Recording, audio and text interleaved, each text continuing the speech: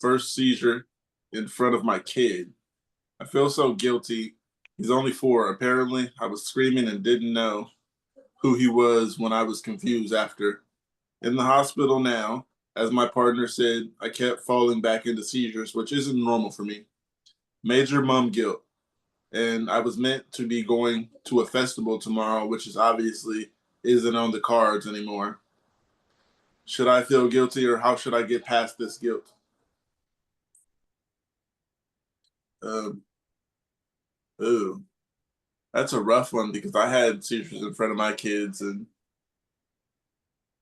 I don't know.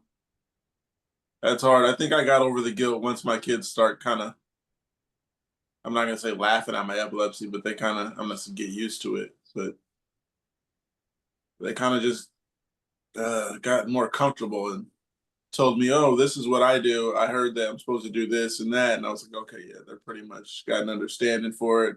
And doesn't sound like they're scared once they say, "I'm supposed to turn you over." Obviously, you're not that scared if you're gonna touch me and turn me over. So I'm like, okay, yeah, my kids got a good understanding for it, and yeah, we moved from there. Kate,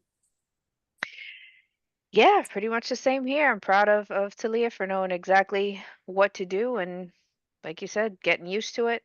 Um, I don't remember how I felt at the beginning of, when I was explaining it to her, but at this point, she's kind of taken over.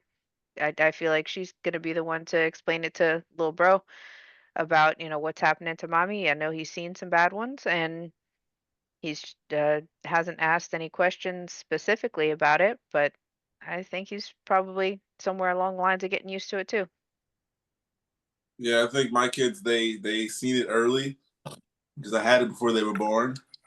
So I Right. think just as they got older, they kind of I wouldn't say got used to it, but they just kind of like, oh, this is what's happening. I understand what's going on now. Someone said he's having seizures. Um, so yeah, doing pretty good with them understanding, and they know what to do when it happens. And I haven't put them in a position to do it yet, but they understand what happens. And yeah, I haven't been alone with them yet, and had one only alone with my kids. Amen. Um, but yeah, um, hey Raven, welcome. And I usually have an icebreaker question, but I got one for you. Would you take $1 million or take away your epilepsy? I would definitely take the $1 million because I have too many comorbidities and I would love to see all the specialists. Okay, understandable. Yes, we were both on the same page with that one. Yeah. I got an icebreaker that I have not asked yet. It says, would you date the opposite gender version of yourself? Why or why not? Hmm. Are you asking me? I'm asking everyone. Okay. Uh, Yeah, let's hear that's your answer first, because I got to think about that one. yeah. I found it and I didn't even think about it when I found it. I don't know. I'm a cool person. I can find someone as cool as me. That would be great. Um, yeah, I think Are I we? would. Why? Because I think I'm a pretty good person overall.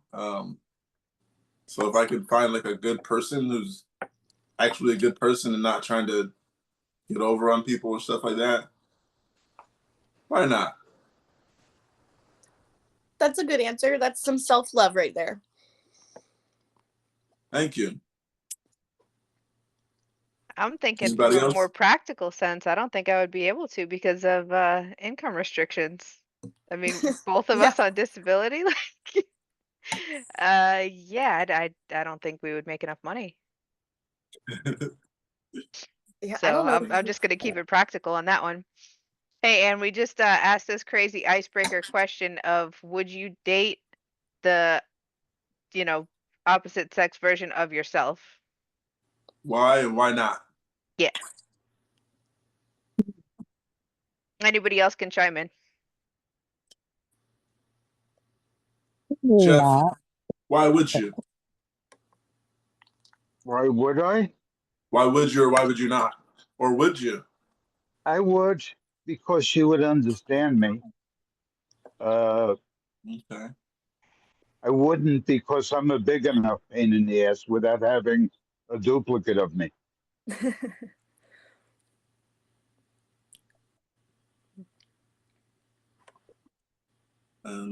So yeah. Mark? Jenny, how are you?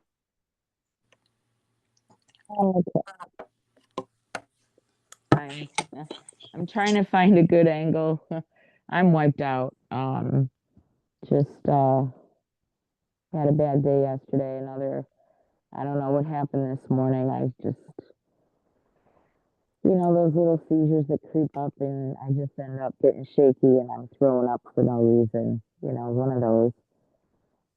So I don't know. I don't do benzodiazepines well. I have a tendency to have like those rebounds, and I think I'm better off without them. So yeah, I don't know what's next. Probably exculpatory, but I'm just wiped out. Oh, you're All beautiful right. from every angle. Oh, When you threw up, did you lose the meds? no, no. Okay. It was just mostly stomach acid and the water I drank because I was trying to get rid of that funky turning feeling in my stomach. And I'm like, oh, something's gonna happen. And it was about 2 hours after, and the sun, just being outside, that gets me.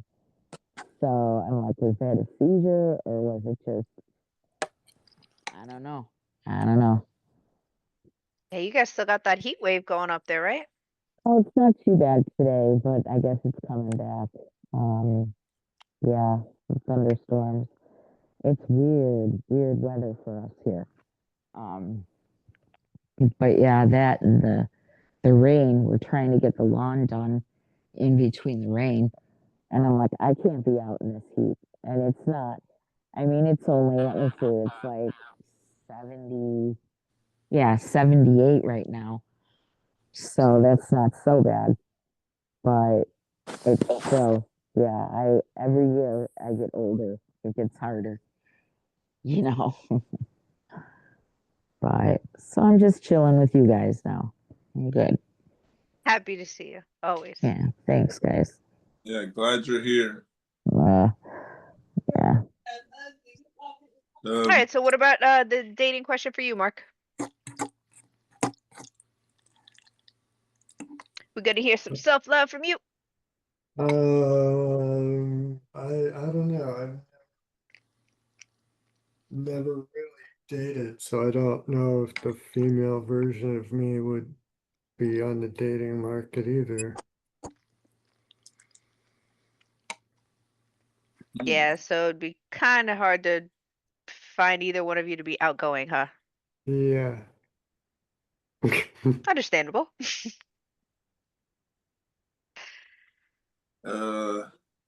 I got another one. It says, what was the survival tip that will save your life, that actually saved your life? Oh, I got this one. This Go ahead. podcast. This Huh? podcast. Oh, Oh, wow. nice. It saved my life and it changed my life. Thanks. That's very good No, to hear. thank you. Yeah, I couldn't do it without you guys actually joining. So it helped me just knowing that there is people going through this and I'm not alone and I can talk to people about it.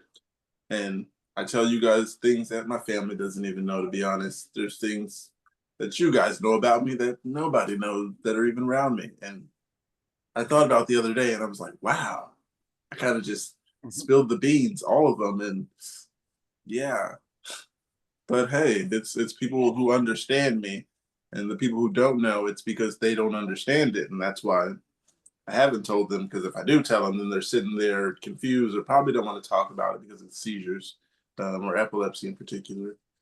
And, but yeah, once like after the first one, there was like 4 guys, and after that, I was just like, it started going up. Females started joining, and I was like, okay, this could work. Hmm. And yeah, it helped me. Like I And said, it just having does. someone to talk to. Like especially when you like, I never knew anybody with epilepsy. Now I didn't meet them in person, but I met them, and it feels good.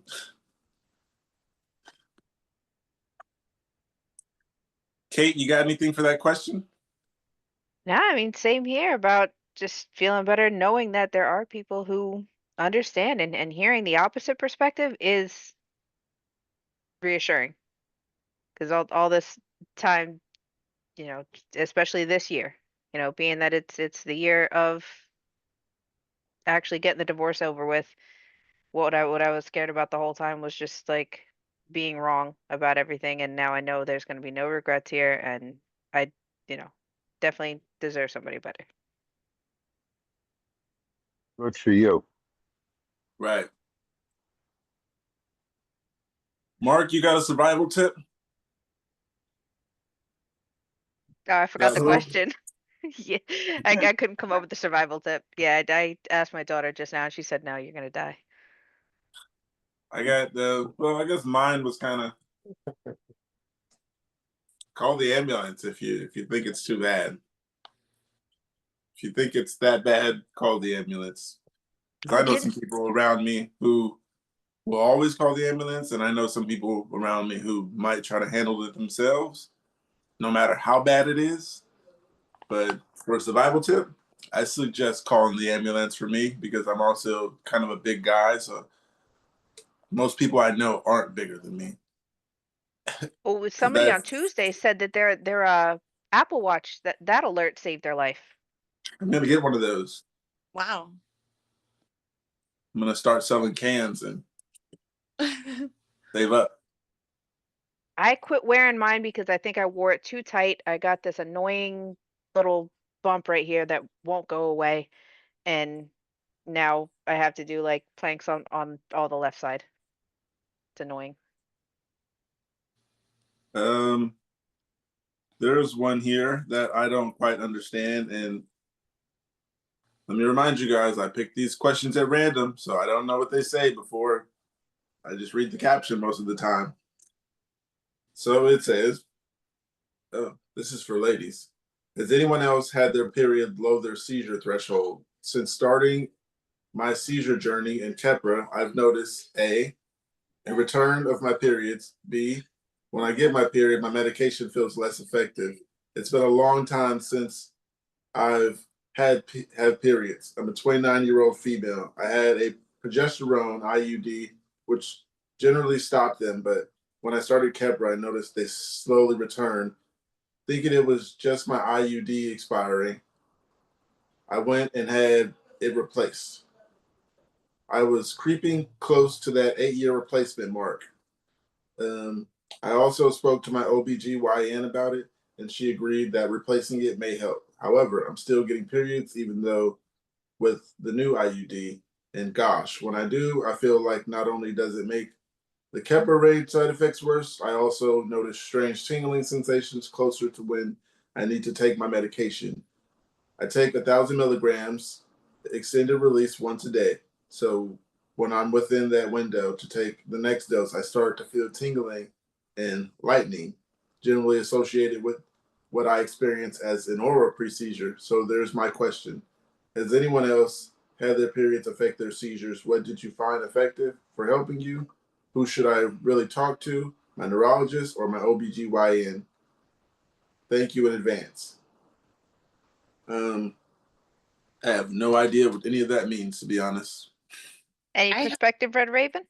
Yeah, actually I have a little bit of a short answer for that because my one of my biggest triggers is my period.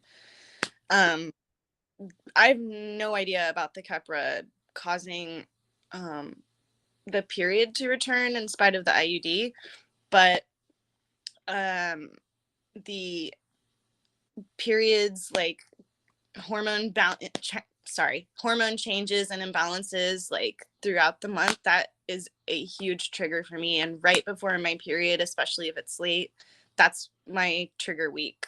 It's like a totally different version of Shark Week because it's like dun dun dun dun dun dun. That puts it in perspective. Yeah. Yes, it does. The only thing that I have found that helps me is an over-the-counter progesterone cream. I use it every day, and in spite of whether it's my trigger week or not. The brand I use is Imagine Dermatology. It just comes in a little bottle, and you give yourself a pump on like the thin skin areas like your abdomen or the backs of your knees and elbows. I use it every night, and it doesn't fix the problem, but it lessens the problem. So So you say that was dermatological. What was the issue that's helping? it's Imagine Dermatology is the brand of progesterone cream, Oh, and progesterone cream. Okay, that's the part I missed. yeah, and it's like a smaller dose, so it's not like a prescription strength. Okay. So yeah, and using it every day, I can tell if I don't take it because my I feel like I'm furious and exhausted, and my seizure threshold lowers even more. Yeah, So that makes sense. that's my 2 cents. Oh, my seizures have long been catamenial as well, done with the birth control. That also kind of caused a couple of days where, whether it was a shot or the IUD, I felt like it was just more of a roller coaster with the hormones. So never liked birth control. Ligation got all that out of the way. And now just for the same couple of days at the beginning and the end of the month, I mean, I like Apple for keeping track of that too. It sends me a warning 3 to 5 days before, and they're always right. Yeah, go figure. Raven, we also have an opener for new people. What are you taking? When were you diagnosed, and when was your last seizure? Oh, okay. Right now I'm only taking 100 milligrams of Vimpat twice a day. And I take also Depakote 125 milligrams in the morning and 250 at night. The Depakote does nothing for me for my seizures. I actually developed epilepsy while I was already taking the Depakote for migraines, so that wasn't helpful at all. And I was diagnosed about 5 weeks ago, so I'm Oh, new. you're fairly new to this. Yes. Absolutely. Thank you for joining. Yeah, I'm glad to find you guys. Like I already knew that I was having seizures for like a year or two, but to get the EEG and the MRI and get the confirmation and the diagnosis, that was a big deal. I think I kind of know someone like you. How is it just finding your diagnosis after knowing it? I mean, knowing some of this all that time. Like, once you actually got the diagnosis, how was that? That was a combination of validation and terror. Like I was so relieved that I wasn't crazy because I was absolutely sure that I was having seizures. And I was. But at the same time, I was like, oh no, I'm actually having seizures. And it's scary because I feel like I'm a ticking bomb that's gonna go off anytime and I have no idea when. Mm-hmm. I know the feeling. Yeah, I bet we all do. Right. So now that you're fresh diagnosed, I mean, what are they planning on changing anything with the Depakote? Did they even discuss the medication regimen? They put me on the Vimpat when I was in the hospital, and then doubled my dose within like 24 hours and then sent me home. Ugh. So I have a follow-up with my neurologist coming up, and I've been referred to a spine clinic just in case I have a cranial cervical instability kind of thing causing it. So Wow, so you got a plenty of fun discussion topics ahead with these specialists. Have yes. they determined what the cause of yours is yet, or thrown some ideas around? I have myalgic encephalomyelitis, which used to be called chronic fatigue syndrome, and mine is pretty severe. I've been bedridden for about 4 years now, and I think it's probably just connected to that.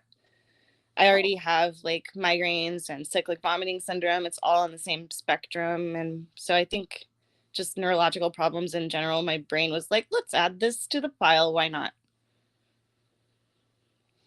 So that other condition, all these comorbidities, are they known to stem from the brain, or is that more of Yeah. a connect? Oh, okay. All right, that was my Yep. only question. Lots of neurological problems already happening. Gotcha. What kind of seizures do you have? Like only focal, only tonics, or mixture of both? I have focal, sometimes aware, sometimes impaired. Okay. Something For about, focals, I suggest this.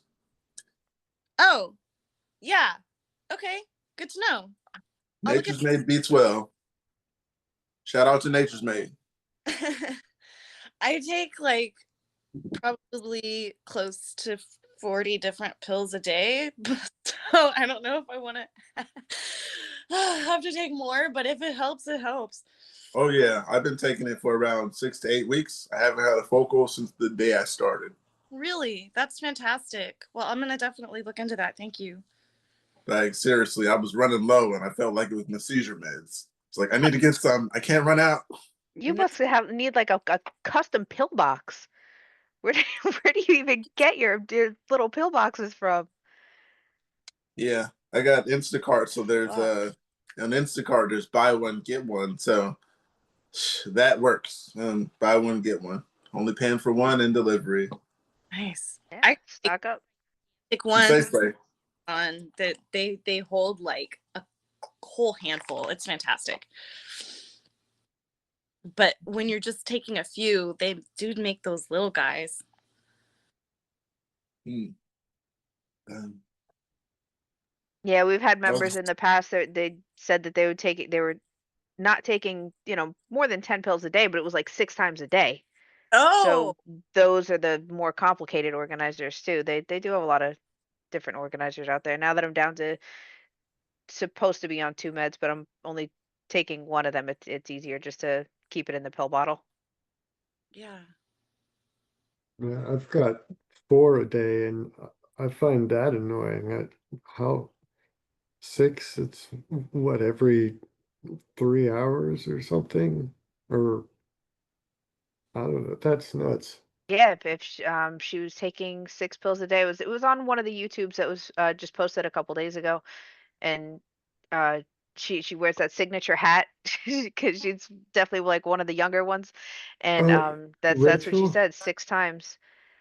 Could be. I don't know. I only just started the YouTube. I don't even know if I finished that video. I could not take prescription 6 times a day. Like there's I wouldn't even be awake to do it. right. Yeah, like every 4 hours. That would be complicated. Seriously. It's I annoying got how the doctors do always tell you to take it like in the same dose or time in between. um Raven. Do you think what was my question? Oh my goodness. I'm sure you understand my memory is horrible. Let's see. It's okay. I'm gonna ask you, how's your memory? While I think of my other question, how's your memory? My brain fog is outrageous and the ADHD doesn't help. So I'm going to say my memory is probably on par with yours. And that's okay. The Yeah. the brain scrambling we all get occasionally has definitely got an effect on memory. Oh, my question was, do you think like that with epilepsy, you need more sleep than the average person. Lately, with the Vimpat, absolutely. But I don't know if the epilepsy by itself would be. I don't know. Actually, I We think should it's kind do of a the poll of medications the for us kind of podcast just cause us. members and Go ahead, Mark.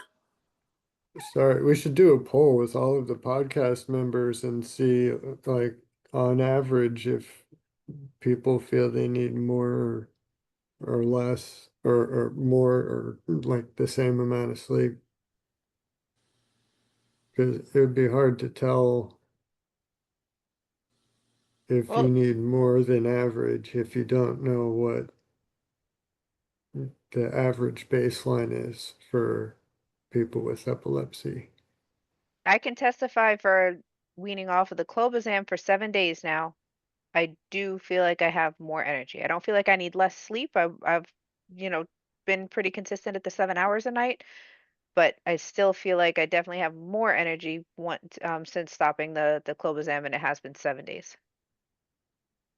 Yeah, there's also like once I started taking this B12, I haven't taken as many naps, and I noticed that. Um, hey, Tony, you're on mute. Hi, Tony.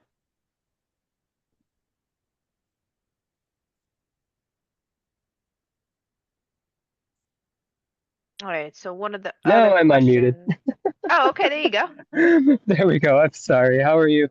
Nice to meet Yeah, no everyone. problem. Good, nice to meet you. Hi. First time here, so We usually start with when were you diagnosed? When was your last seizure? And what are you taking? oh boy. My last tonic-clonic seizure was about a week ago, and then as far as focal seizures, I have them every day. My last one was probably an hour ago. That must So yeah, it's getting to be a lot. And as far as my medication now, I'm on Vimpat and Xcopri, both of them over my ceiling. That's everything I recommend. That is, but um, they want me to have surgery now, and I'm kind of procrastinating. Hey, no harm there. If you don't feel comfortable, I mean, are are they just not building a good enough case for telling you if they want you to have a resection or like what kind of surgery? Um, it was the laser, is it ablation, I think is the correct term, or Yes. resection that I could have done.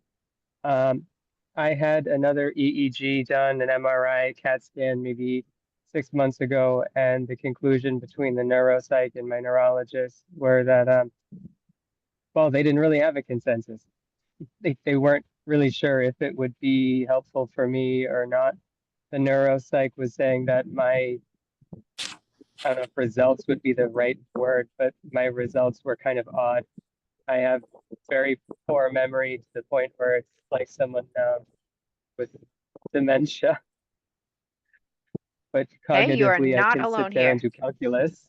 But if you put me down in front of a TI-84 calculator, I can do calculus. But don't ask me to remember one word for more than 5 seconds. Right. Hey, It's we hold like, different information in different parts of the brain. That's for sure. yeah, it's like my math is pretty good. Like I can remember certain things with my math. I'm really good at math and everything else. My short-term memory, that shit is shit. It's over with. Um, it's not getting any better. And That's the same thing with me. I have no short-term memory whatsoever yeah, at all. another thing is like this is a question for everybody. I've always asked, do you feel like your memory is getting worse, or does it get to a point where it just plateaus at the worst as it's going to get? Or is it just getting worse and worse and worse for you? Everyone. Mine feels like this is just as bad as it's going to get. And I remember all my long term, but I don't remember a lot of short term. But it comes to me eventually. I feel as though I've kind of plateaued as well. Doesn't seem like it's been getting any worse. I mean, I was diagnosed 10 years ago. So, and it got worse over a couple of years, and then it just kind of plateaued. You know, according to my neurologist, with every focal seizure I'm having, it's only going to be getting worse, but I haven't noticed it myself. So I kind of hit that plateau. Okay. Before Kate goes, when you talked about focals, I was having focals for a while. Well, I was having them for like 10 years before I actually knew it was a focal and actually told my doctor that I found it out on Reddit. I started taking these Nature's Made B12.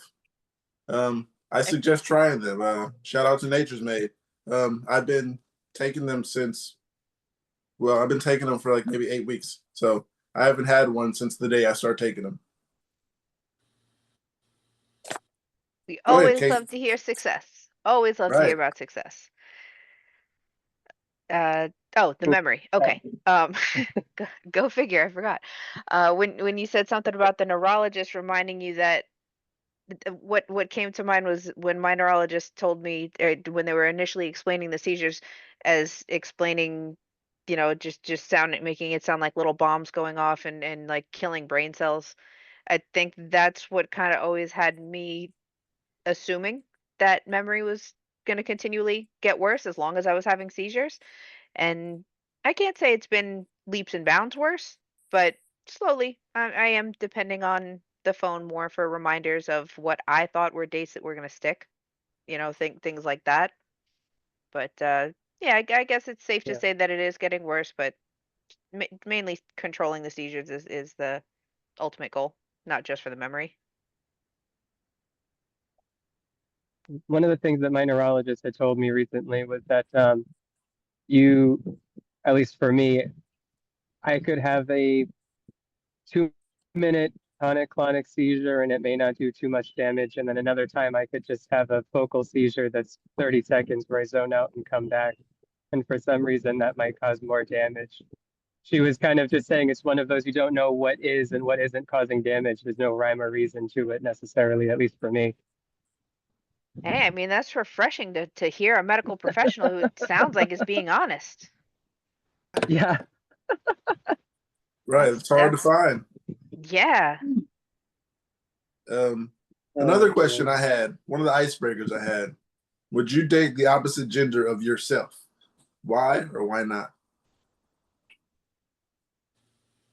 Oh, that would be a lot. Right. That's what I do. Yeah. I mean, well, I'll preface this with I'm gay and I've been with a man for a little over 3 years. And I don't know how he can deal with my memory sometimes. I've had plenty of seizures where I wake up and, post-ictal for an hour or two. I don't know who he is. And I just kind of back off. I'll get a phone call from someone who knows both he and I and will tell me, you're okay, Anthony. Just trust us. Go to sleep. You're fine. Right. I've genuinely thought I was kidnapped a couple times, waking up thinking, who's this? Where am I? Oh, that's so scary. It doesn't last long, but it's just that Yeah. initial, whoa, what? So do you have any of those episodes where you zone out and wander off? I think they still call those focal awares, but you still don't really know where you're going. When you say wander off, do you mean like physically wander off? Yeah, I mean, for example, I've ended up in different rooms, but Pookie has way better anecdotes on this one. Let me explain one time to you. So I take wandering off as one time I was at work and I left work and then I went I was thinking go home because I live 4 miles from work and I didn't go home. I went 17 miles away from home and I went to my hometown. And when I came to, I was getting off the bus in my hometown and I was like, why am I here? And how did I get here? But come to find out, the only way to get to that point was 3 buses and a train.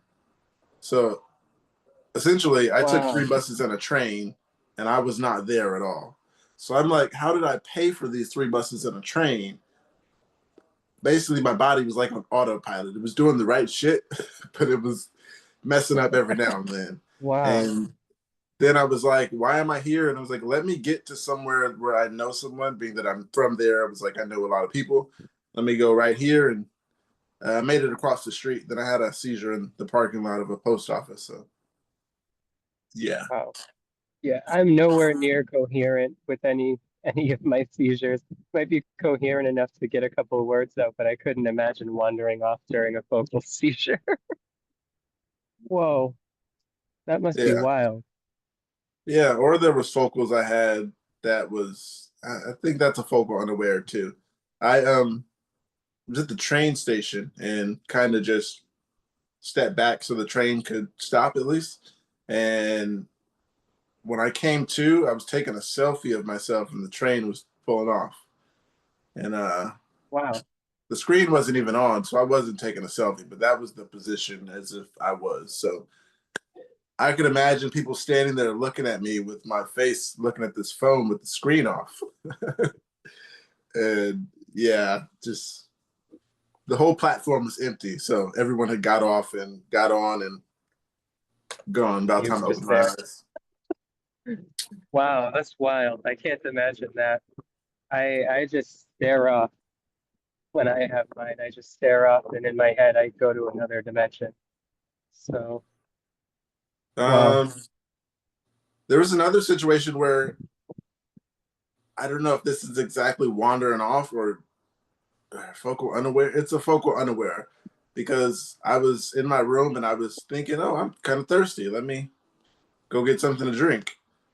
Um, when I came to, I was pouring something to drink and it was just kind of overflowing out of the cup and it was all over the counter and all over my hands and stuff. And I was like, Wow. wow, this is what's going on. And this is as soon as I joined Reddit, so I just understood kind of what was going on with focal and focal unaware and all that. So this helped. This right here, it helped a lot. Just learning stuff Yeah. and knowing that I'm not alone. And yeah, Yeah.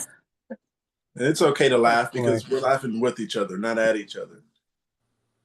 Yeah, I have to laugh at myself with all of this. Some of the silly stuff I do, it just is what it is. Like, it's not going to go away, so I have to laugh at myself sometimes. Not in a bad way, but maybe I should say laugh with myself. I don't know. It's Yeah, like I laughed. I laughed when the juice was all over the counter, and I laughed when the train was gone. I was just like, wow. Um, but yeah, crazy stuff. Wow. Yeah, when I have a focal seizure, I just nothing is going to come of me. I can be in the middle of something and then I just stop. It freeze up, and I won't even realize half the time. I've had people come and tell me afterwards, a couple minutes later, you realize you just stopped in the middle of what you were doing, froze for 30 seconds, 90 seconds, whatever, and then just continued on about my business. yeah, that's the kind I Yeah, have too. yeah, I don't always realize, but Mm. that being said, sometimes I do and I freak out. So that's happened in a couple restaurants, which is embarrassing. I've Um, had some embarrassing ones, quite a bit. yeah, I In had a there. couple focal seizures where I started. Well, one of them went into convulsions. A couple of them didn't. Um, but I just started shouting obscenities. I didn't know what was, I couldn't get out good words, so I just started shouting fuck, fuck. And so a couple of the times I went into seizures, one or two of the times nothing happened, but it was pretty embarrassing in the middle of a restaurant or, middle of public. Yeah. Yeah. My most embarrassing moments were the first time I peed on myself. I was lost for words. I wanted to cry. Yeah. Oh yeah. Oh yeah. Been there, done that. I was just reading the notes of seizures from June, and that was the one that I put in all caps that I was just so mad that the incontinence came back. I thought it was gone. I thought it was over. And what I thought was success, I wrote down, daughter walked me to the restroom, and I didn't remember that part of it. And some of these symptoms are just not going to go away.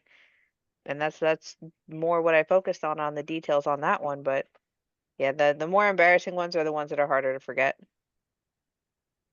for me.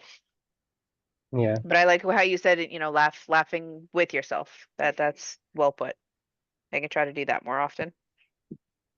Yeah, Thank Because you. laughing at apparently the myself dog was helps. barking at me the whole time, so that might have been a little funny because I didn't remember that part either. And how I can Uh, tune out a dog barking at me, and she's like 60 pounds now, so this dog barks loud. I understand that though. I had to go to bed for probably a year and a half, 2 years wearing Depends just because I had so many seizures in my sleep, and I ruined like 2 mattresses in a year.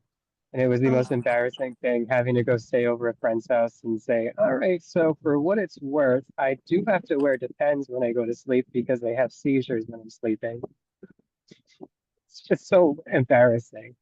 Luckily that stopped, but for that year and a half or so, it was really awkward. Oh yeah. So after that year and a half, were they able to make some progress as far as like getting them managed or Yeah, controlled? they slowed down.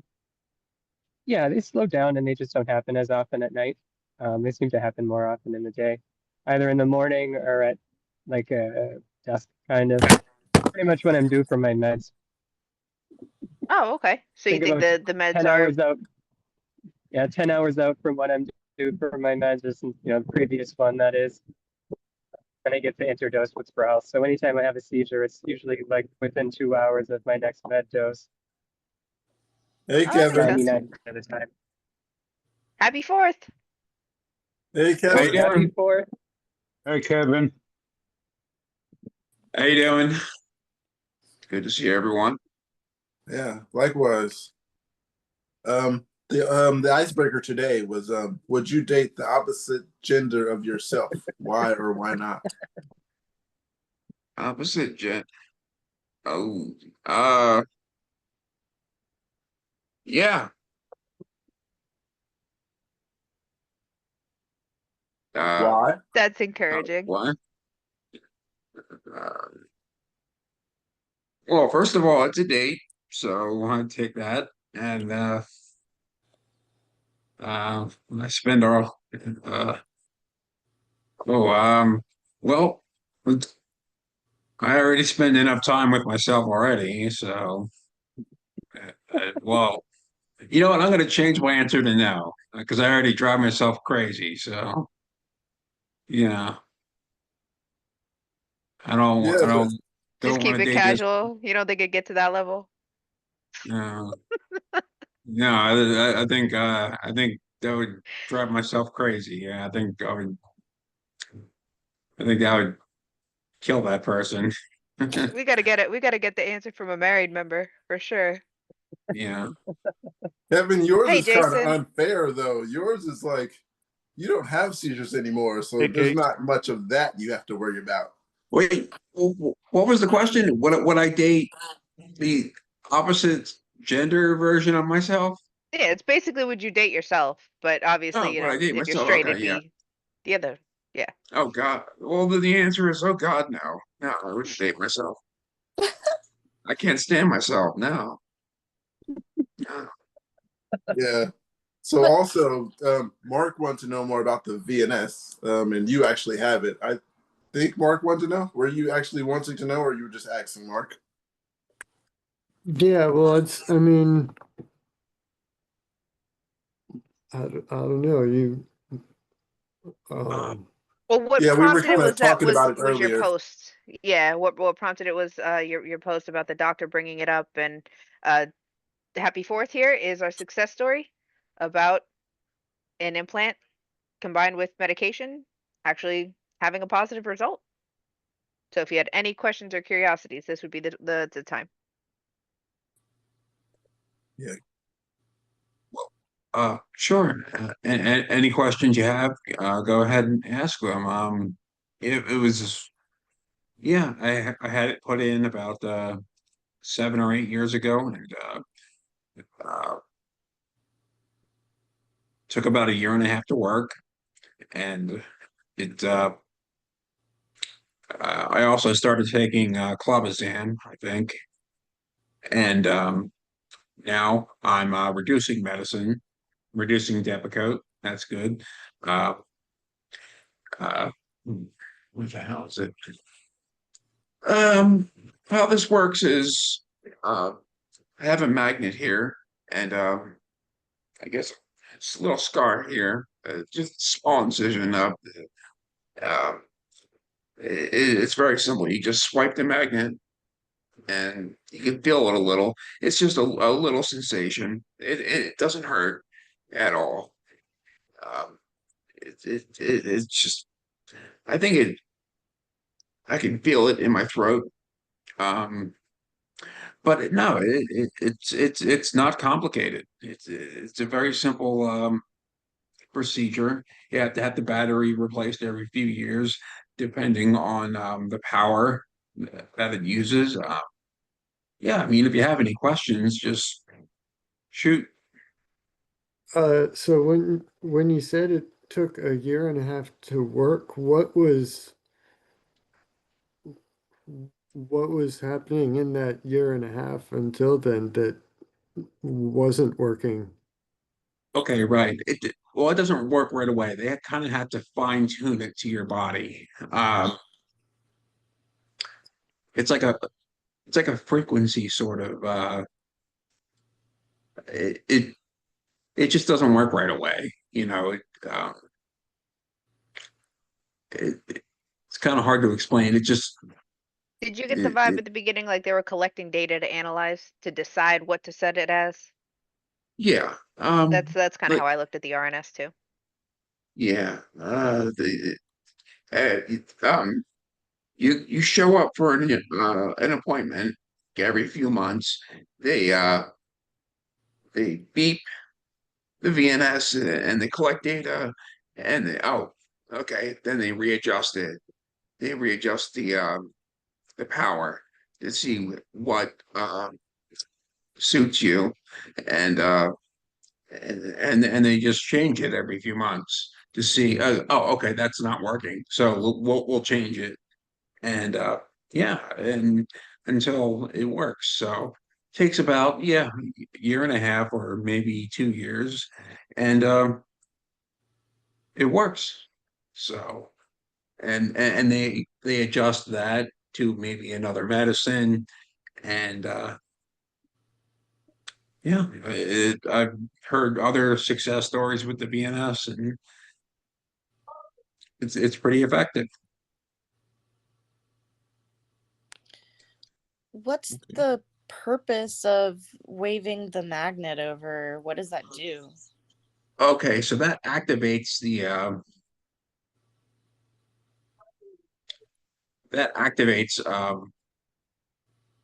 Like the it device? it sends um a jolt up the I should know this, but uh Is it the vagal nerve? yeah, it sends uh um uh sends like a spark or something. I can I think they call it stimulation, right? yeah, It'll send you're an right. extra dose of stimulation and it It, can either start it or stop it. thank you.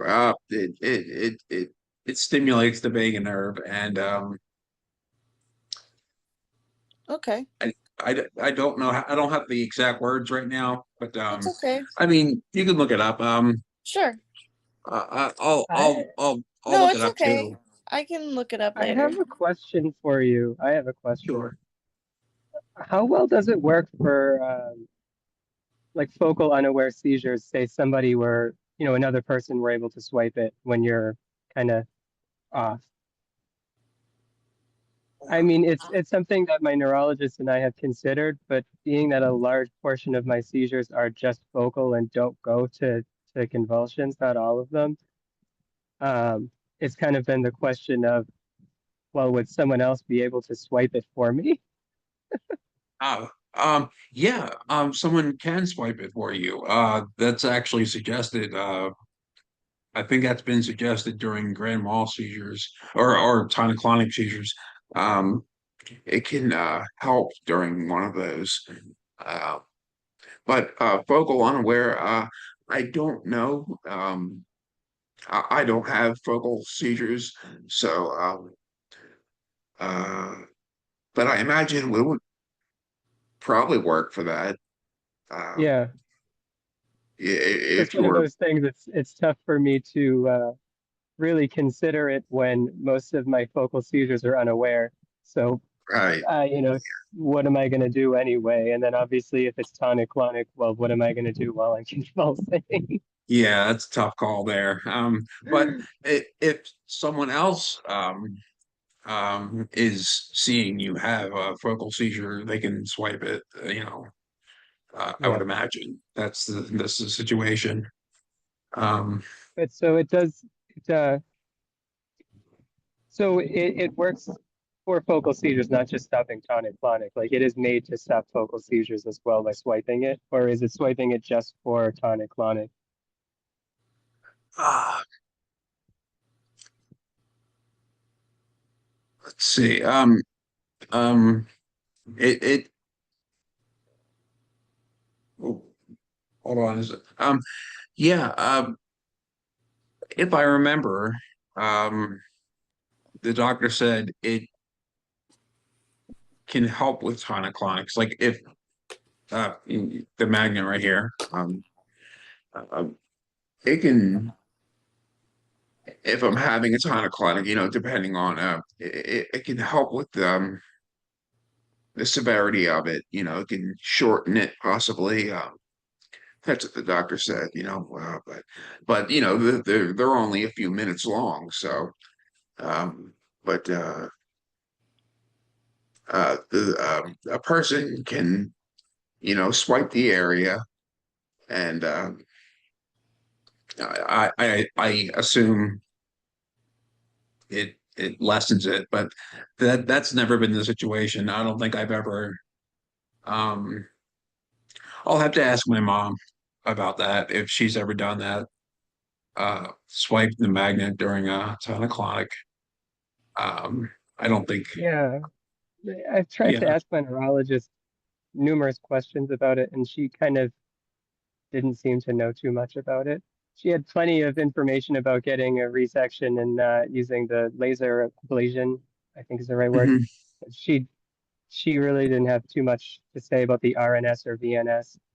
And she told me if anything, she would suggest that they get the RNS versus the VNS. And you know, it's only so much research that can be comprehended when it starts to get really complicated. Yeah, it's a very simple device. Um, it What was the sends just a difference small between the two? pulse. I forget. Sorry, How what many was that? foci? No, it was I understand how the VNS works. I guess my Uh, confusion was the difference between that and the RNS, because initially she had suggested VNS and then she switched her mind to RNS and then she switched her mind to none at all. So I guess okay, I'm kind of right. confused. What's the difference between that and the RNS anyway? Well, the reason that Um, I went with the RNS is because they said that I had too many foci for a VNS. That the focal point of your seizures is the ultimate determining factor on whether the RNS or the VNS is the more appropriate device for you. On the swiping that magnet point, the neurologists still pretty consistently say that focal can spread. They can develop into tonic-clonics. So that's another Right, reason they probably do recommend swiping even during an aura.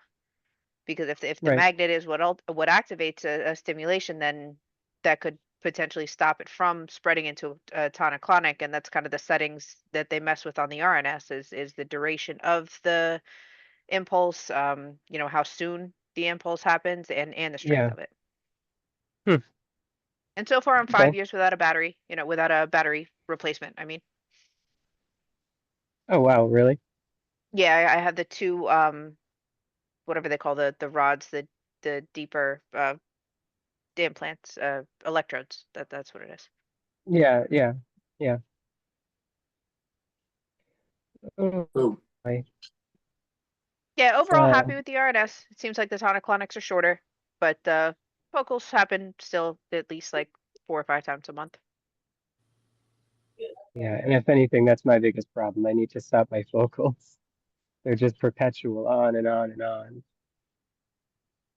Yeah, I think once they get the settings right, it'll shorten the duration of the seizures. They did definitely seems like they're picking up on the, my notes match when it turned on. Basically, that's what we determined in the first couple years since activation, I guess, or yeah, since the surgery. Yeah. My notes always matched up with when the stimulations were happening, and that's just what the tech and the doctor are talking about now every Hmm. 3 to 6 months. Makes me consider it a lot more. Well, I mean, it'd be nice if your doctor could answer your questions too, though. Maybe this would be the Well, point yeah. where you want the referral or the conference call or something like that with a neurosurgeon and, take it Well, from there. it's yeah, naturally it's gonna hit that step. And that's why I say it was kind of confusing because she couldn't give me a concise answer. One appointment it seemed like she was very for it. The following appointment she was opposed to it, back and forth, so on and so forth. So that's why I'm kind of just here at a loss. Learning from each other, it sounds like. What were you saying, Oh Red Raven? boy. Oh, I have no idea. No problem. I just want to make sure I didn't interrupt you. No, sorry. I'm Okay. sorry It's if all I right. did. I'm sorry. My memory is so bad, and I'm sure everyone understands, but mine's is bad to where I keep my laptop on my lap. So when everyone's talking, I'm typing what I want to respond when you guys are finished. That's actually really clever. Yeah. Oh man. Oh, I know. I was going to say, Tony, Yep. just a reminder about the B12 if you're really struggling with the focals. Mhm. Can't hurt to try, right?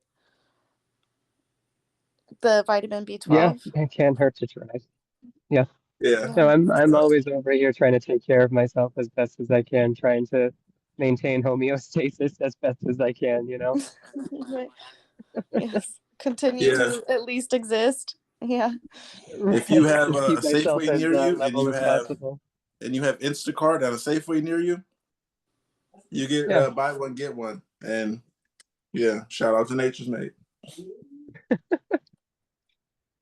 This is Of course, to watch wild. today. I have a visiting nurse that comes by for like 5 minutes in the morning just to check on me, make sure I'm okay, and then she just goes on her way. I would venture to guess if I mentioned that she'd probably get them for me. That's a good idea. She's always carrying around stuff like that or getting vitamins or whatnot for people. So That's nice. Yeah. Like I said, I took them one day and I haven't seen one since. And it's only twice a day. Also, you got to get the B12 extra strength. It's 3,000 micrograms, per serving, and they want you to take 2 a day. 60 come in a bottle, so it'll last you a decent 30 days, I guess. Yeah, shout out to Nature's Mate. And let's move forward. Does it upset your stomach? Nope. Nice. My diet sucks, as you might know. Do you guys have like eating cues for the new people, Raven and Tony? Because do you like ever get hungry, basically, or something that tells you I need to eat? Because I don't get that. Oh. I eat to live. I'm one of those people. Yeah. Me too.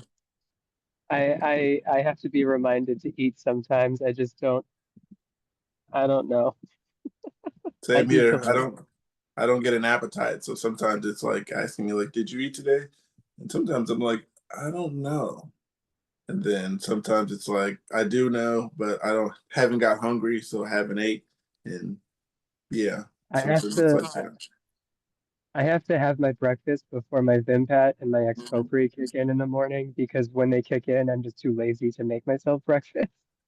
Yes. So I gotta be I have reminded like a to eat. 20-minute window to make some like scrambled eggs and toast. Otherwise, I'm lying on the couch for a couple hours and there's no way I'm gonna eat. I just don't care. Yeah, That same visiting here. nurse would probably question you about that, huh? Yeah, well, it's just is what it is. It's always been like that. When the meds kick in, I just couldn't be bothered to do much of anything. Right. Well, if you get some of those B12 Nature's Made, it kind of gives me a little energy afterwards, and I didn't notice that for till maybe a few days ago that I haven't had to take many naps since I've been taking it. Yeah, so shout out to Nature's Made, and B12 works. That's fantastic. So Jason, we had this really funny icebreaker question. Oh yeah, Am I losing it or Jason didn't answer? he didn't answer. I'm ready. Okay, okay. So if you were presented with the opportunity, would you date the version of yourself? Um, I wouldn't honestly because because I can even control how to maintain myself as a person and for me I go super crazy on myself. If I date myself, I would at least have a good time. I'll like have a good time, but other than that, I'm completely hyper. I would go ballistically crazy. There's no I can never present myself. Yeah, with me, I think I'm a pretty cool person. I would. So far, yeah, I totally would. We probably need some notepads. Take a bunch of notes, but we'll be all right. Yeah, that's personally me. Because I'm pretty much chilling, doing much. I don't do much to stress myself, so I haven't seen that part of maybe other people, but not myself. So, yeah, I date myself. Like I said, we'd have to get some notepads every now and then. Someone come over and read us the notes or feed us or whatever the case, because nobody's gonna make dinner. They're like, are you hungry? No, I'm not hungry. All right, we don't have to make dinner. Yeah. So, yeah, and then someone would have to be going out and buying the B12. We'd probably run out faster. Is that what you would have for dinner? Just B12 vitamins? Man, some days I'm on a strictly water diet. Make sure I'm not thirsty, but I won't think to eat sometimes. So there's that. Strictly Would you water buy diet. the B6 or the B12? Say that again. Would you buy the B6 vitamin or the B12 vitamin? Depending on what the B6 did, but I definitely get it from Nature's Made. Okay, because I got the CVS one a few months ago, and it's been helping so far, but I've been looking at B12 at least a few weeks ago. So Yeah, I got these what is it? Maybe 8 to 9 weeks ago, maybe almost 10. And yeah, I haven't had a focal seizure since. I'm just gonna say it's that because that's the only thing that's changed. And I stopped smoking nicotine with weed, so that also. But I say it's the Nature's Made. Well, just from a quick search here, it looks like vitamin 12 deficiency is not typically linked to epilepsy the same way like B6 deficiency is known to cause seizures. But B12 is kind of an overall restoration, um, regeneration of kind of every system. So it seems like B6 is more focused, I guess you could say, maybe for the seizures, but it wouldn't necessarily help any of us unless we definitely have a deficiency. Whereas the B12, we might all kind of stand to gain something from that because it is such a overall well-being kind of medication, I guess, or vitamin, you could say. Yeah, the first time I did this, that's when I met Brandon, and he told me that B12 was good for brain function, and I got it that day, and it's worked ever since. And earlier that day, I had one, so I know I didn't have any more after I took that, so it's been going pretty good. Just make sure when you run low, just treat it like it's your medication. Got to get more. That's what I was thinking about. I was like, oh my goodness, I'm gonna run out. I'm gonna have a focal, and I went and got some. Also, go to Safeway and Instacart and you can buy one, get one. So Hope to much see you easier. again soon, Raven Kitty. Thanks. Thanks a lot. Nice to See meet you. Bye. You too. Tuesdays and Fridays. Okay, that's good to know. Thank you. Bye. Bye-bye. Bye. I'm trying to remember the medication I took. Oh, this was years and years ago. It wasn't, I think it was Aptium. And that one I had to take with the multivitamin because it made me deficient in a bunch of things, like perpetually anytime I got blood work. And for whatever reason, my neurologist said that was the cause. Yeah, I So I don't know know. some meds might make you deficient or more like prone to be deficient in certain things as well. I think Yeah, I Fytompa heard was one of that. those for me too. I Yeah, I heard guess that it just lowers the that our meds. bioavailability. Say that again. I guess it just kind of lowers the bioavailability of the vitamin, so it doesn't Yeah, absorb as easily. I heard that our what's it called? Our medication like sucks the vitamins out of us, so you should take more than you actually do a day. I I went down and I didn't do the 3 a day. I was taking the 3 a day at first and it worked. I took the 2 a day and it's still working. So I'm like, okay, I'll just do that. But also, um, you can't have chamomile or grapefruit juice. It's not good for epileptics. No, I wouldn't even mess with anything with meds or grapefruit juice. I wouldn't Chamomile even. either. Chamomile, really? Yep. Recently I've found that never out. really. Yep. What I'm Yep, not happens? exactly that's sure why it's not good for you because I didn't tell myself. Someone else told me, and I think it was Kate looking it up. And it might not have been Kate.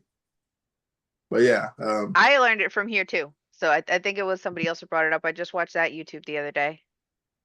Huh. yeah, But it's not good basically for you. the way that the chamomile interacts with the medications. So I Right. guess you It could just say it's a affects the metabolic. yeah. Right. Actually, a Right. lot of herbal Exactly. teas and stuff. You got to be careful. And I would do a broad search of a lot of stuff that interact with medicines and stuff. Um, Yeah, especially like I said, I know there's herbal the teas. cliche like grapefruit juice and stuff, but I've just never heard chamomile. That's so interesting. The You know, you doctors have the do cliche not always ones. tell you, that's for sure. Right. That's such an odd one. Mhm. Yeah, they're not going to tell you if they can just prescribe you Keppra or anything for that case. I don't know how much I trust that chamomile, like without verifying it from some source outside of this group, this Zoom meeting, or the subreddit group. Yeah, Um, I can't find anything online. If anything, I find the opposite, like studies into its relaxant properties being beneficial for epilepsy. So I don't know. I'm confused about that. I don't know who suggested it. I don't want to like Well, in that case, I mean, it's not necessarily the interaction of chamomile with epilepsy or seizures or your brain. It's uh the metabolic effects of uh chamomile's interaction with your medication. So Right. Like one birth control, specific that's for medication. example. Oh, Yeah, I mean, interesting. chamomile has an effect on everything, sedatives, blood thinners, and even birth control pills. So it's more of like how your body processes any additional supplements with, and we're probably talking, more than a cup of tea a day, but they that's just kind of another thing to, I don't want to say experiment, but if you really, really like your chamomile, be careful. Yeah. And Maybe take sedative, notes. like there's a lot of epilepsy medication, like the benzodiazepines are pretty strong sedatives. And so the sedative properties might kind of potentiate that, might throw that balance out of whack, I suppose. But it seems really weird. Oh, hey, chamomile interactions. There are 53 drugs known to interact with chamomile. Of the total drug interactions, 1 is moderate and 52 are minor. So it doesn't sound like it's a big. Unless your seizure threshold is kind of low, and as soon as you miss a dose of your meds within 3 hours, if you're one of those patients that will have a seizure if you miss your dose within a certain amount of time, That's that me. might, yeah. So those are the kind of patients that would have I to could monitor, see like if even dietary these chamomile interactions. it even decreased the bioavailability by 10% for me, I could see myself having a seizure before my following dose. Because I take it every 12 hours. By the 10 or 11-hour mark, I start getting my auras, and the only thing that stops me from going into convulsions is my next dose. Excuse me. So if the bioavailability were reduced even by like 5 or 10%, I probably would end up having that seizure right in that threshold. I could see whether or not it's factual, who knows? But I mean, hey, who knows? Yeah, Lufa, you're here. You didn't get the icebreaker yet. Question is, would you date the opposite version of yourself? What I wait, what? I think by Um, opposite, he was saying opposite gender. yeah, Obviously, opposite. No, if that's your orientation. So, would you date like the version of yourself? no, not Okay. in a million. Never. Why Shut not? that one down quick. Why No. not? Um, I wouldn't date. I just don't date. I don't date, and I think that me being aware that I don't date And is that's the cue for best thing. Kitten to hop up and be like, Yep, I'm your yep, ultimate comfort right here. yep. And like my mom calls me a heartbreaker, so I just think that maybe me staying out. I don't know. I think me, it would be like all hell would break loose. It would be really bad. A whole war would start because I've done some things that it wasn't the opposite me. No, no. No, Gotcha. I would not. I wouldn't date myself, and I don't think that Oliver would date me either. So, That sounds like a thorough answer. thank you. Hi, Lufa. Okay, Um, so another one was the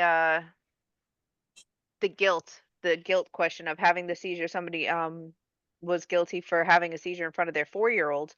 So does anybody who just joined, have you ever had seizures in front of young ones, or how do you deal with the guilt of having seizures around, those who care about you?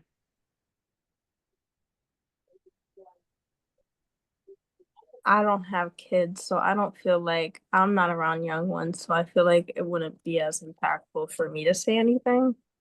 But I do know that it's difficult for my mom to see me have a seizure. As a parent, it would be difficult to see your child have one. But I don't feel guilty about having a seizure.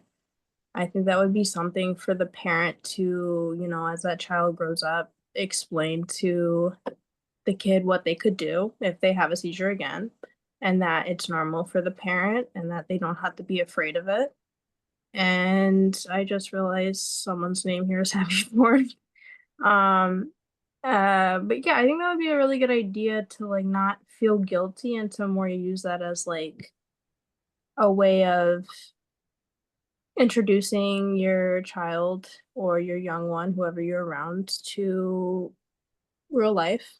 And, when they go into school and stuff, they'll be even more knowledgeable on those things. And that makes them look even better. It makes you look even greater as a parent. Like you're putting your health first while still letting your child know, like, this is normal and you can help and you don't have to be afraid. So I think it's a really good opportunity to, I mean, 4 is young to understand things, but I think once 7, comes around and things like that, it would be a really great opportunity. And you're not around children? You just gave me some really good parenting advice. That's incredible. Uh, all I can think of is my 8-year-old nephew the last time he was here, and I had a focal seizure. And I say nephew, it's my boyfriend of 3.5 years, so he just calls me his uncle, being that he's 8 years old.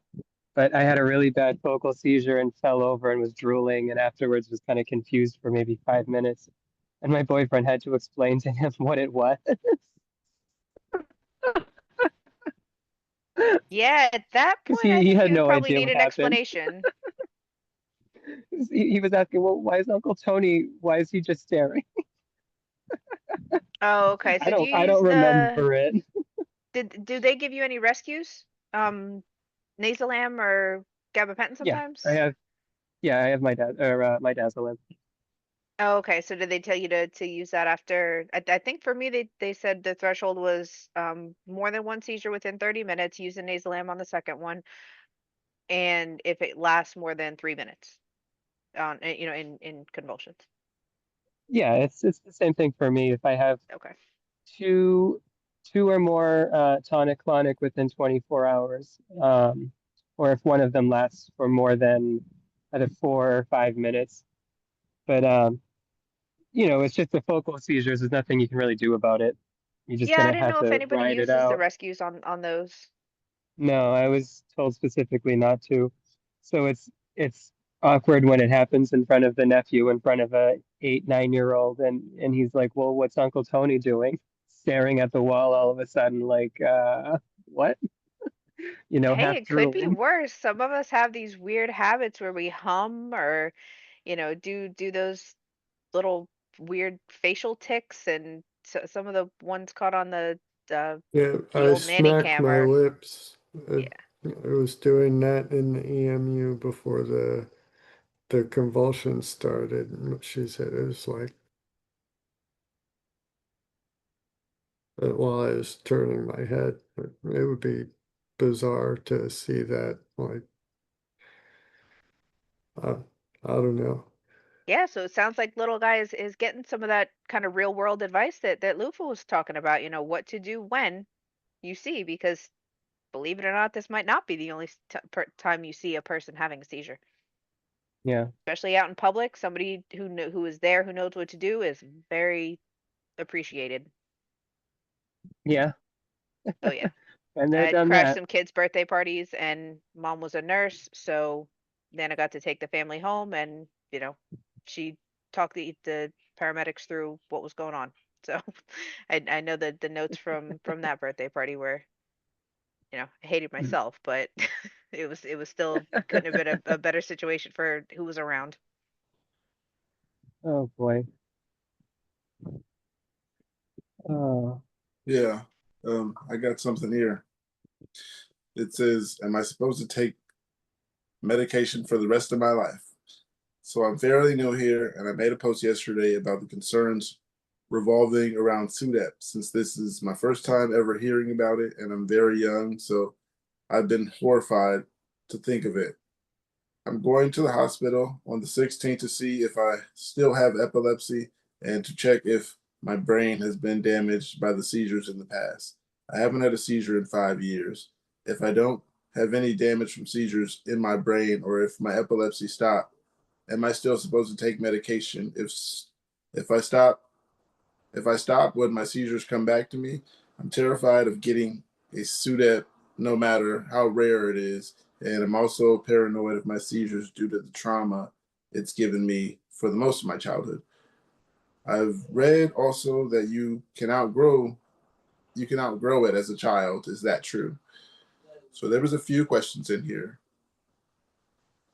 I wouldn't suggest stop taking the meds. I'd say that person at all. I'm not a doctor, but I need a doctor's opinion about stop taking those medications because I don't like seizures. They're not fun. Um, I'm taking those medications just to prevent a seizure. And ask the doctor when he says stops, then or he says something about it, then things change. But otherwise, he told me to take them, so I'm going to keep taking them. Sometimes that sucks that we have to take medication. We know that they suck and the side effects, and they don't care about any of that. But you guys, I mean, I've heard of the outgrowing seizures, but I would think they have to work harder to find the cause. If it is TBI, if it is from some kind of concussion or, an injury, then, just talk to your doctor about that and find out what kind of epilepsy is more consistently outgrown, and, how close am I to lining up with that diagnosis? And same with the meds. Always consult the doctor about it, because sometimes you're on those meds that are more likely to cause seizures and you have to go down like 10 milligrams at a time, or that's always pretty annoying. Yeah, changing medicine always takes a really long time to do it I was right. Especially, gonna. Oh, I'm sorry. especially a benzodiazepine or something. Yeah, changing that is miserable and slow.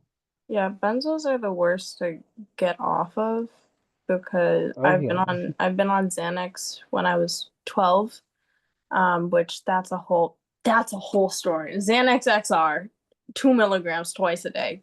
Don't get me started on that. But they ripped me off of it. Like I was on it for a year. They ripped me off it when I went to the hospital, and I was like in a room just confined to myself because I was like, what the fuck? Um, but I'm on Klonopin now, which really helps my myoclonic seizures. But they still continue to like rip me off of any benzo when I go to the hospital. They just refuse to give. They automatically think like you are a benzo addict. Like, babe, I'm prescribed 0.5 milligrams for at night and a milligram in the morning. If I was a benzo addict, I would need like 30 milligrams and then 30 more on top of that. I like, come on, like, let's make it make sense. This is 0.5. It says it on the bottle, which I'm still fighting to try and get my clonazepam so I could have 1 milligram 3 times a day, or at least have a 0.5 as needed for when uh, my clonic seizures get bad. But I just got on Breviact, and it definitely has like, it doesn't keep my threshold for the seizures as well as the Keppra did, which I'm really nervous about. But sorry, I forgot where I was going with that. But that's been a really hard switch. Is the Keppra to the Breviact has been really difficult for me. I've heard that before. People get a hard time switching from Keppra to other things. Not just starting it was a problem for some people, but also leaving it is a problem. Yeah, because it's got me like the Breviac has me more exhausted than Keppra did. And I'm hoping that'll just last about a month. It's got me dizzy and exhausted. Like the Keppra had me dizzy, and tired, but this one has me dizzy and exhausted, so I just look drunk.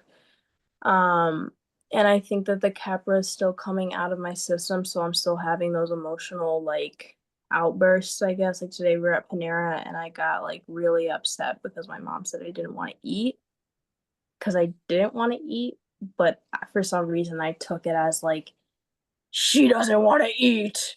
Ah! And I'm like, ah! So I'm just like, and then I was like, my mom's like, Olivia, like, no, I'm just explaining, like, you're not ready to eat. And I was like, I need to go to the car. I need to go to the car. So, it's definitely, I think it's still the Keppra in my body, but again, it would really depend on what type of epilepsy you have and how the threshold's gonna hold that, because I'm exhausted and I'm on a stimulant for a 36 milligram stimulant for ADHD, and I'm like exhausted, just waking up at like 9 and then falling asleep at 7 p.m. I'm taking naps throughout the day. I'm like exhausted right now. Is that Concerta that you're Uh on? The 36? yeah. Yeah. He started me at 18 milligrams. For my psychiatrist, started me at 18 because he was like, we need to, can't just ignore ADHD, and Young men who elected Trump that realized they screwed makes up. things really difficult. They are turning against him. Sorry. Harvard director of polling tells Sorry. No, Briviact, honestly, like Yeah. any psychotic symptoms or side effects are the most intimidating thing to me. That's what has Mhm. me always taking more notes and recording Mhm. every detail possible, so I can hopefully notice some kind of change before somebody has to deal with it. I made an Oh, that's apple. your journal? Yeah, I made one yesterday or the other day or whatever day, I can't remember. But I stayed up till 1 a.m. and made some, well, not a lot, but it took 4 hours to do like 5 pages, but I did it. So, Beautiful. yay, we're making steps.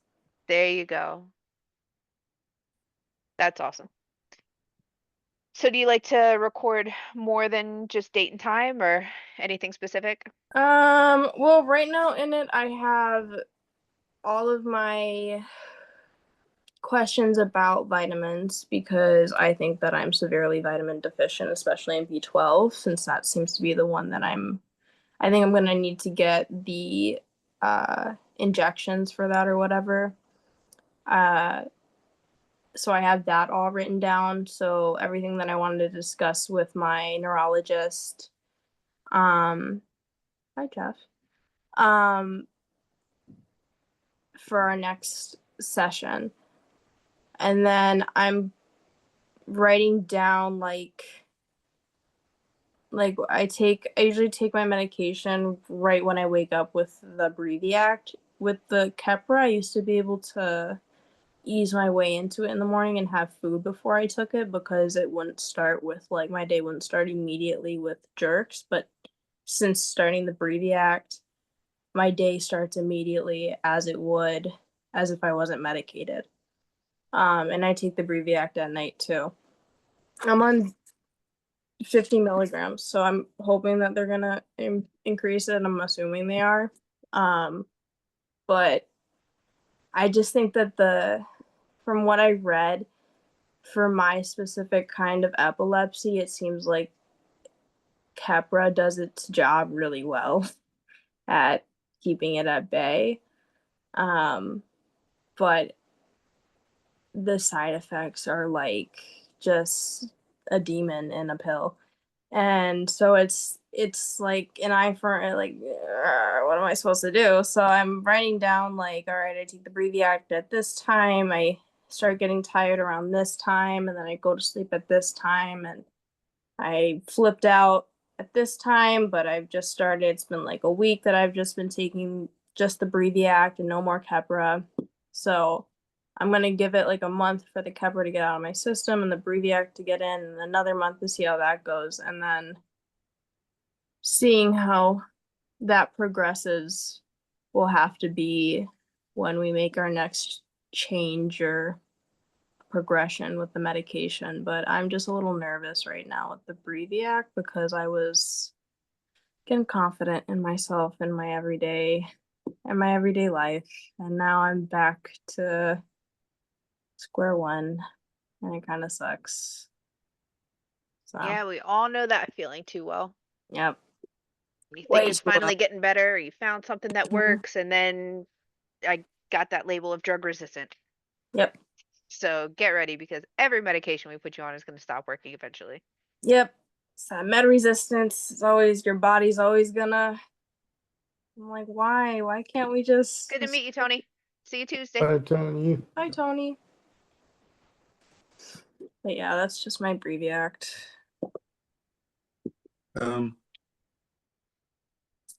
Yeah, what was I gonna say? Oh, yeah. Maybe we should start asking people any plans for July 4th. Epilepsy friendly plans. I don't know. I don't suggest fireworks are loud if you have stress problems. But anyhow, True. Lufa, you said something about B12. I suggest B12 by Nature's Made. It's You know working so what? far. I'm gonna grab me some of those and just take them until I see my doctor and see what happens. Because at this point, I can't. I still gotta play doctor for myself sometimes. So taking the vitamins might not. I don't think it's gonna hurt me.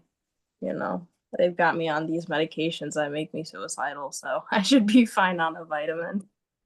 Yeah, the vitamins, they well, B12, it's good for brain function. And as soon as I Yeah. found that out, I was like, okay, that should do something then. And Yeah, I definitely need to get my hands on B12 vitamins because I think it was about a year ago they tested me and they were like, your B12 is like really bad. And I was like, what's a B12? And they were just like, you need like injections. And we're like, whoa, okay, let's take supplements first. So I started taking supplements, like prescribed ones, and then I stopped. So I don't know. I might need to. I should probably take the B12 gummies. If you have Instacart and there's a Safeway near you, then you can get them from Safeway, buy one, get one. It's easier Yeah. because they're like $18. I'll probably do that. And my mom's always, she's always supporting me when it comes to my functionality. Thank gosh, I have one person in my life. Right. Yeah, thank God, because Yeah. It can be tough by yourself. who you telling? Man. You're pulling out trauma. Hold on. Let me get to the next one. Whew. Here Had a comes seizure. Lufa again. Huh? See? Calling out the trauma. Oh yeah, don't take me there. Now we're proud of you, Lufa. It sounds like you really do have it under control for knowing what you want to say to your doctor, not just going in and asking about the B12 and they tell you the same thing. Try it for a month and then talk to me. So I would do it the same way. I hate going to doctor's appointments to ask them about something, and I could have done that Pay a month, you know. $500 for a gummy. Like what? Exactly. No, please save me, spare me. Or don't you love it when they give you the sample, get you hooked, like your body literally like needs that, and then you Maybe find out what the out of pocket is. Yeah, per prescription. This is gonna be $4,000 a tablet. Like, oh, okay, thanks. That really, really helped. Everything you just put me through, that really, really helped.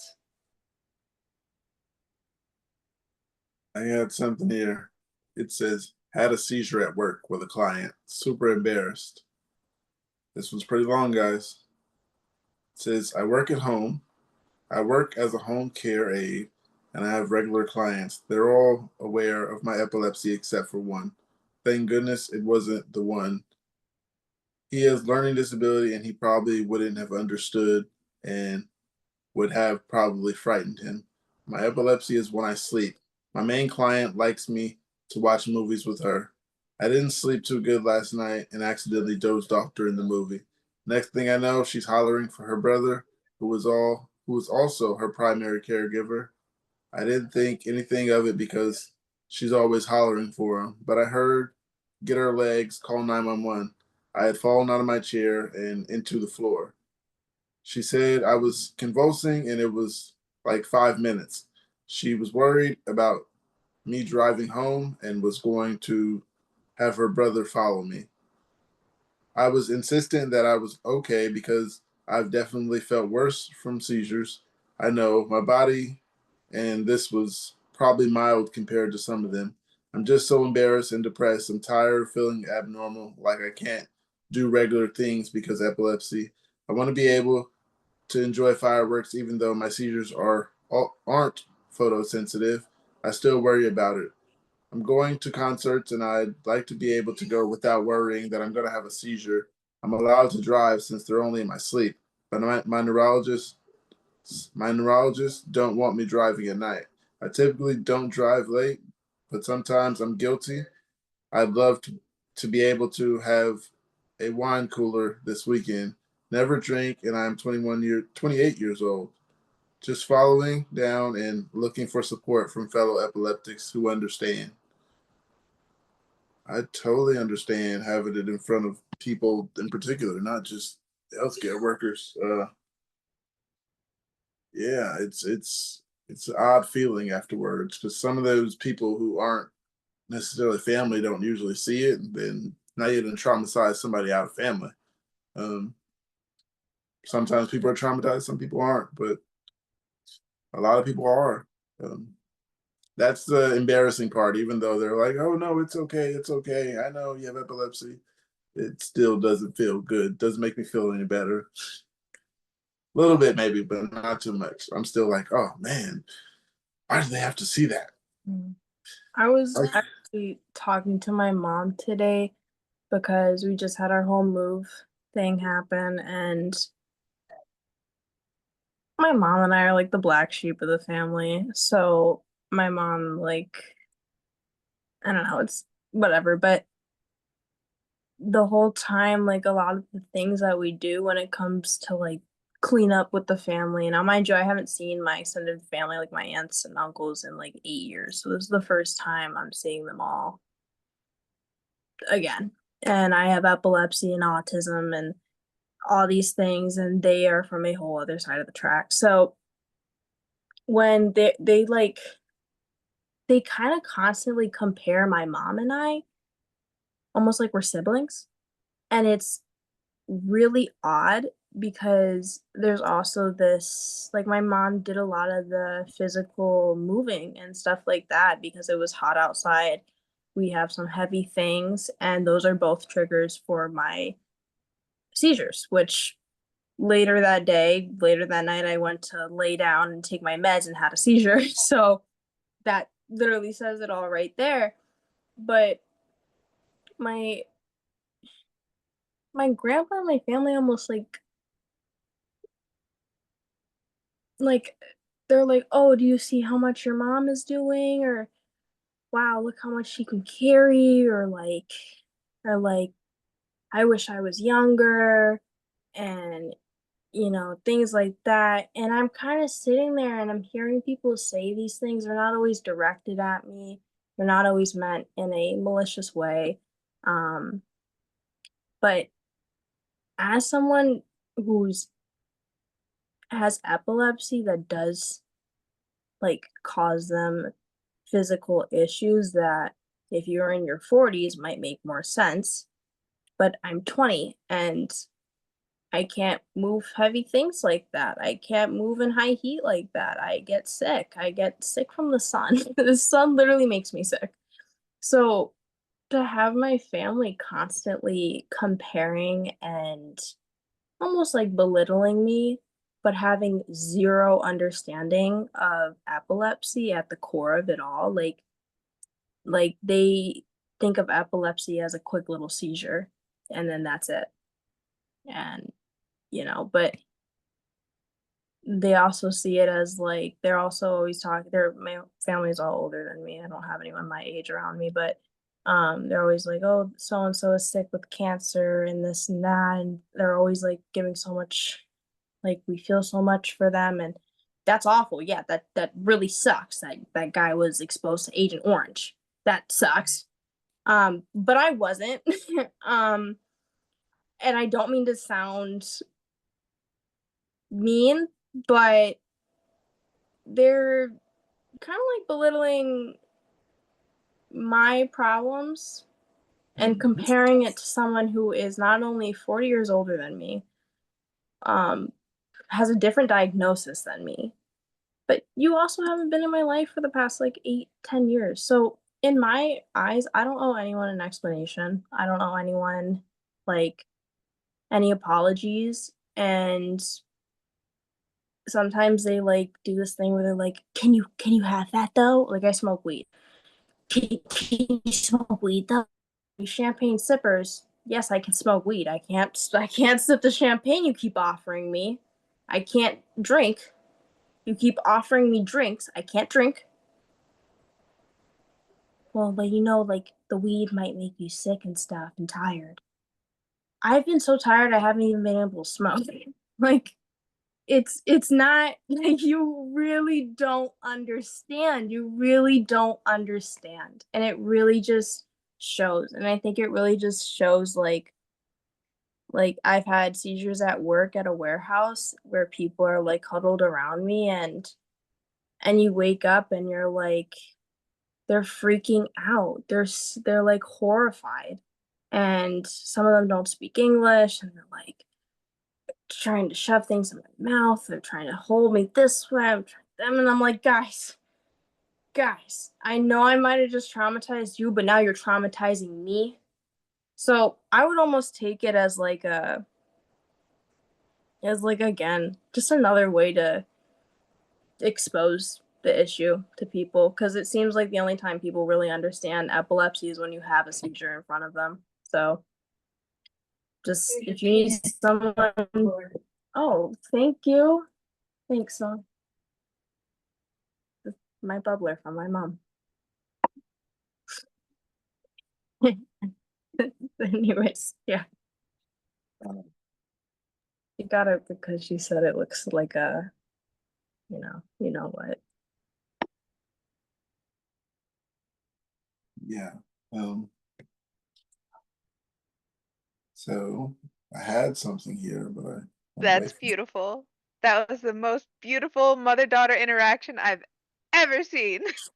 I absolutely love this. I am just I'm loving this so much. Oh my gosh. Olivia, you have no idea. But yeah, you do. I'm that mom. And I tell your mom I'm so proud of her. I love her. Absolutely. You're an inspiration for education and advocacy and awareness for epilepsy and like that's when you can get shit done. When you got a good home life and a stable, you know, support. That's a perfect example of that. But from this question, the original question, this person was talking about driving. If they're diagnosed with epilepsy, what neurologist is telling them that they can Yeah, even don't drive. drive? I just don't drive. Yeah, it sounds like maybe they're Unless, an early diagnosis or yeah, even as someone medicated, I don't drive. I would rather not be hit with a vehicular manslaughter charge, because I had a seizure at the wheel. And because like I think part of that is morals too. Like I know that I can when my mom always taught me when you're driving a car, you're driving a weapon. Um and that's a very true statement. Uh and it goes to show like how many people are not aware of how deadly a car with horsepower can be.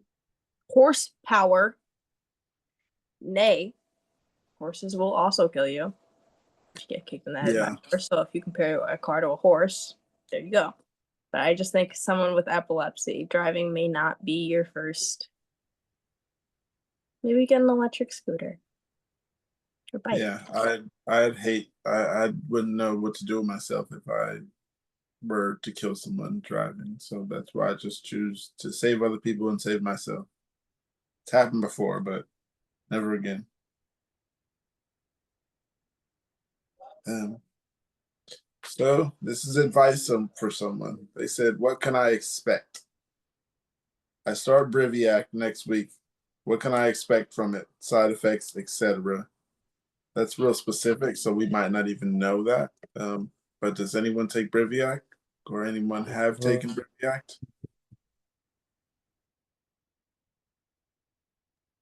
I have taken Briviac. I think they got me off of that one because we just got to the max dose pretty quick and was still having seizures.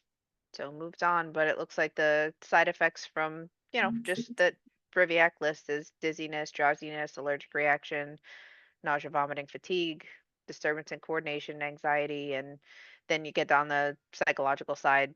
Some, have irritability and suicidal tendencies and Actually, I have a question for you since you were on it and you got up to the dose pretty high.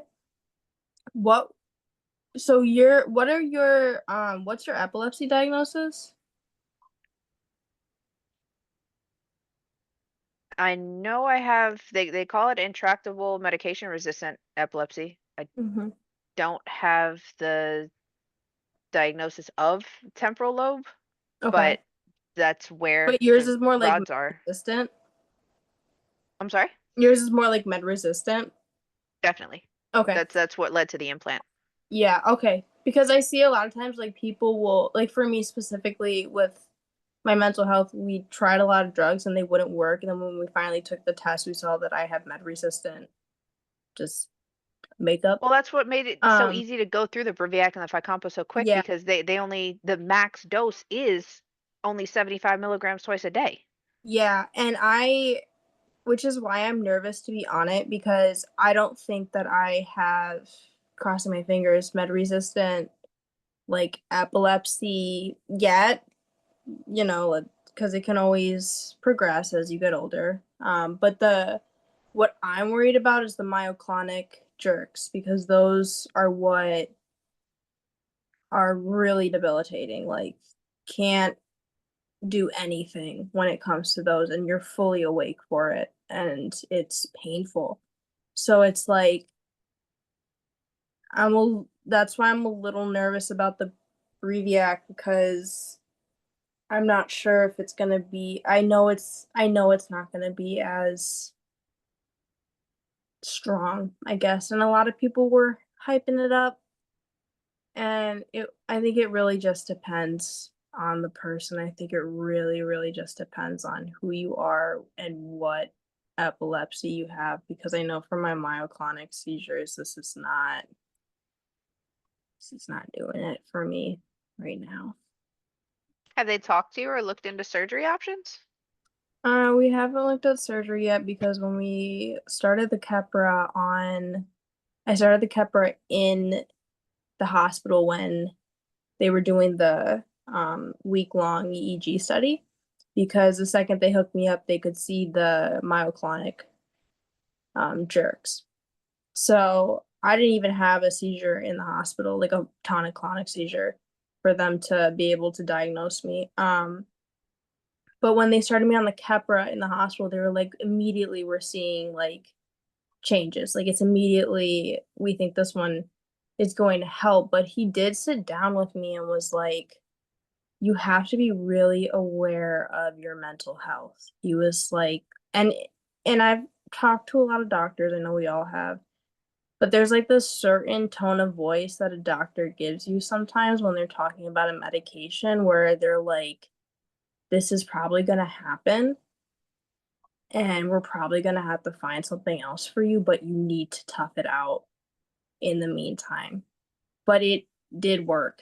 Like, Keppra did work for me in stopping the seizures, but with the mental health, it just completely.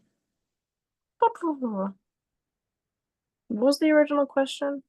I'm sorry. It's cool. These are the tangents that totally make it worth it. Yeah, at one point it doesn't even matter what the question was because the answer was so good. Thank It you. doesn't matter, right? Sorry, Like, sometimes I get lost. I'm like,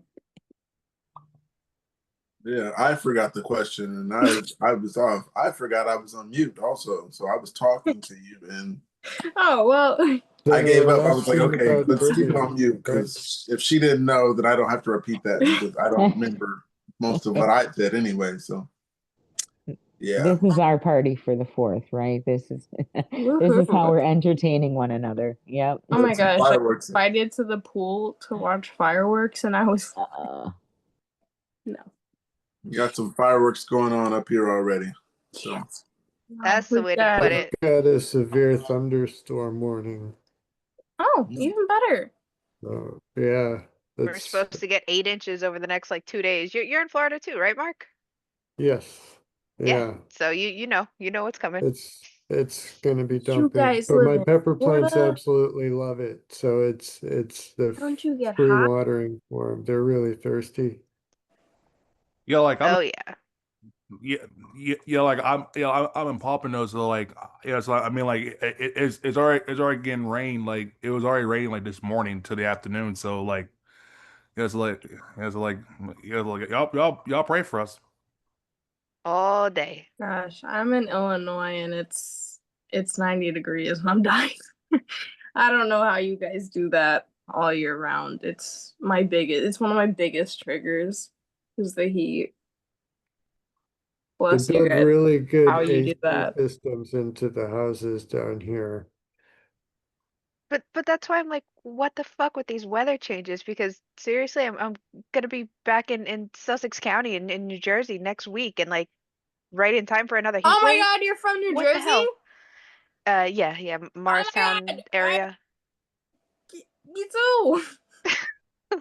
Well, what's up, Literally Jersey that girl? area. There you go. Yep. There Okay, you so go. Good to hear from little Jersey moment, little Jersey girl. you. Rare, few and far between. There you go. And that's the other thing about living in Florida. Anybody and everybody can always tell I'm not from here. Left Hackensack when I was like 12, but yeah. Yeah, I was in Never gonna be a Florida kid, never. I was in Mawa and Ramapo around those areas. I don't know if you've heard of there, but it's I always associate New Jersey with like my home, and then I moved to Illinois, and then it's just constant moving around everywhere. So I'm like, I mean, I technically have lived in Illinois longer, but I've never lived in one place in Illinois long enough to call it my home. Oh, look at that dog. That's a perfect party guest for the 4th. Yeah, there's Athena. I don't know what my daughter's up to, but I am wiped out. It doesn't take much, and I'm just wiped out. I can't believe it. But yeah, I the uh bet. the heat wave, we have a little break from it. I don't even know how much rain we got, but yeah, the basement flooded. The sump pump decided to quit. And my daughter said we literally had stuff floating downstairs. So had to get that all fixed. And she's like, I'm so grateful I have a shop vac. I am so grateful that it's like all we could do was just say, I am so grateful this didn't get worse. But I am so wiped out. And all I want to do is go outside and play. But I think what I did, here I am with a weed whacker. Silly me, bad neck, bad shoulder. Whoops. I don't know about this. Yeah, playing does not mean playing with like heavy equipment for you. Oh, Please. it's You not and your heavy. outdoor activities. I But love it, but no, it's not heavy at all. Well, It's not heavy at all. come on. You it's really think you'd not be able to heavy at resist a all. tractor for that long? Well, no, I can't resist the tractor much longer. I'm waiting for it to be about 70, and we're at 77 right now. So I'm gonna say around 6:30, 7 o'clock, but it doesn't have to get done, but it's gonna rain. So I want to make sure I don't have. You sound like my grandpa. He's like, it's not that bad, I promise. It just has to get done. I'm like, Well, it's yeah, okay. It's it okay. just, It's gonna be okay. but you It's don't like you understand. guys have outdoor OCD. Yes, I am garden OCD and I can't do all the gardening I want to do. So, we got this riding lawnmower. I mean, how can I resist on a half acre? All right, Olivia, go ahead, yell at me, but I know I can't say no, and I can't wait till fall because it has a bagger. Okay, you're And you can cracking up. rake the leaves and get the leaves with it. I don't have to rake a damn thing. That's Oh, what I I don't can't wait. do anything. It's all in the machine It's now. gonna suck really How can I good. resist? The only thing I can drive to. Right? That's I what I would know, be right? thinking. That's exactly it. It's like, can I drive this to the store? I'll Yeah, just I I'll saw just cut through something that everybody's lawn. Guys, I promise I have a ID, just not a driver's license.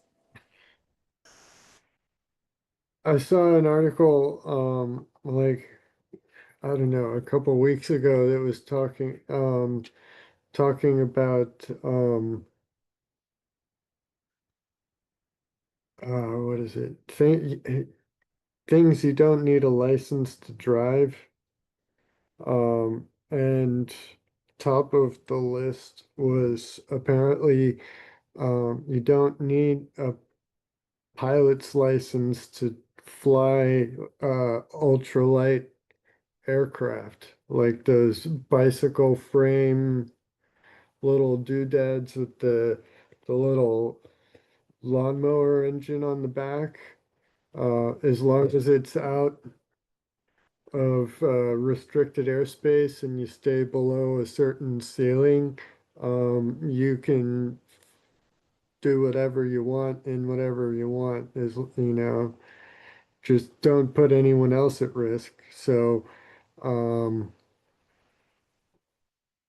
I thought that was pretty cool. I thought back to that conversation we had a while ago with what we would do like, I don't know, like, I don't know, it wasn't bucket list, but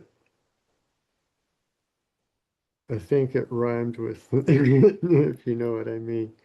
But I Hey, want to if change my answer now. I want to go back in time and change my answer. Um, please. I think I want to fly an ultralight aircraft. Nice. I don't know why that was important to share right now, but Hey, whatever comes to mind. You know you'd forget otherwise. yeah, That's why. You That's talking why about right there. drones? Say that again. Aircraft drones? You talking about drones or something? no, ultralight flyer, like you know, those uh basically like hang glider with a little Check the chat. motor on the back, propeller. Oh, Ah, okay. giant. Yeah, okay. Yes. Yeah, one of those. As long as you're outside of certain restricted airspace and you stay below a certain height, and I think there's a limit to the power of the motor. Um, and that, but you can go up and fly and do whatever you want. I mean, those things got to be like 250 pounds. You think it'd be more damage done, worst case scenario, behind the wheel of an aircraft or a golf cart? Yeah. With golf carts, I never thought we could drive those. That was never came to mind. Like, I can't Yeah, drive it a was golf cart. just, My I family mean, was on gonna the let me drive road, a golf cart. You It's like, know, yeah, we see them all over the place in these retirement communities. There was a parade today of a lot of golf carts and cowbells and, you know, red, white, and blue everything. And it's yeah, almost scary to watch. oh yeah, it is scary, And especially then the they have some of them had grandkids the on the big back. hats. Oh yeah, and the grandkids on the back that look like they just want to jump into the lake at Yeah, like they're like any breathing. point. yeah, I mean, from a physics standpoint, if an ultralight flyer going at what, let's say 15 miles an hour that weighs 250 pounds would have the same kinetic energy as a golf cart going that same speed at 250 pounds.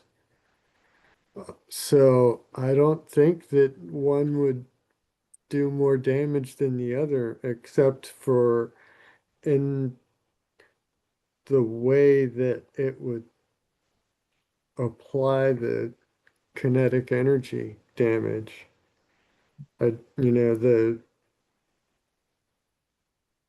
do you think a golf cart could plow over more stuff than a small aircraft could? I don't These are know. I the know an important aircraft. questions we need to consider here, you Some of know? these badass golf carts can be like over 1,000 pounds, so they can get pretty powerful too. But the other thing I was thinking too is these aircrafts, like a potential rescue in an aircraft, could be a lot more to manage than the golf cart. Well, and like, what if you're flying the aircraft and you just like fall onto traffic and you're just like smash somebody's minivan in? That would be horrifying. Or you could land Like, into someone's house and end up in their yeah, living room through the yeah. roof. Or you could, yeah, what if you take down a really cool tree?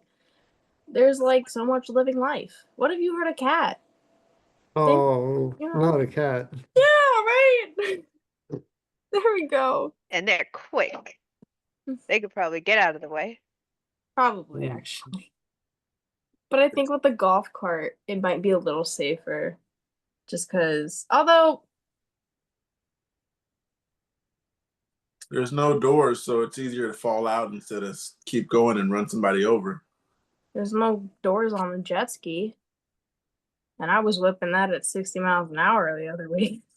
So And that sounds awesome. that I was, think the golf carts are more likely to be driven in a populated area. yeah, that's what I was gonna say. is like, what if people just start, because people don't look like before they walk, they just walk. Yes. Yeah. And I also can't think that fast always, so you're gonna have to look before you walk, or else I might want to run you over. I don't know what to tell you.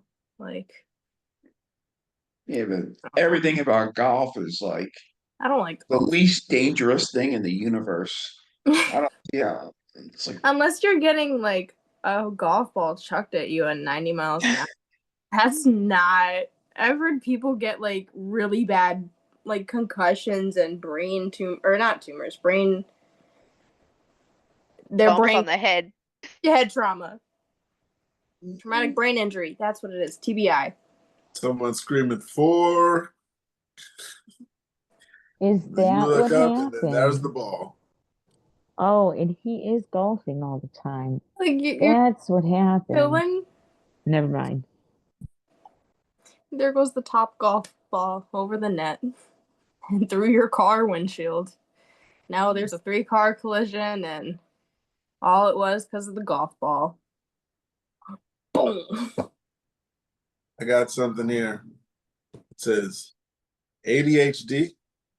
Anyone else have ADHD? What medication are you on that your doc feels is, in quotes, safe?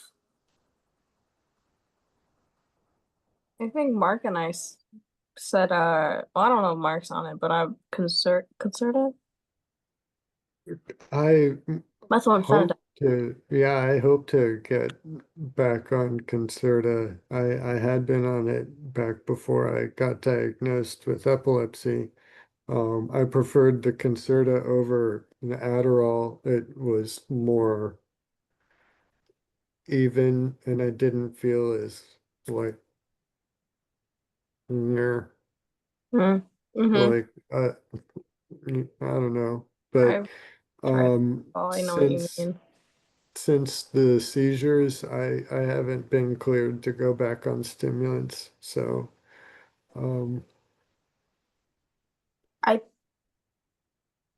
I think that, okay, so my psychiatrist said something that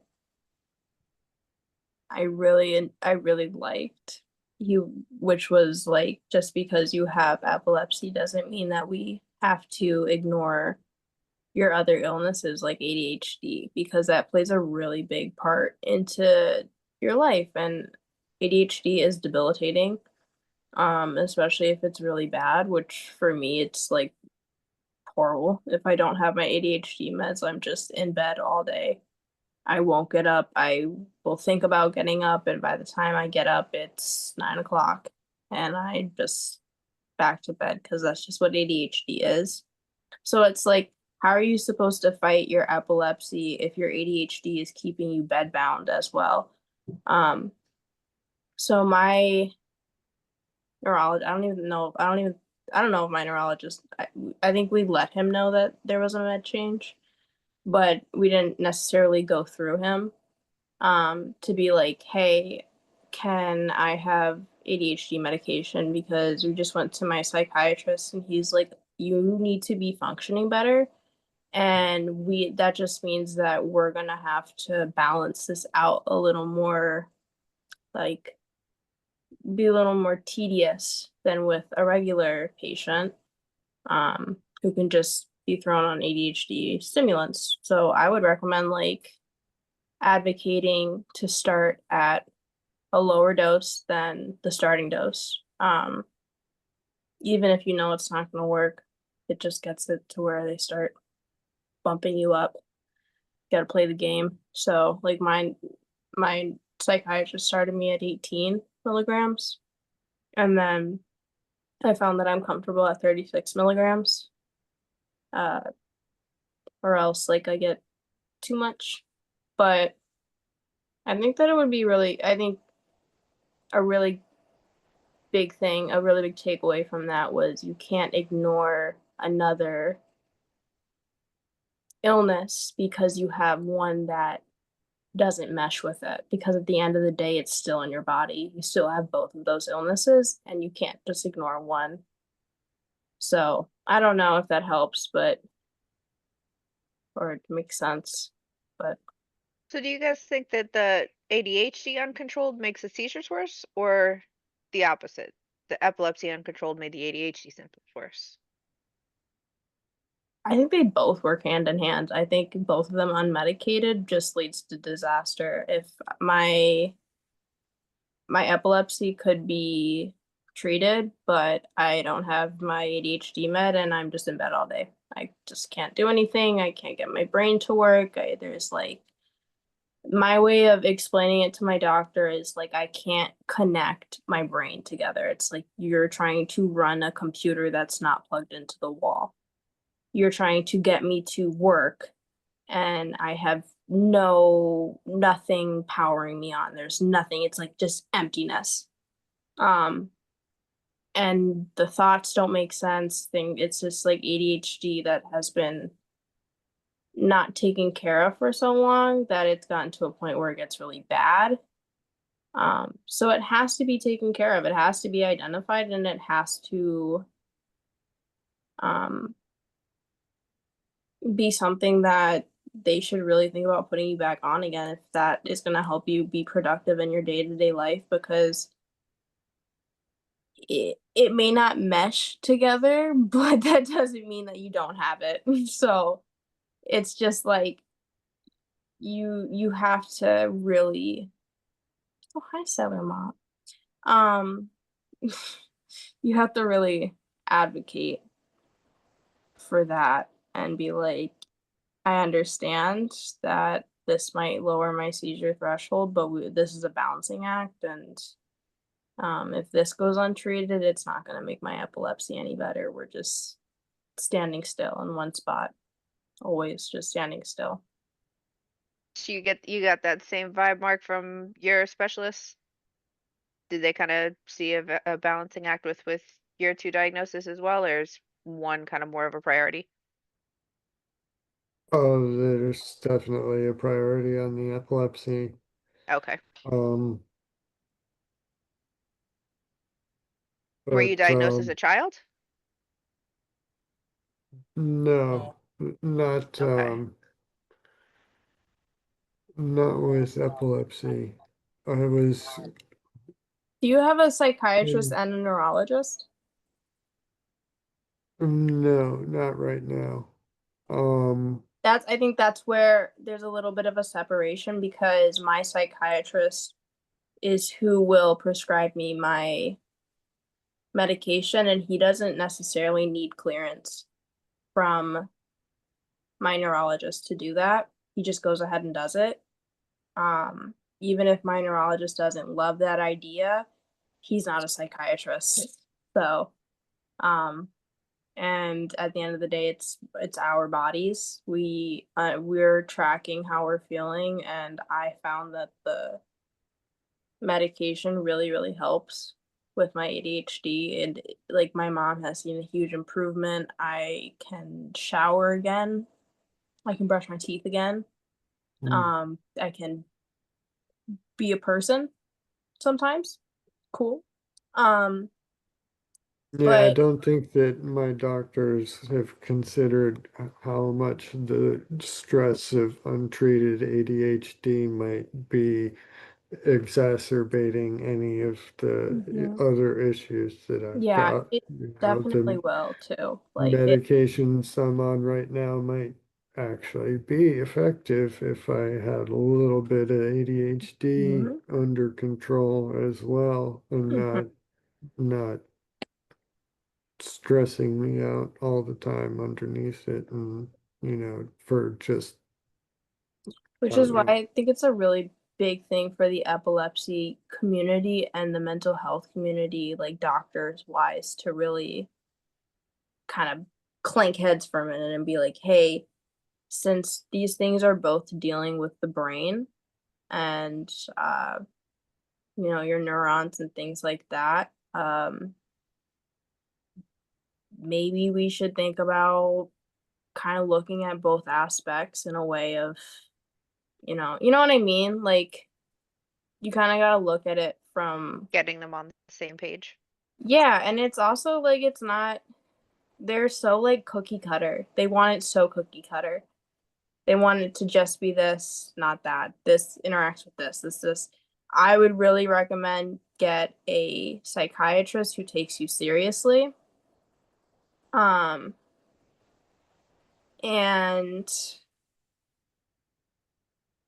when you find that psychiatrist that takes you seriously, that is going to be a huge game changer, like huge game changer for your epilepsy as well.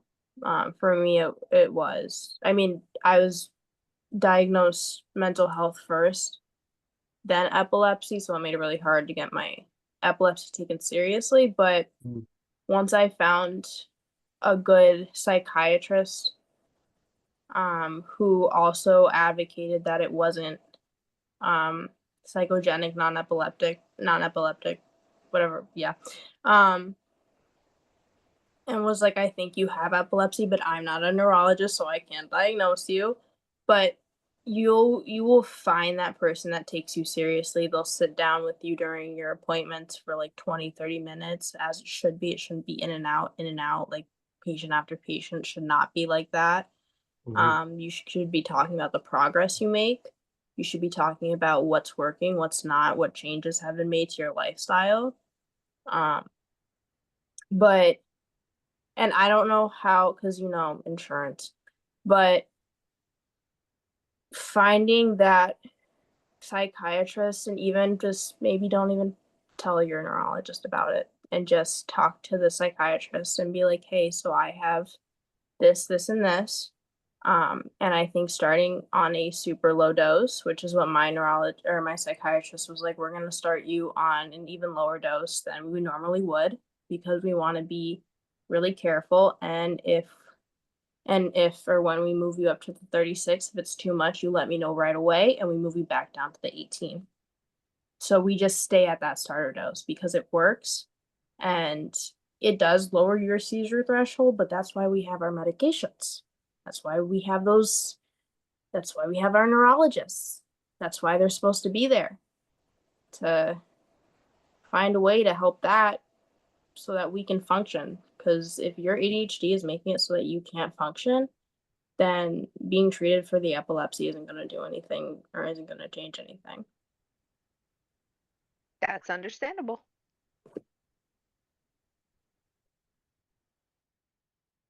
All right, Anne, we'll see you soon. Have fun at your barbecue. Stay away from behind the wheel, please. No, she isn't. And she left. Okay, we'll see. What were you saying, No, Pope? she isn't. There's gonna be a post like, I was really tired behind the wheel and I had to get off. But a tractor, like, I don't know, the lawnmower and the tractor, I'm I love not that she as loved worried. it. No, I'm not either, because I think there's no one walking in front of her, I don't think, and I think her family's very aware, which is very good. She knows best. She's not gonna steer it in any direction where it could get caught or in a And good puddle. for her for doing all that lawn work. I could not do that. I'm an indoor girl, but bless her heart. I got something. It says forgetting a whole month temporary. How is it possible that after a cluster of seizures, one can wake up as if it was 1 month earlier, as if they had saved a checkpoint, remembering everything from that time like it had just happened, but completely erasing the most recent memories? After quite some time, maybe months, recover the memories from the whole month that had been locked. A month is the longest I've experienced. It's usually 1 day or a few, but the pattern is the same. The longer I forget, the longer it takes to recover that missing information, but it always eventually comes back. I should say that these seizures are triggered due to extreme anxiety. Anyone have anything in common? I only forget like maybe a few hours before or after. When we moved, I forgot that we were at the new place, and I thought that I was at my old apartment, but not like my old apartment, like my old apartment. So it like sent me back like a year, and I thought I was in, we call it the high house, Thought I was in the high house again. And then it took me a minute to realize I'm with my grandparents or back home. But sometimes I get a little confused and I don't know. I don't know. I still sometimes think that it's 2020, but I think that's something everyone deals with after the Yeah. pandemic. So Time flies. So yeah, the forgetting it's 2020 and not 2021 anymore. It does not seem like COVID had passed that long ago. oh, it feels like yesterday. So I think that's just something everyone deals with now. That's Yeah. life. Hey Jason, when you nap during the meetings, do you hear anything or do you remember what's up when you come to? What's the last question you can remember us talking about?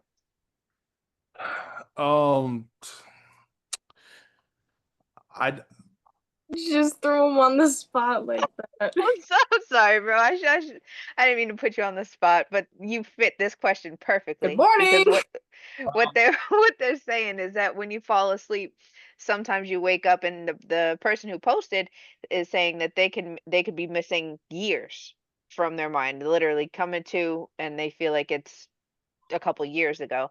Personally, I don't lose more than a few hours. Even after the tonic-clonics, I think the most I'll go back is 8 hours. But what's your input on this, especially for people who like take naps or just sleep more frequently? well, like, with people who take naps, like I believe like they're missing months and years because like I'm similar in that position because like when I lost my old apartment, I'd stayed at my parents' house for over 7 years. So like yeah, so like I would take like complete naps and the main reason why I was caused by this and it was like I was taking Geodon from 80 milligrams and to the lower dose of Just don't 20 push buttons. You can stay up here if you don't push buttons. and like 20 milligrams. So I would take it for 2 years and stuff like that till I self tapered till I tapered Wanna off. take these pants off? They're kind of warm. That so like I believe personally. So I mean personally for me like it could really take an effect, honestly.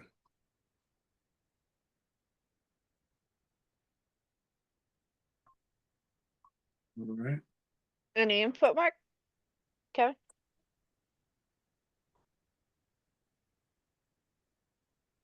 I mean, the most I've ever, well, I don't know, just well, like you had said, post-dictally after a tonic-clonic, I've gone back like,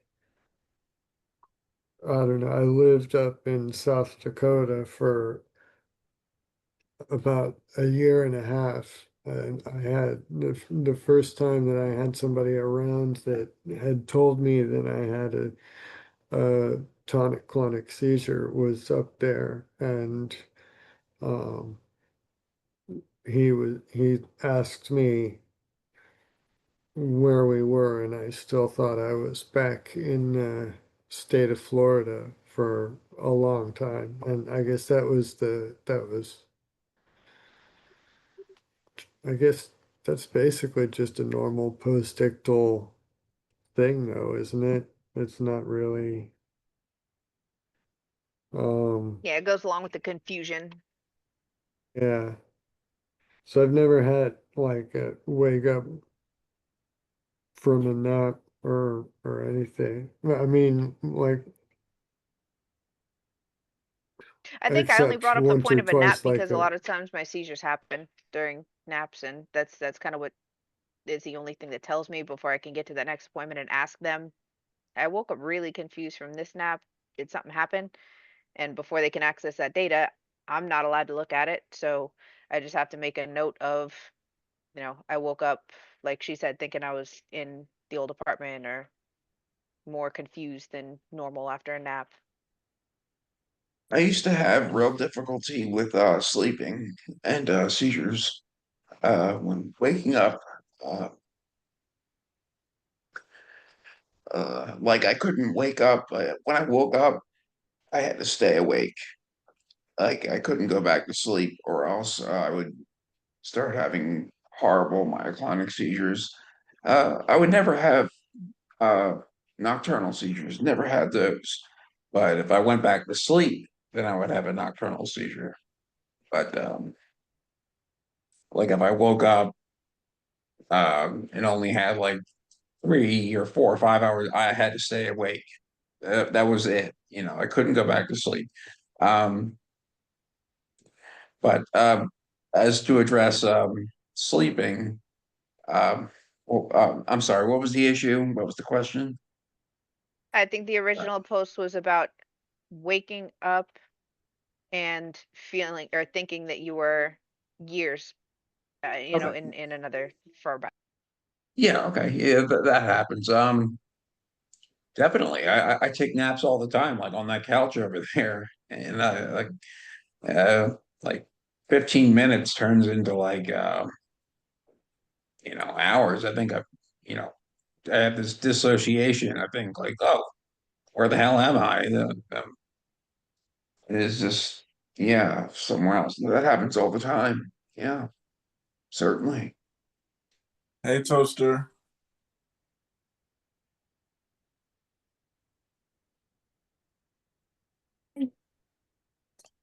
How's it going?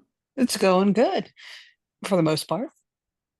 The icebreaker question today was, would you date the opposite gender of yourself?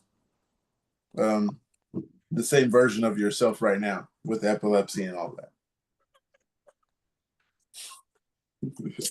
that. No. Why not? I don't choose people very well, and so I just am done with relationships at all. Okay. That makes any I sense? said the same thing. Okay. I was just gonna say that you're not alone. Okay, good.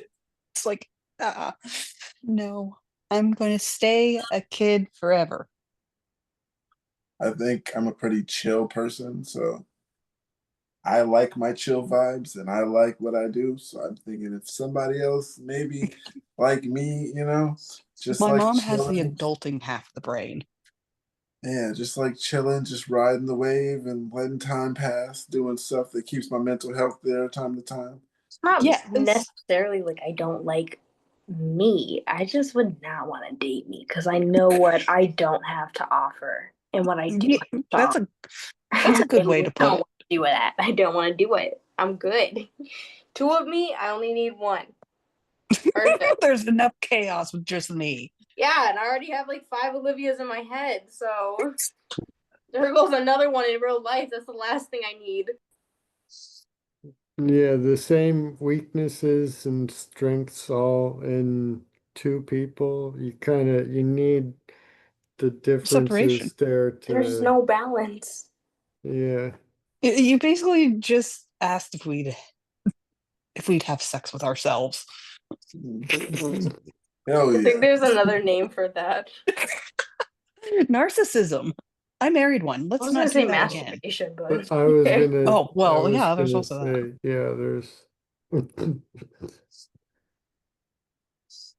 Yeah, so I was Sorry thinking to turn the question that direction, but we're all adults here. right, I hope so. Growing older, but not up. Yeah, so yeah, I think the only thing I need was probably a couple of notepads, so we both remember stuff. Maybe put some cameras around the house. Pookie is Cameras like would the be really only good. one in a good enough place to give that answer at this point. Like Lupa and Toaster just totally expanded on my answer. I had this like cheap ass answer of we just we wouldn't make enough money, but that was covering up some some That more was like I that was don't a trust my cover up. own judgment. Exactly. My That's the point where I'm at now. I definitely don't trust my judgment in like who I choose at this point. I think that my mom would 100% date herself. Like just like my flat out no right away would be her flat out yes. She'd be like, "Oh yes, it's my dream to date myself." Like, I would love to have another version of myself to date because she's just like all around. She's got it. She's doing good. So Oh, my mom is a she would get a glutton for yes. punishment. She is willingly around 4 dogs and 3 ADHD people, and she hasn't killed us yet. Hmm. What else I was gonna say? We're Sorry. all just thinking about that. Now that's what's on our mind at this point. How does somebody do that? For years? You're talking like, For 35 years. wow. That's how long I've been alive. Actually, longer if you count my. Oh, wow, So at yeah. some point those dogs were puppies and everything. Oh, Yes. Yeah. whew. How much space do the dogs have? We have a full acre now. Oh wow. Okay, that's nice. It's a nice backyard. So it technically we're actually over just under 2 acres, the entire plot, but the backyard is a whole acre. That's plenty of room for them, isn't it? Yes. And plenty of room for football out front, soccer out front. Oh, nice. So we're much happier here. And it's still close enough to civilization that I can go to a doctor. And that's hard to find. That's Yes. exactly what the point of next week's trip is going to be, to see if there's some place that's livable and affordable and like the perfect little combination. But we're trying to I play it wish off you as a the vacation for the best family. and a vacation. Yeah, we got to fit it all in. I'll cross my fingers for you. Oh yeah. So You tell us how it goes. I got Oh yeah, something. I'm gonna have to take a break, come back with the fam. Go ahead, Pookie. I'm sorry. You guys had so much fun. We're moving here now.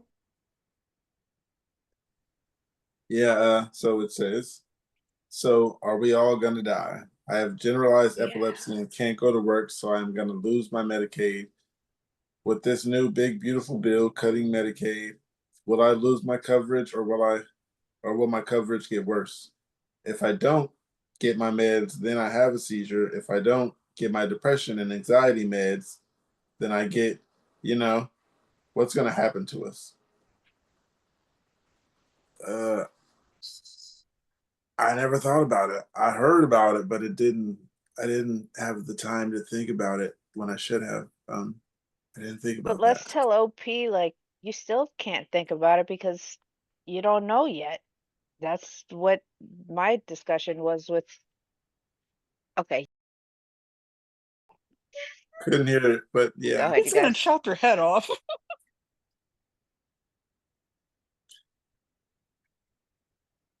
Uh, Sorry, back to the question. 2 things about this bill that I learned today. One is that if you are working, the effects won't hit you until like next year. But of course, if you're not working, then you're kind of screwed. But it will also depend on what state is providing for you. interesting. It's So still a much. horrible cut, and it's a bad bill. It's a bad bill wrapped up in state rights. We have some of And I'm done with my politics now. I'm we have muting some of myself. the best healthcare throughout the world. Not some of the compared to other countries though, the fact that our healthcare is better than some other countries is so concerning. Like, it's so concerning because this new bill is horrific. And to think that other countries are just casually having to go about this and they don't even have a bill is like, good lord, like, whoa. I don't know, just whoa. Or there's those other those other countries who don't necessarily have like make you pay to go to the hospital and stuff like Canada. You can just go to the hospital when you're ready. Yeah, there's Um, yeah, and then there's like we're in this like weird middle ground of like we want to help you, but we want you to be sick because we want money. And at the end of the day, we want money and money. Feed the rich. Let them eat cake. Anyone else opinions on that? I don't know how deeply this affects people who are disabled.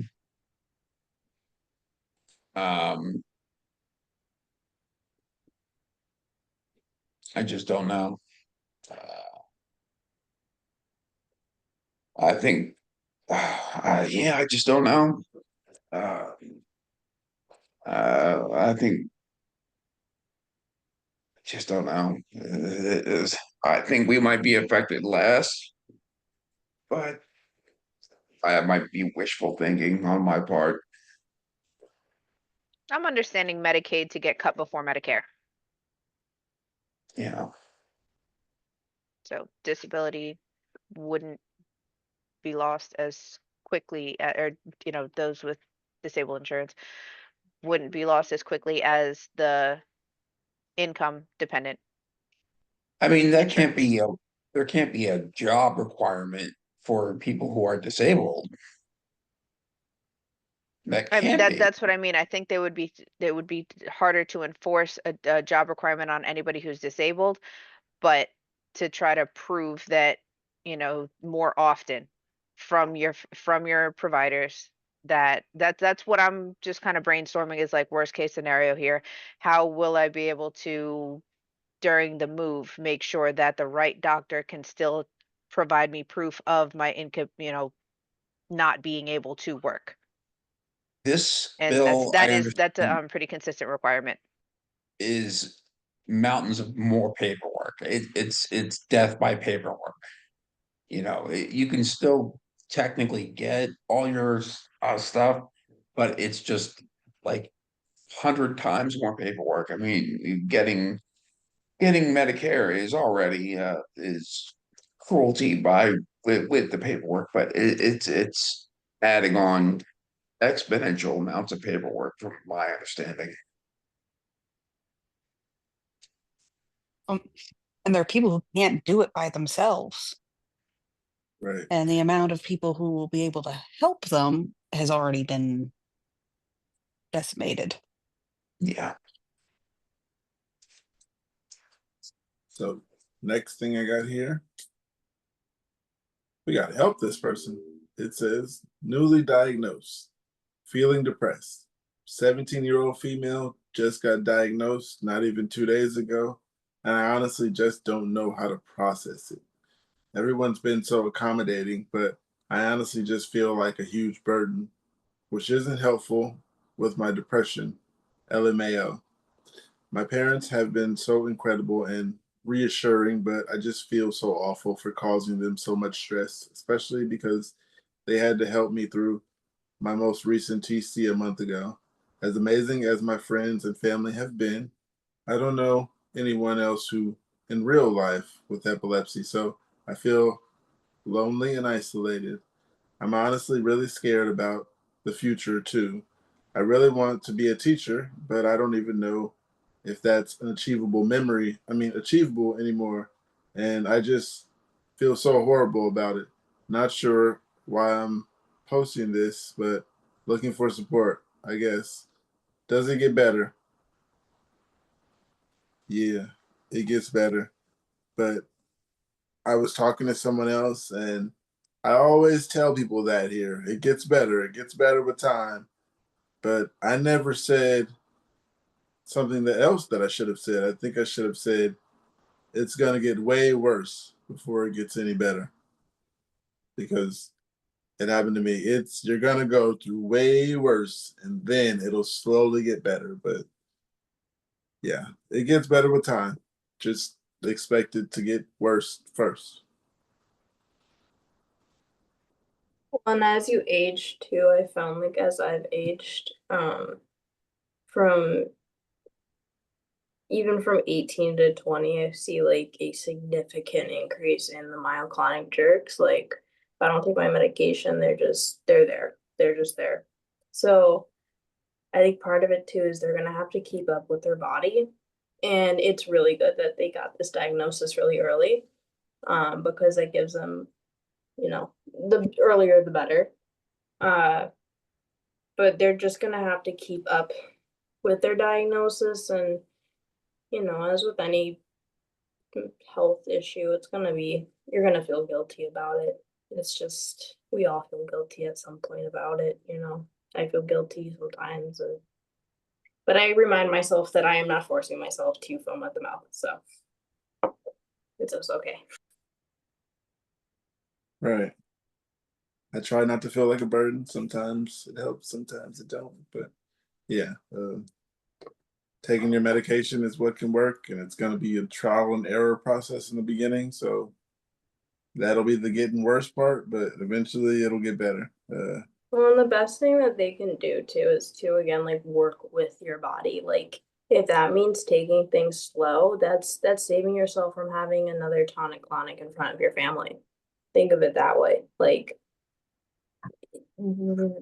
avoiding those triggers that are going to cause you to have epilepsy or episodes, because you feel like you're not helping around enough, or like you're not doing enough, when it's going to end up sending you into a seizure. Recognizing that those things are not something you should be doing is even more help and even better for your family. Hi, Sia. Welcome. So the other thing too that reminded me of, this person might want to look at, kind of how quickly or how easily they can just redirect their energy into taking an interest in these diagnoses. Like you said, the earlier the better, but at 17 years old, your brain is nowhere near done developing. Things are going to change and get worse sometimes right when you thought they were controlled. And that's something that I really, really hope they're starting to come to terms with, whether it takes a doctor to tell them or, just their support system, whoever's still involved in their treatment is ready for. So Sometimes, that way you're prepared to just look for how to resolve this, make sure it doesn't happen again, take the notes, bring it to the professionals, and go through the whole system every time it feels like it's getting worse. yeah, and so you're just gonna have to experience it too. Like you can't really have epilepsy and not experience it. It's just part of it. And to make that person feel less alone, like we all feel that way when we were diagnosed too. I thought when I was diagnosed, I was like, yes, this is gonna fix everything. And it just made me more depressed because I was like, well, I was right, and now I just feel like a burden because now I'm right, and I definitely have epilepsy. So, yay. Yeah. Just gotta hope the process is longer, and don't let them start you on Keppra. Don't let that be the first. Do your research. Hey, Sia. Today's icebreaker would be: would you date the opposite sex version of yourself? I forgot the way it was put. The opposite version of yourself, basically. Ooh, that's I don't think I would. Yeah, I'm a little bit too much at times. I feel bad for my husband, so I wouldn't. Okay. Maybe it's just me. I would. Like I said, I think I'm to myself when I'm chilling alone. I'm like, I like what I'm doing. I just got a pretty chill vibe. I'm not usually stressed out. So yeah, if I could find somebody like me, we'd probably be here. You sound Yeah, exactly like my mom. Like, exactly like, if I could just find someone exactly like me to chill with, then I'd be fine. right. That's all. We'd probably sit here,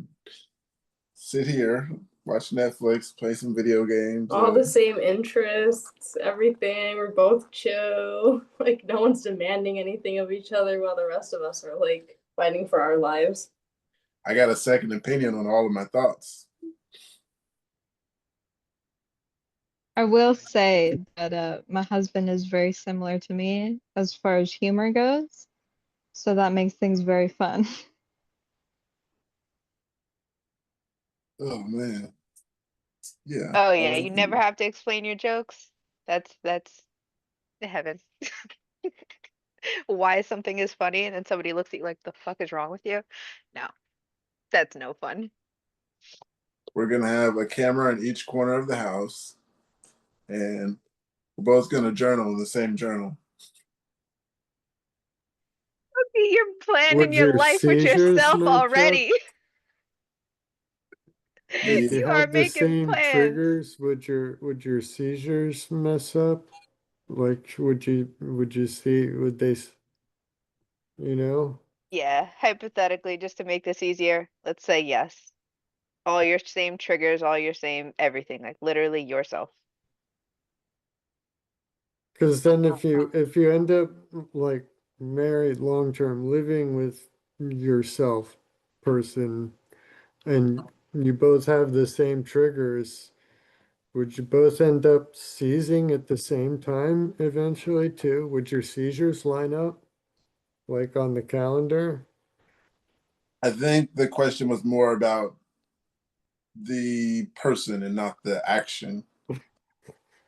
So it's more like of just the person, not the person has seizures and they have epilepsy. It's the version of you, just the opposite sex. So yeah. So just You picture guys it as haven't. worst case scenario. Could you stand that? Could you stand actually living with someone who, yes, even if you have all the same like personality traits and know all your like, okay, I'm not gonna go to that part, but yeah, would I you still mean, be able to like treat yourself basically? if we're both having tonic clonics together at the same time, I don't think we would remember, right? Right. Somebody having Uh, focus like me, I'm wandering Uh, off while they're having a tonic would suck. so it would just be like that movie where everyone forgets everything all the time. What I is knew it? they would have had a movie something like this. This is too Yeah. good of a plot to Eternal for somebody Sunshine not of have the already done Spotless it. Mind or whatever. Yeah. oh, The real question is, could you survive? Like, would you remember to eat stuff? That's what I was thinking. Who's gonna be like, I'm hungry. Should we eat today? Did we eat Delta. today? Hey, that's what you got your Don't forget. journals for, Pookie. You already counted for that. You're gonna be like, did we eat today? I don't remember. Did you? I- Did we it- shower today? am I like the most superficial one here? Like, I think I'm just so good looking. I would love to date the female version of myself, you know. That's all I'm thinking about. I didn't take that into account, that part. hmm. Um, I would not like to look at myself. So, I mean, if the version was just in a different body or female body, because yeah, yeah, be a pretty chill person. Um, but also, I'm something I was thinking that kind of just put me on the fence is sometimes I have those times where I'm like mad at myself. I'm like, what the fuck? This is something you should have known, and I'm not paying attention. I'm just irritated at myself sometimes. So I couldn't imagine going through that part and yeah, and going through that with someone like myself. It's worse going through it with someone else. But yeah, those Uh, moments. There's a I think just reason. human Go ahead. living. Oh, sorry. I think that you're just human living is you're going to have scrapes with other people that you live with and love. I mean, I even have scrapes with my dog because I don't remember to feed her on time, and she's here digging my blanket saying, "Hey, wake up." So, yeah, it's just a part of living. The real part is, can you get over it? Yeah, That's the another. one thing I appreciate about having somebody that isn't myself is if I forget something, he will most likely remember it and help me get on the right track. Like I forget words all the time, and I'm like going through a whole dictionary of other words that I think it might be. And then he's like, "Oh, I know what you're talking about. Here's the right word." Yeah, I didn't take like children into account when it comes to that situation. A child's going to become a caretaker. Um, yeah, that one. But yeah, like I'm still on the fence about it. I think I would.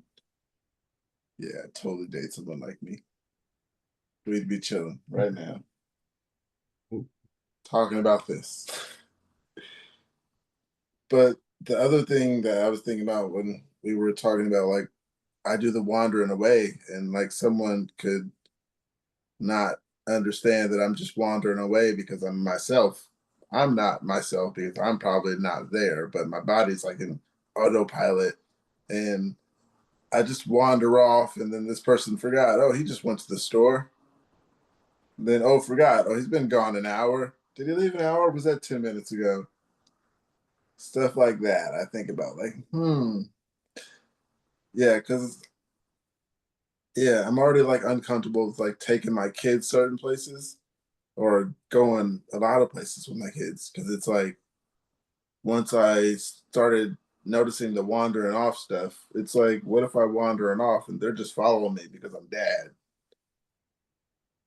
You know, that could be bad, really bad.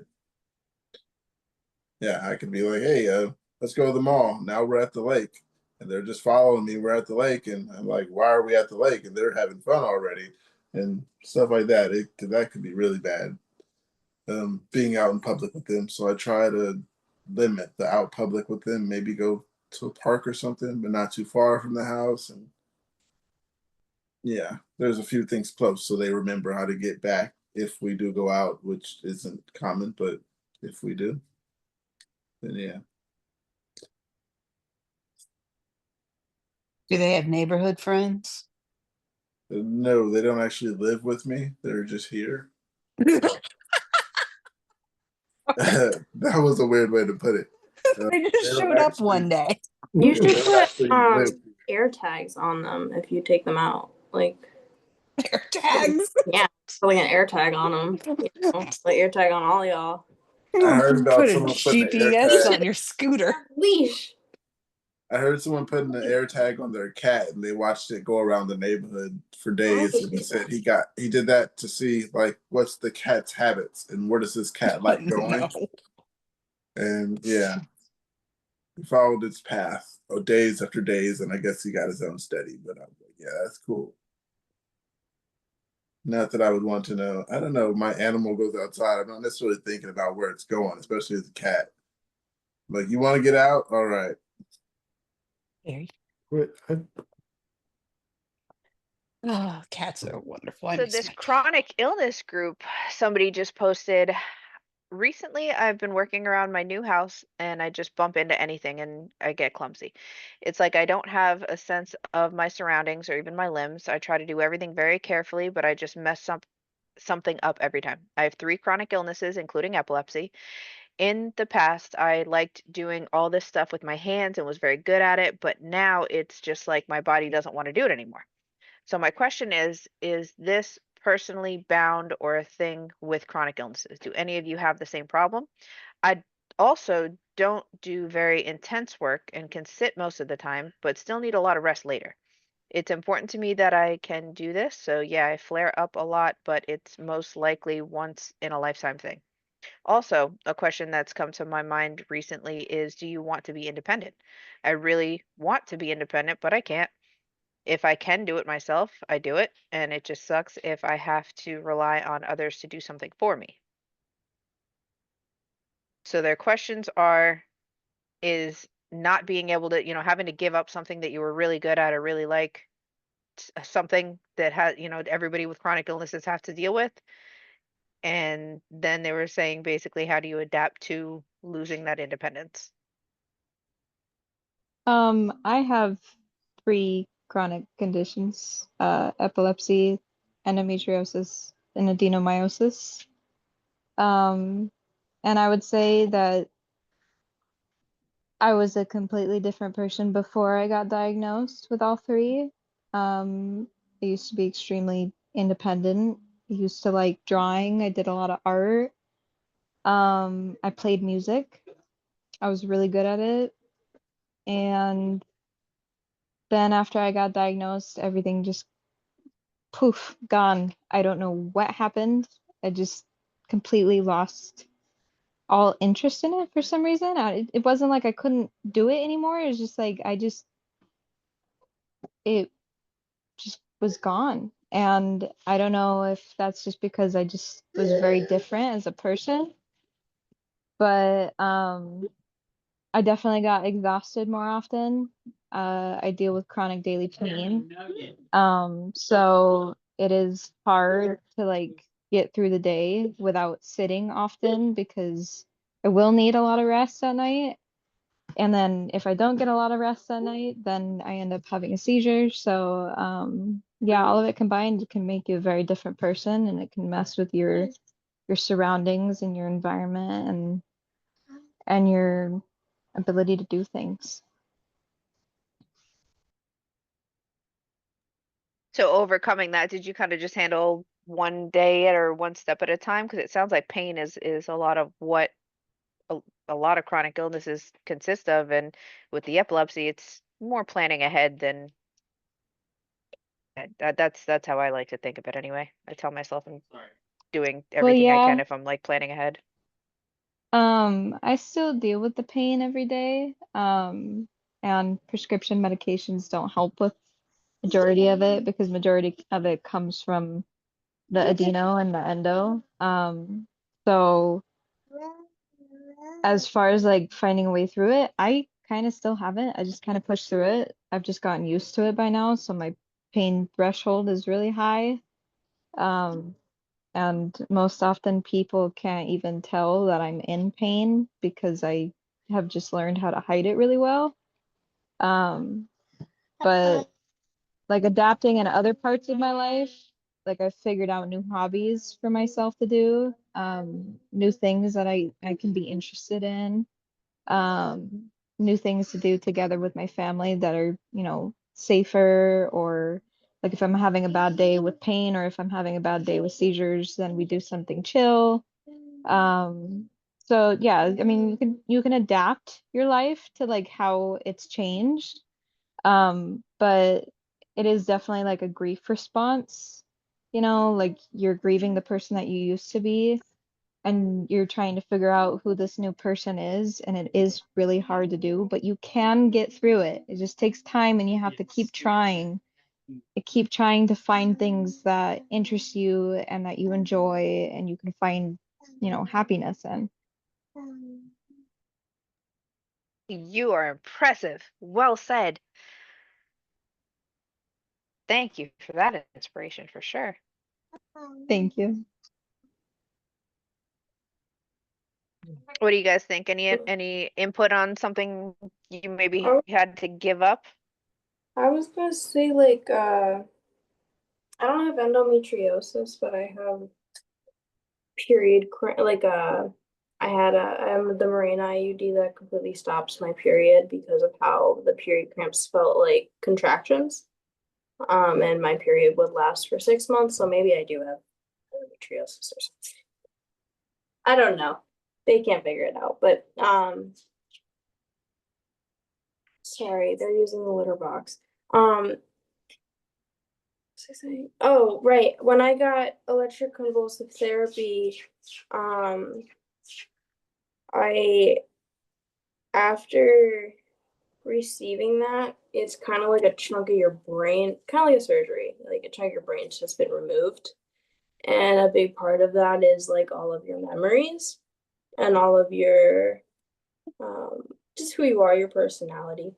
And now I'm like something I was really into was The Sims 4, and I still really like The Sims, but I find that I don't like it as much as I used to. Um, I used to like drawing, and I find that I don't like drawing the same way that I used to. I just don't enjoy things the same way I used to, and I find that majority of the time I'm always bored. Like I'm just always bored. And I try to do things that make me feel better. I really do try, but there's just this like profound boredom of like nothing makes me happy, nothing excites me. It just kind of is just kind of here. And then I got to figure out what I enjoy doing. And I try to, like, a big thing for me right now is with music. I can't figure out what music I like. And it sucks because I loved music so much. And now it just doesn't feel the same. And it sucks. But it's definitely a learning game. What can I do now with my That body? thing you said about ECT, was that, did you do have that electroconvulsive therapy before you were diagnosed with epilepsy? Mm-hmm. Yeah. Hello. Yeah. So what I'm seeing is that ECT is a medical procedure using controlled currents to induce a brief seizure. Mm-hmm. And one of the last ones that I had, so there were 3 different doctors that would perform it. One of them was my psychiatrist. At that point, they kept saying that it was the penis diagnosis, PNES. And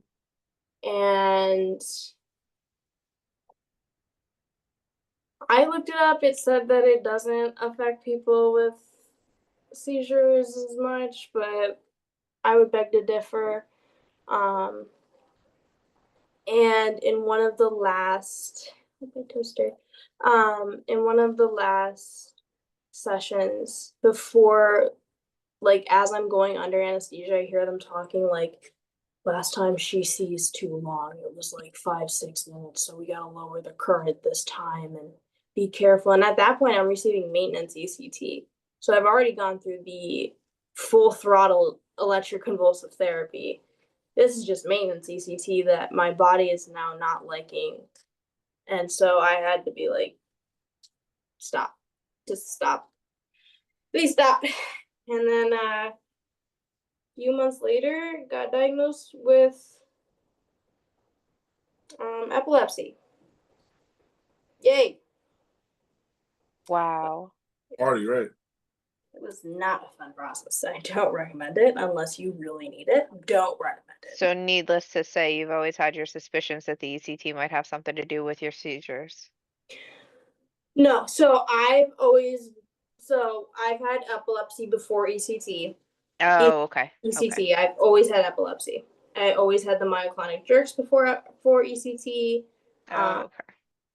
But because I had mental health diagnoses, they wouldn't take me and my mom saying I had epilepsy seriously, and then kept throwing me to the psychiatrist and said this is psychogenic non-epileptic seizures. So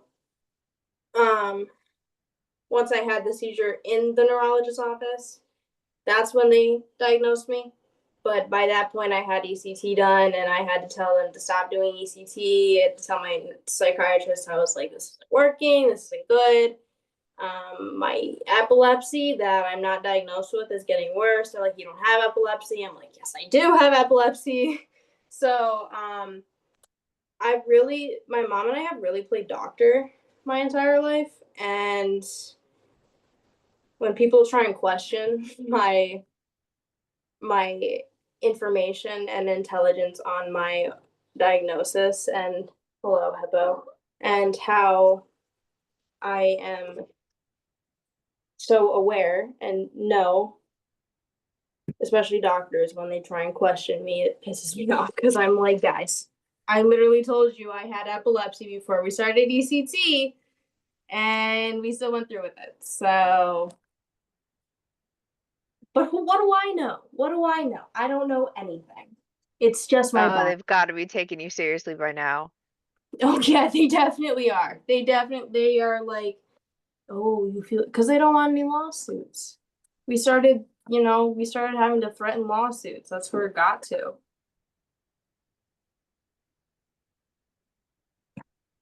That's a shame. So you didn't have the choice, or was it just a preference of not switching the medical care team entirely? I know in the more Well, rural areas that can be limiting.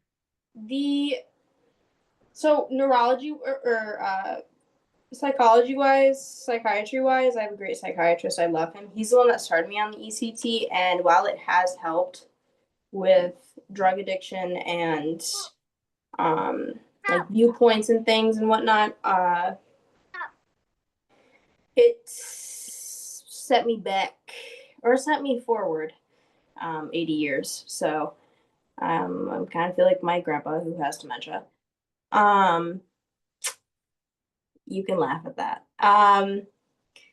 But yeah, what was I saying? Yeah, he recommended it's a last resort. Usually the people you see going in there have dementia actually, and are receiving ECT to help with their dementia.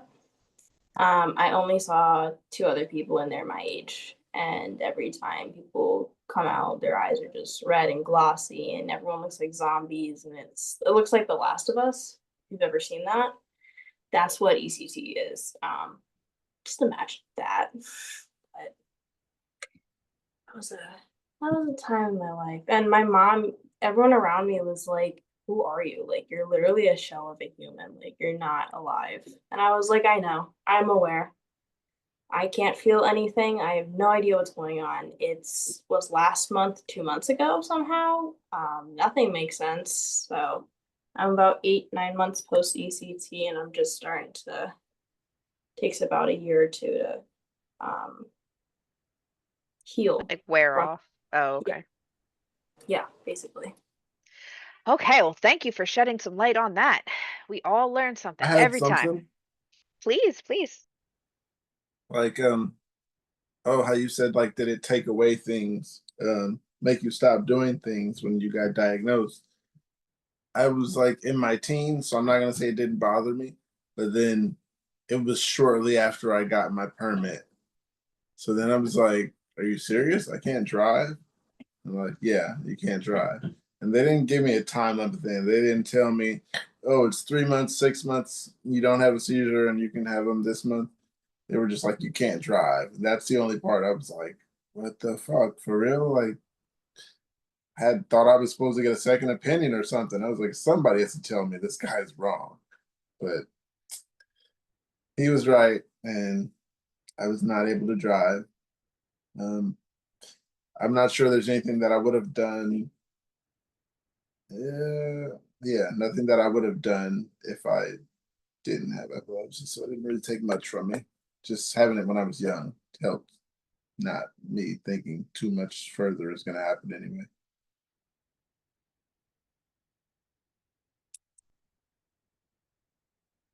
And like Lufa was saying earlier, it's like not much excites me. It's like, yeah, there's very few things that excite me. Like this, um, or just being away from people in general, like just being out and about without someone, just like football game, 10,000 people, and just me and nobody that I know. So excited, just that little bit of freedom. Like I'm out here, I don't have to talk to anybody. They don't have to say, do this, do that. I'm just doing what I want. Man, it's like catching a flight, like somewhere with just nobody you know. That's what excites me. But other than that, it's like this holiday, there's nothing exciting about it. I can play video games and the window is right behind the TV, so I can watch the fireworks at the same time. Hey, multitasking. Yeah. Um, I got something else here. If Kate was done. No. All right. It's not in the epilepsy thread, but it's specifically inside of the lamictal thread. I was going to go through the Kepler thread too. They got their own subreddits. But this one says, does anyone insomnia go away? I'm on 50 milligrams of lamictal for a few weeks. I first took it at night, but kept waking up in the middle of the night and couldn't go back to sleep. I switched to morning and won't wake up in the middle of the night anymore, but can't sleep past 8 a.m. I sleep at like 1 or 2 now and usually wake up at 6 or 7. It's terrible. I've been on Lamictal since April 24th, April 24th, 2025. Has anyone else insomnia went away or has gone away? My insomnia hasn't gone anywhere. It's just there. Anyone else? Is this specifically Lamictal? Uh, no. Let's answer if this was just insomnia. Um, I mean, I don't know. I've found a combination of meds that have helped, and Lamictal was definitely not one of them. right. But I'm on Vimpat, um, with pregabalin 3 times a day, Lyrica. Um, so I understand that that's a pretty unusual adjunct, but it is somewhat sedating, and I found that with each increase in the dosage of the Lyrica that I've had, the Fitbit record of my sleep, it gives me like a slightly higher score average for, whatever um week, month, however they calculate that. It doesn't always seem to match up directly with more sleep, but I guess maybe better quality sleep and less interruptions or something. But um, I don't know, maybe that's something to discuss with neurologists. Um, See if Lyrica uh, can be added as a companion treatment. Um, yeah, I don't know. That's it. Cool.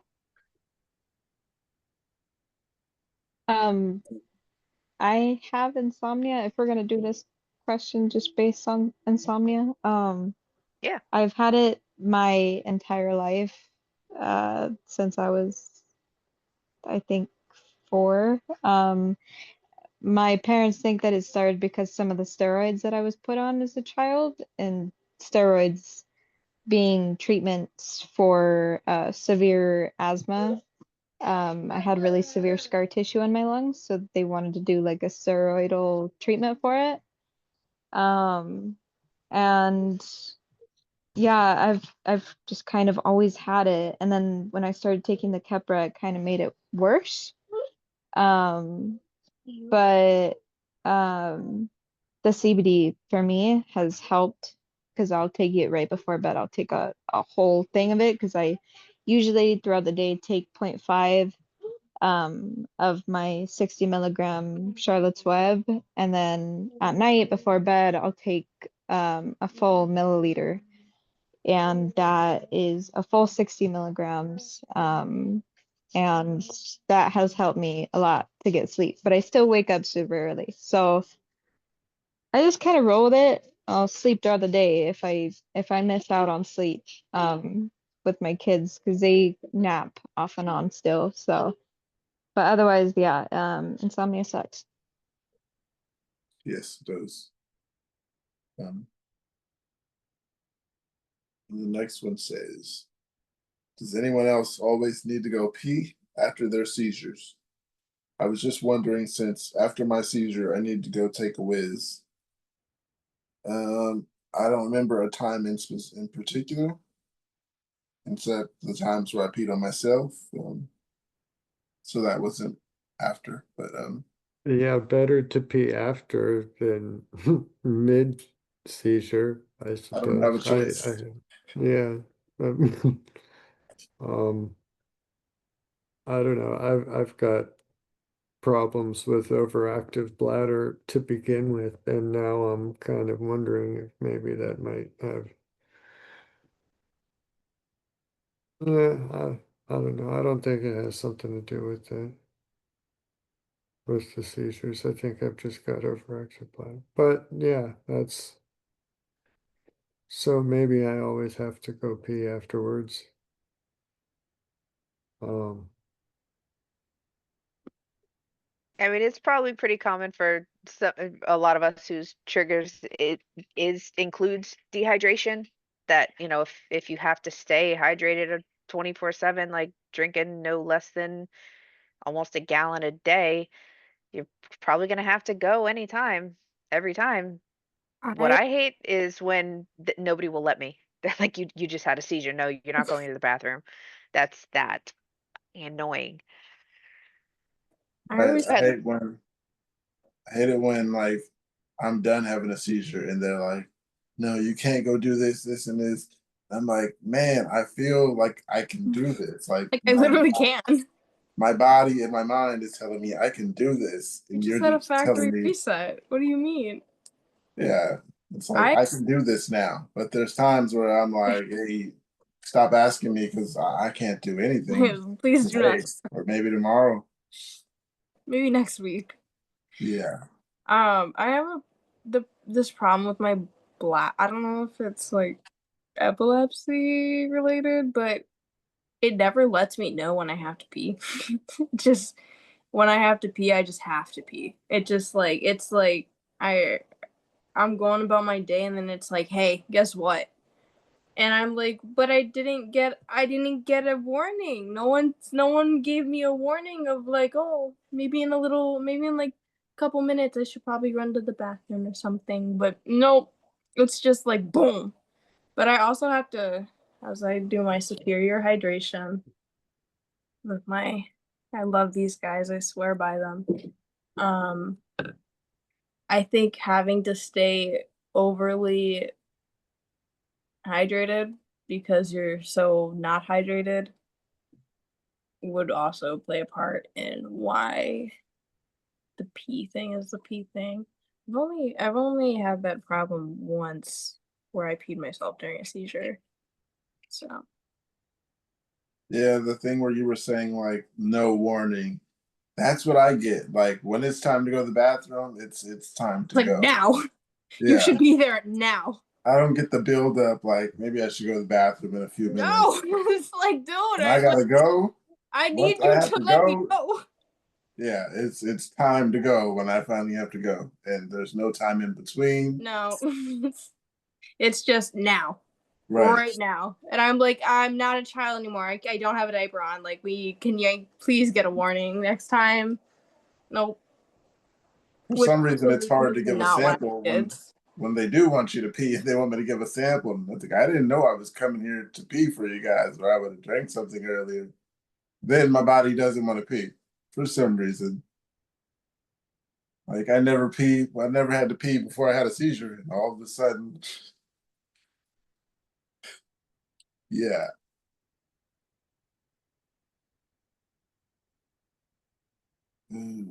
Oh yeah. The I messages think and it's stuff. funny how the most random topics tie into epilepsy. Right. It says, which medication was your best and worst? Why? I would like to hear positive and negative experiences. Please have had specific medication, so please share your thoughts if you're willing. Thanks. My worst was Keppra. My best was lamotrigine, which is Lamictal. And why? Because Keppra, I noticed I was doing a little bit living on the edge type shit, a little careless, could I say? Um, yeah, it's like yeah, the word I would use was way careless. I was just like, fuck it, I'm gonna live life. Let's get high, go about the day, and yeah, things changed. Gang banging and just shit that made no sense. um, live and learn. What's up, Jason? yeah, live and you learn. Yeah, like that is true. Yeah, that's true. Honestly, I was on camera for 7 years, and it's not fun. So like, I mean, like I would use just smoke weed and just do like a lot of drugs and stuff like that. So I mean, like, this year I've gotten off like Kepra. So I personally, Kepra for me was the worst because like I had a lot of Kepra rage, and I remember my college years, like I was like scaring a lot of people away. It was not the funnest. It was not fun at all, and I hated it so much. Like I remember like this year they put me on like 3,000 milligrams of Kepra, and that was the maximum. And I felt completely sore all out of it. I couldn't even feel anything. Like and I couldn't I couldn't even shower for months because of it. Yeah, when you said like it runs people away, I think like I was young and I think I'm a pretty chill person, you know? So I was just like gang banging and shit. And the vibe didn't change and I didn't really lose anybody because they eventually got used to his mom's not around. Let's not tell her he had a seizure. Let's just wait for him to get better. And like I said, I was way reckless. I was just, all right, you guys, I'm good. When I'm not, but just to make things convenient and you guys ready to start the day instead of waiting on me, I'm telling you I'm ready. And yeah, usually it's worked out. Didn't have a seizure after told them I was ready. That would have been worse. I can imagine. I thought you said you were ready. Haven't been through that yet. So now the Motrigine, pretty good. I'm not gonna say got smarter because that's not the term to use, but I start paying more attention to my health, and that's been within the last 8 to 5 years. Yeah, so I Hey, started it's doing never too things. late to reorganize your priorities if one of those includes yourself. Yeah, so I went down from a lot of seizures into, at first I was around 7 to 8, and then a year after that I was around 6 to 4, and now I'm around 3 to 5 seizures a year. So I'm trying to get that down to low, just maybe 2 a year. That would be successful, I guess.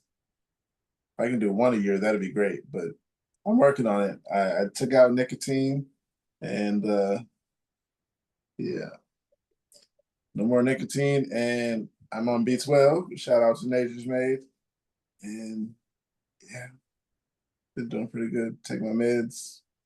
Cause like even without my meds, I'm like I feel like I'm gonna take these medication. I'm doing everything right. I'm eating right sometimes, you know, and still having seizures. So sometimes I don't understand that part, but yeah. Next person.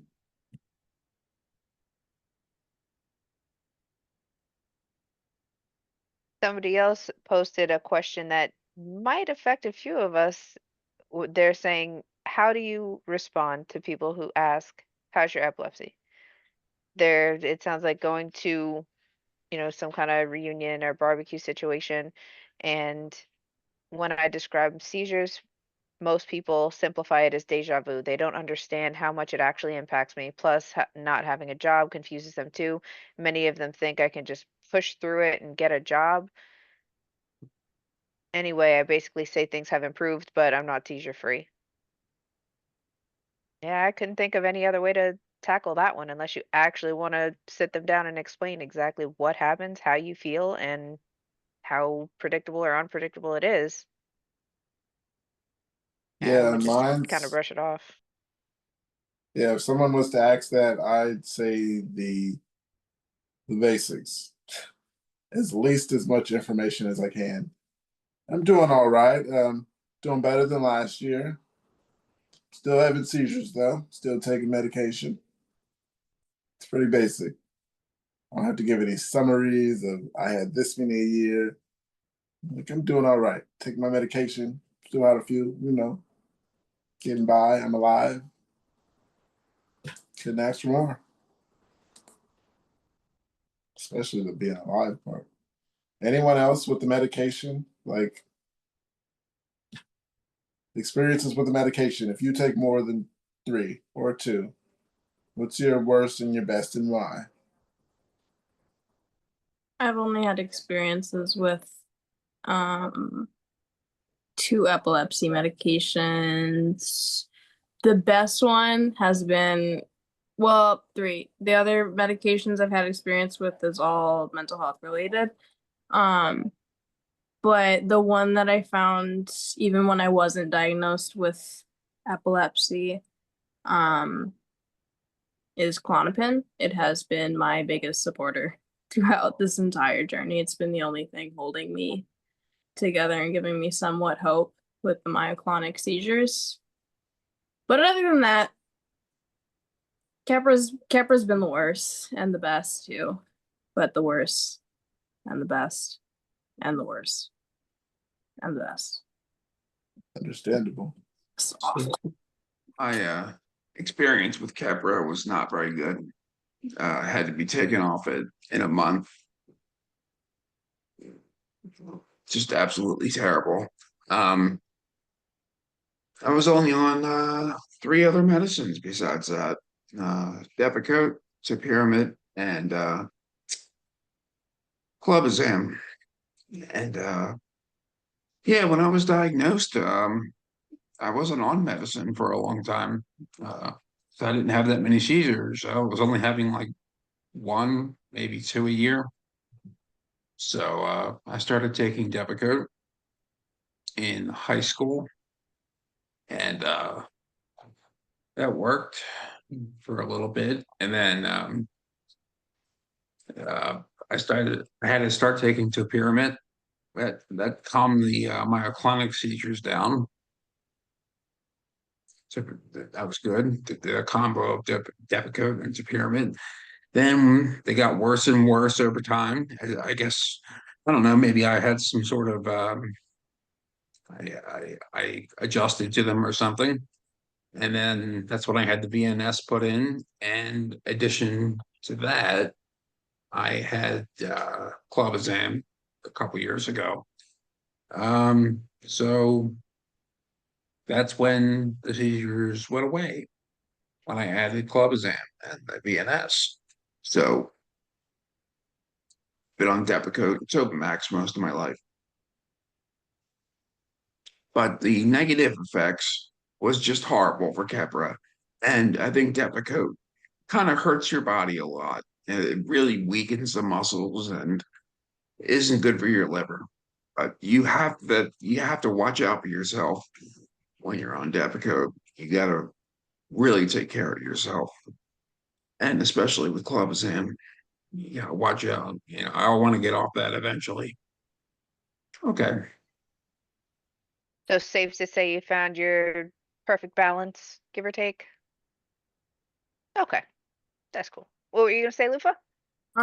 I didn't realize how many mental health medications also coincide with epilepsy medication. So I've also been on Depakote and Lamotrigine and probably a bunch of other ones that people list for. I've been on like all those, but to target mental health. And I found that Lamotrigine's the one that I OD'd on because they wouldn't take me off of it. And it was worsening my seizures. And so I was like, you guys want me to keep and taking my, I'll take all of it. So that one was probably the worst, but Depakote for sure you have to like, I've been on Depakote too, and it just wore down my body. Like I don't know. I like, especially being like younger, like anywhere from like your teens to your like early 40s, like that's a really tough time to be taking Depakote. Like any time's a tough time to be taking Depakote. So very heavy on the watching out for your liver and stuff, and to like eventually get off of that too. Having that in perspective and as a plan is a really good idea too, because these medications, I don't think people really sit back. They're like, oh, you're medicated, yay, it's fixed. But they don't sit back and then see like, hey, actually, in a few years, this medication's gonna start causing other problems that could also potentially lead to my fatality. Like the Depo shot for birth control, those cause cancer in your brain. They cause huge masses of cancer in your brain, and typically they are deadly. My mom's best friend died of it. And it's scary. So it's like, yeah, it might fix one thing, but we gotta look at the long run too, because there is a Yeah. long run.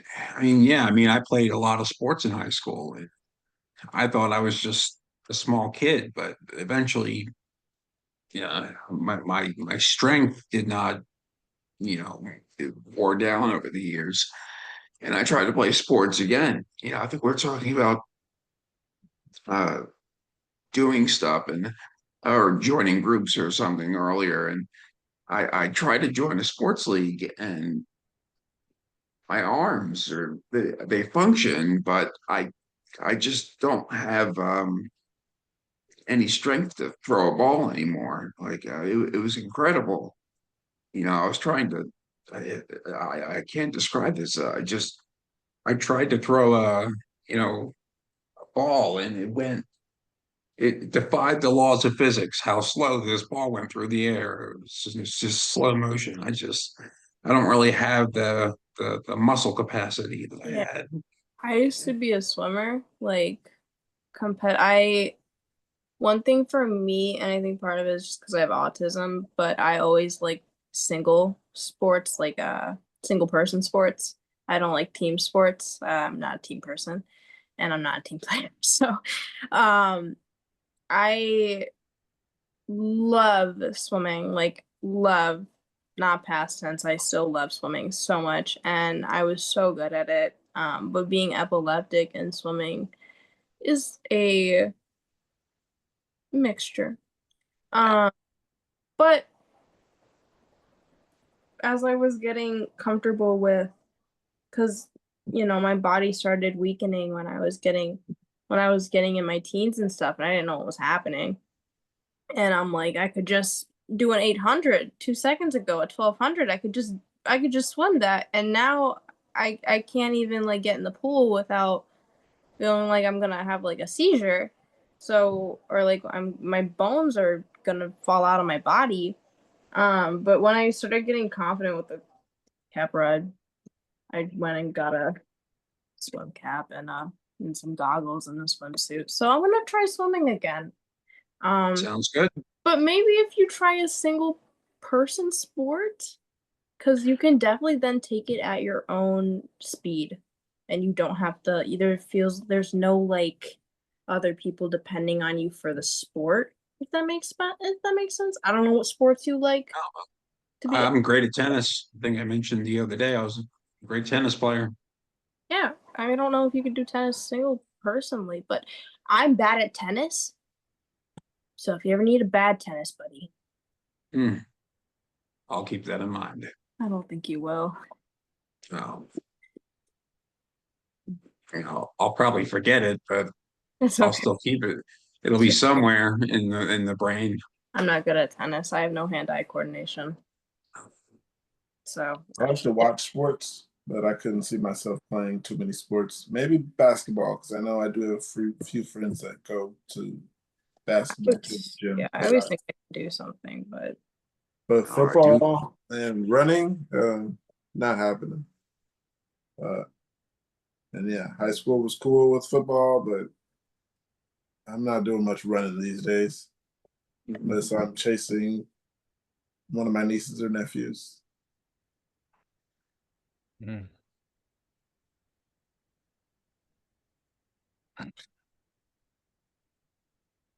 Jason, Anyone you else? said you played some sports too. What was the verdict with that when you were diagnosed? So, like, when I was diagnosed, like, I mean, like, it before when I was diagnosed. I mean, like, I didn't really see it coming, like, in my high school years, because, like, I played. I mean, like, because I did high school football, like, in my freshman, like, through my freshman year, through my senior year, and I was pretty, and for wrestling, I was pretty good. I mean, like, cause cause wrestling, like, it was all about like contact sports and stuff like that. So, and that was my favorite thing to actually like go for. So like, and then once when I did it in college for wrestling, like my body was feeling all out of sorts, and that's when the first time like I got in the hospital and stuff like that. So I I mean like when I did my first competition like for I think it was for heavyweight, and I wrestled heavyweight at in 2018. And then like I remember like in nationals like I had a faint. I was kind of fading away, and that's when like I actually went to the that's when I had told myself like I needed to quit. Yeah, sounds like it. That's a really intense sport too. Like heavyweight Wrestling. wrestling or Talk lifting. about needing to have your Yeah, anything like reactions. people without epilepsy still have seizures from doing that. So like props to you for that's a crazy sport. That's insane. Yeah, like I've been wrestling since like sixth grade, so it was probably like in 2008 that I started wrestling. So I didn't really so yeah, so thank you. Yeah, that's a long time to be doing an intense sport. Yeah, that's a really intense sport too. So, Like see, you saying you that one in dropped 80 football. pounds? Did you put that right in the chat that you dropped 80 pounds in 2 months? Wait, where is that? Oh, are you talking to me? Yeah, yeah, I'm seeing 80 pounds in 2 months is what you dropped. So Yeah, talk about risk versus reward on that one. yeah, so the Zofran, maybe some of you know of it, maybe not, but I am on Zofran. I think it's 4 milligrams, and it's for treating nausea. And they usually use it in like patients with cancer. But they used it in my case because on Mother's Day of 2023, it was only a few months after I gave birth to my daughter. This is when my health started to decline really severely, and I had to quit my job the next month. And I just became severely ill the next day, and I thought that I was like just sick with a virus. But then a week went by and it still wasn't stopping, and none of my family was sick, like my kids and my husband. And so I went to the hospital and they did an EKG, they did an ultrasound, and I kept telling them like I'm having really severe pain out of nowhere. And they were like, "Oh, you're fine." And this was kind of just the beginning of things. And over the next 2 months, I think it was 2 months, maybe a little less, my doctors started to notice a drastic decrease in my weight. And, everyone else did around me because it was so drastic that you could like visibly see. I was almost 200 pounds when I was pregnant with my daughter. And then after I gave birth, I dropped down to 100 pounds. Um, and it was really bad. I lost a lot of weight while I was pregnant with her too. I went into cardiac arrest after getting an iron transfusion um, 2 days before I gave birth to her. And so yeah, it's a really long story. If you guys want me to get into it, I can. But basically they put me on the Zofran because I couldn't eat. I couldn't keep anything down. I wasn't gaining any weight. I was put on Ensure, like the protein drink, because I needed so many calories per day to keep my body going, to the point that they thought that I had cancer. And all of my doctors thought that. They kept doing all of these tests. It still remains to be seen because it is possibility still. My grandma had uterine cancer and bowel cancer, and the bowel cancer is what ended up taking her life. And so there's this specific kind of gene that they test for because I forget what it's called, but it's usually seen in conjunction with uterine and bowel cancer cases. And they tested me for it, but the results came back inconclusive, and my California 125 test came back higher than normal, but they kind of swept that under the rug once I started having seizures and they diagnosed me with endo and adeno. So a lot of answers that I still need for my health. But yeah, I am on Zofran now, and that is the only way that I've been able to gain any weight. But in total, since that happened, I have only gained about 10 pounds. So over the last, let's see, what, 2023, 2024, 2025 now, it's been two years almost. I've only gained 10 pounds in 2 years.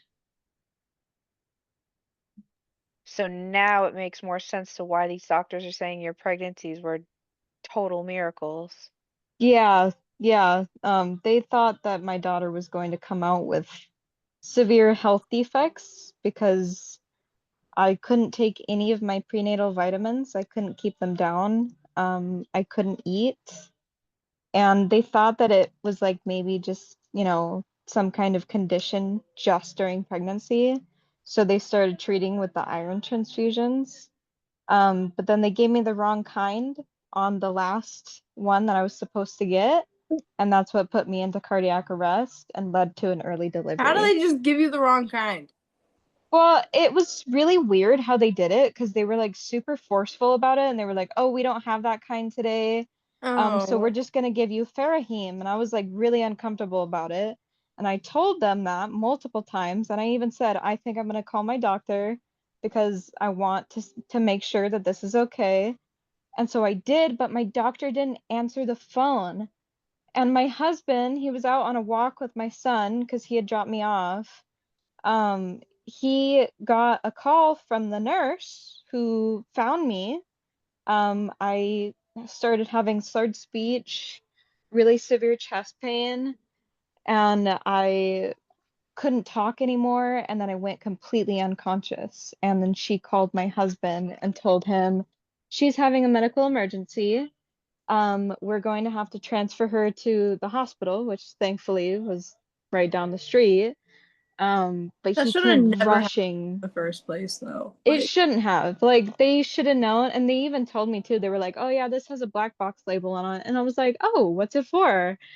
And they were like, "Oh, it's for people with heart issues." And I was like, "Okay, so just so you know, I have, chronically low blood pressure. I don't really feel comfortable with that." And they were like, "Oh, it's fine. The worst that you'll get is, maybe some tingling." And I was like, "Oh, geez, here we go." And then I completely lost consciousness, and they had to load me up with, I don't even remember how many medications, but I think she said it was like 5 or 6 medications, and I don't even remember the names of them.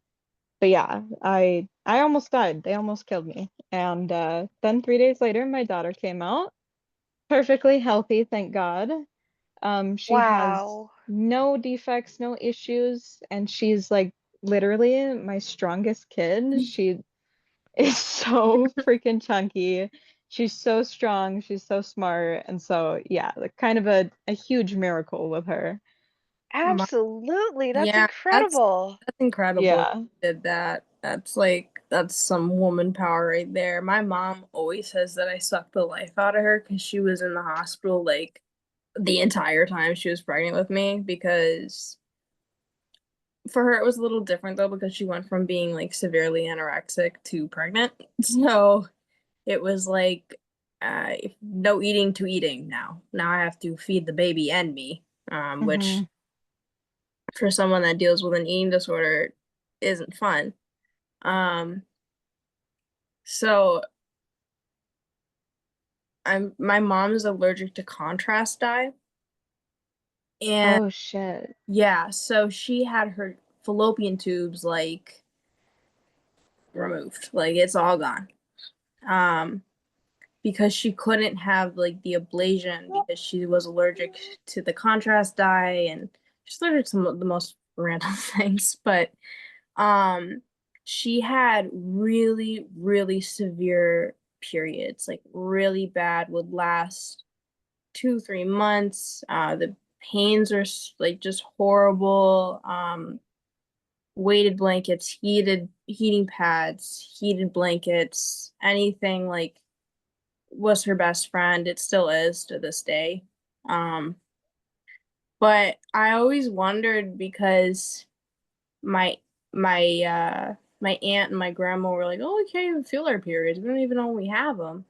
And my mom and I are over here like literally rocking back and forth, like trying to find that, you know, that like where you're face down, ass up position. Oh yeah, I know. That's the position I'm like always, you know, like, and it's like I can't do that.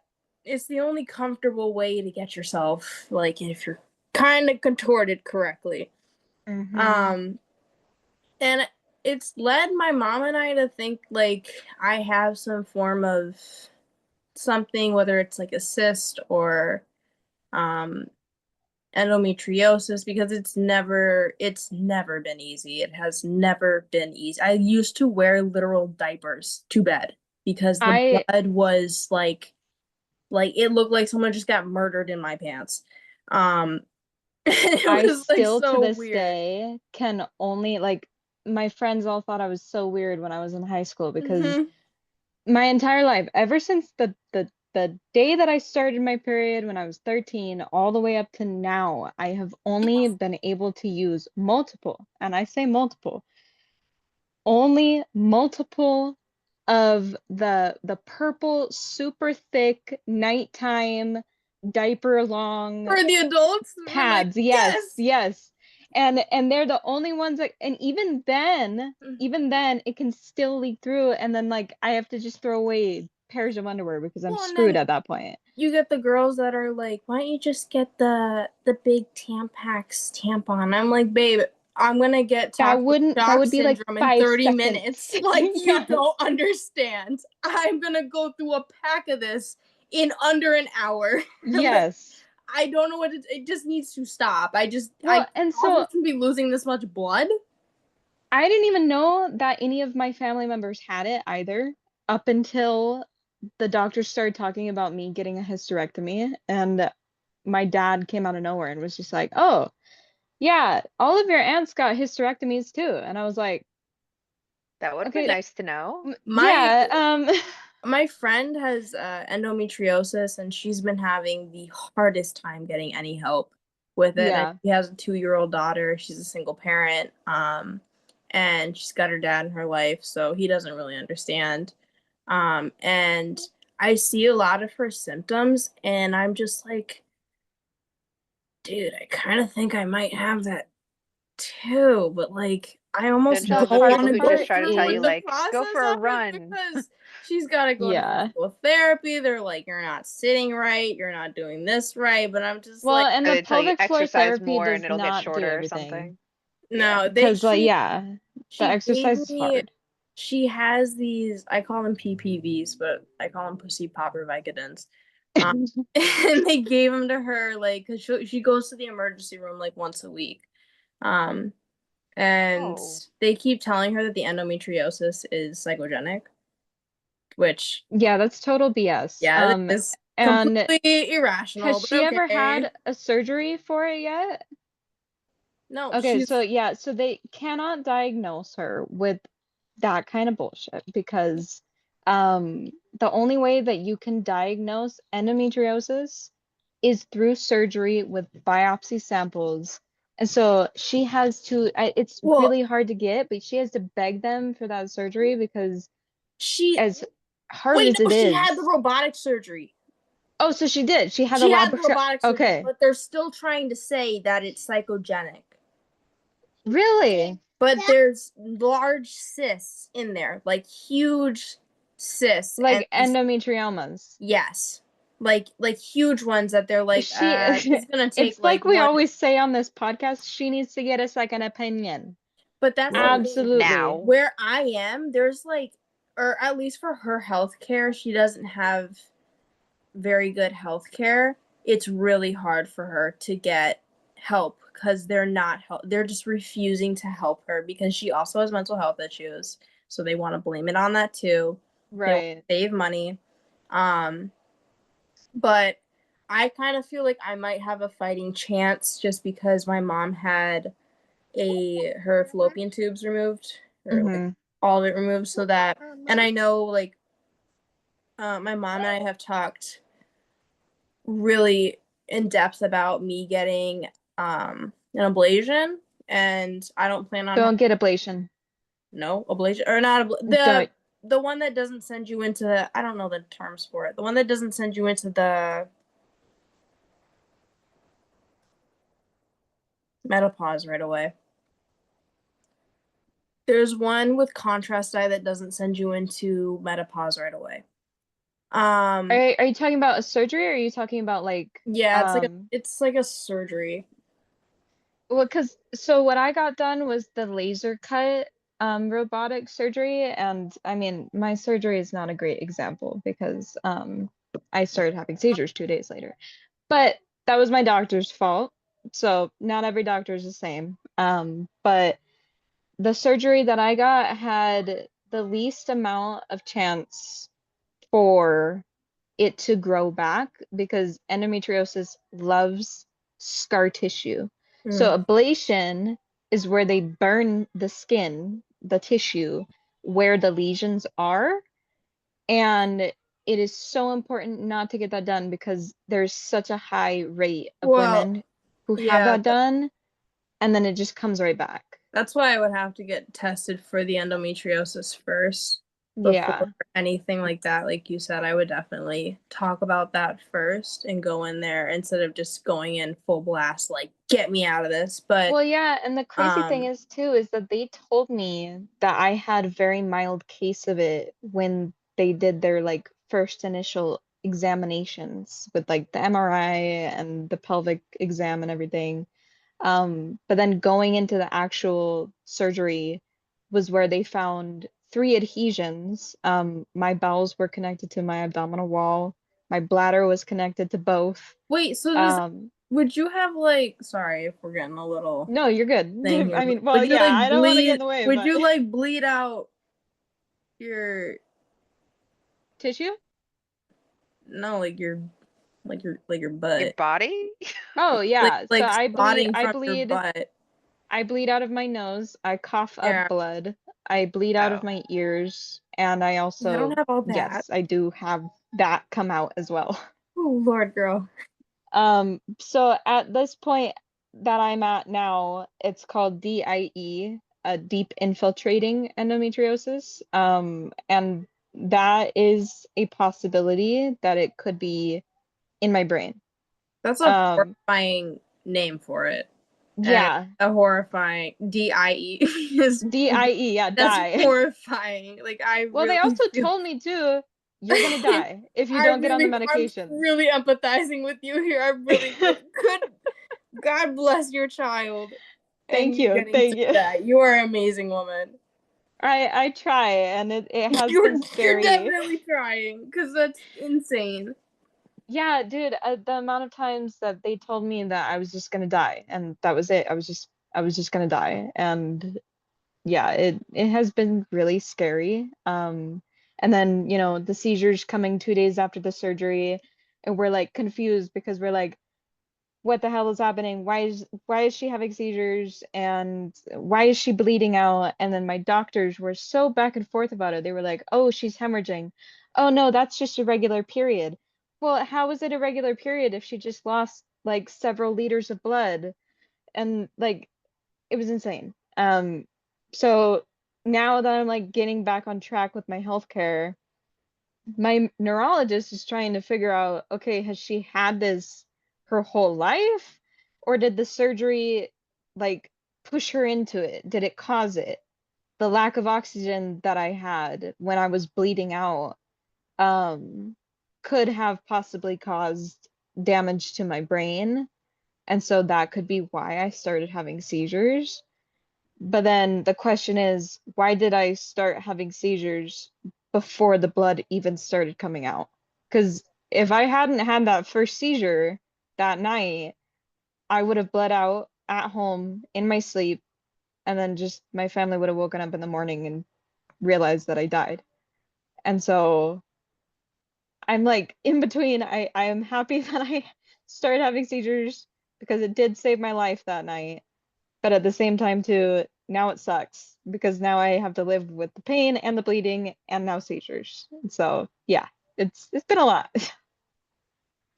I still have to be a mom. And a woman.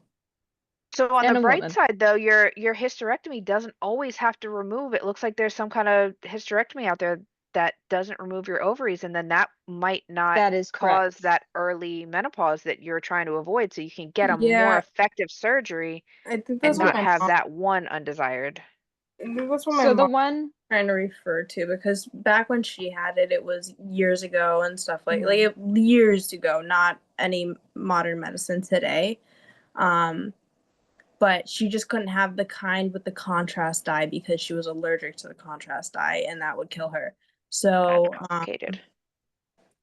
she just had to have the whole thing done. But if I were to do it, I would like to avoid menopause.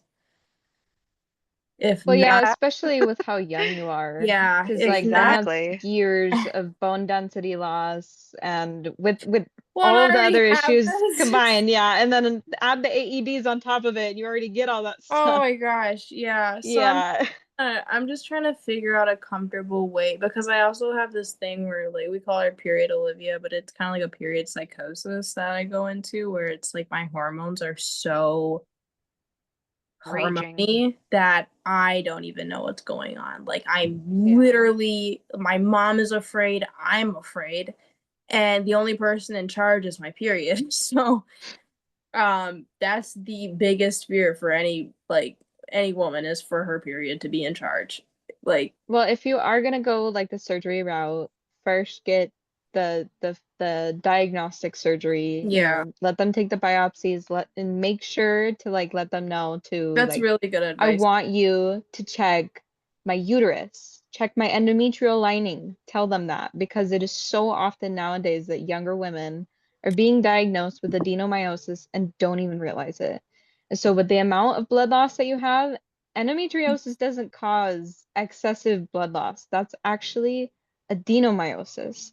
So I never even would have known that I had it until I got the surgery because it is not usually visible on ultrasound unless it's past the point of no return, which is now the case for me. So every time I get an ultrasound, they're like, "Oh wow, your uterus is about to fall apart." Cool.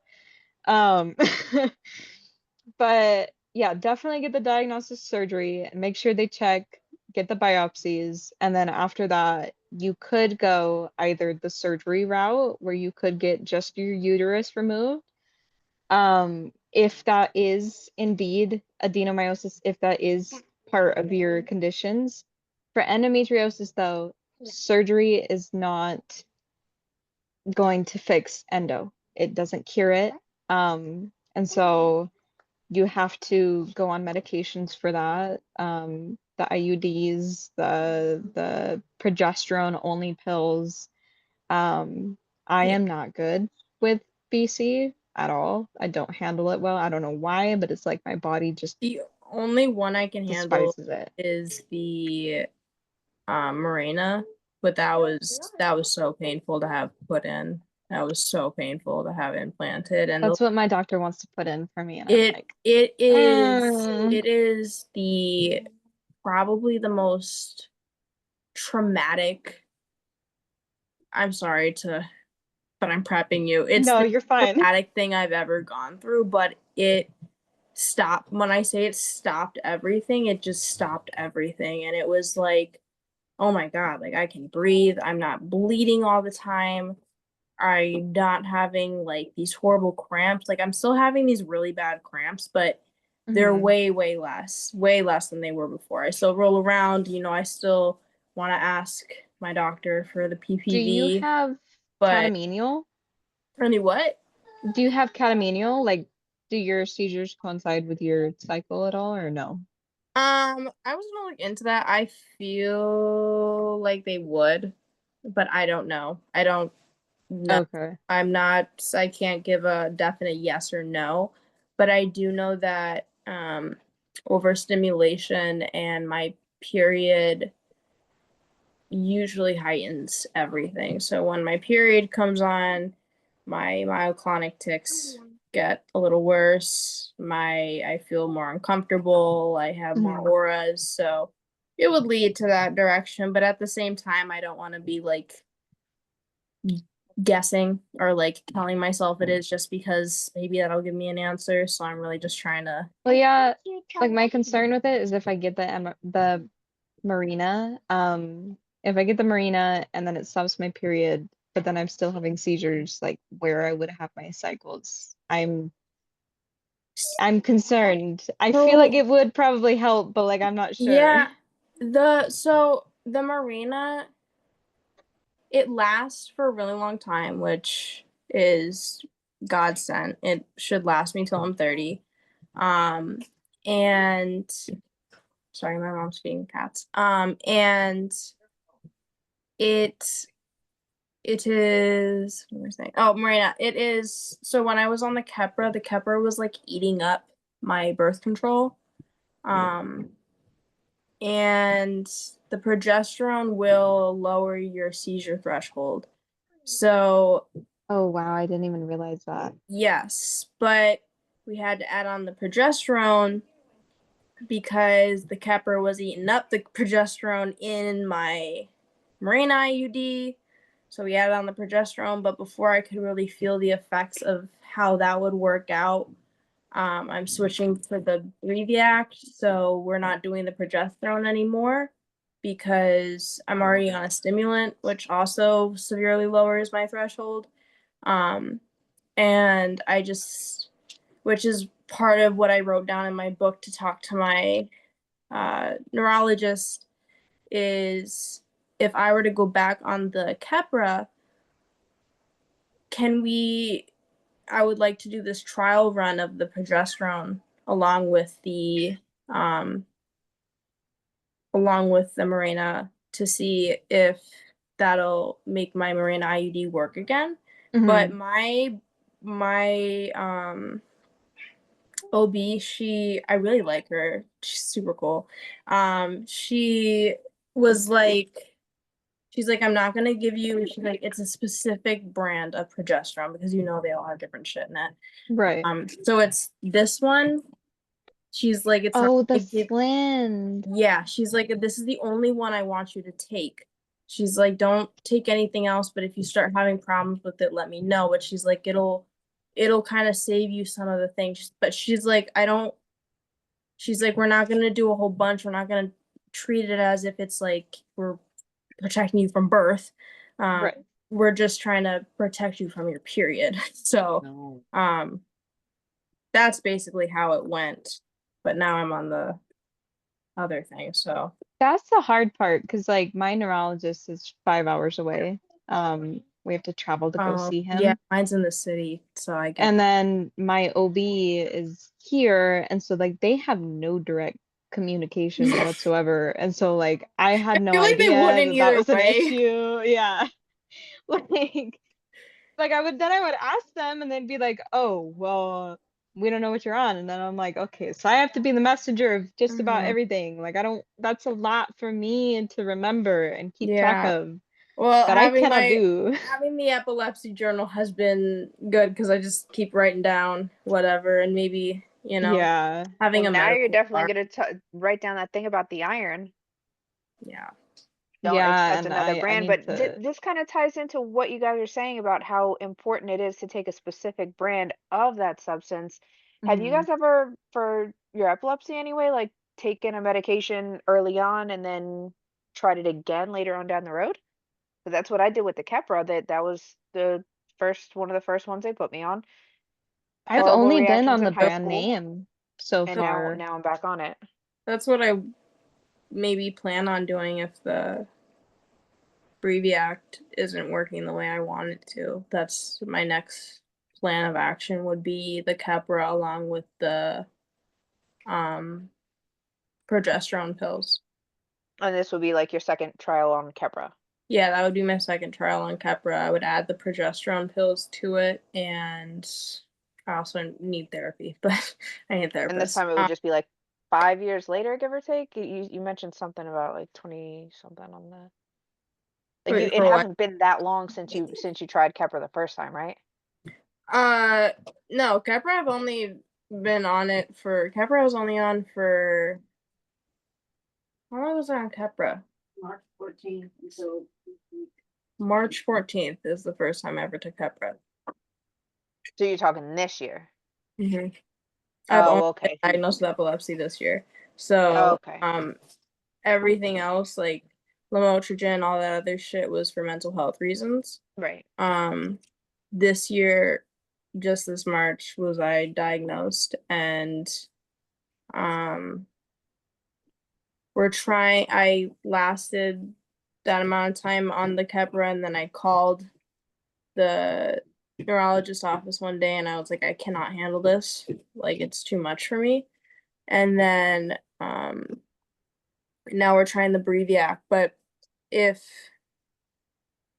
the Breathiac doesn't work, we're in kind of an odd place of life right now, just in general, with the moving and the ECT and everything. So I see ya. But it's just finding a balance, I guess.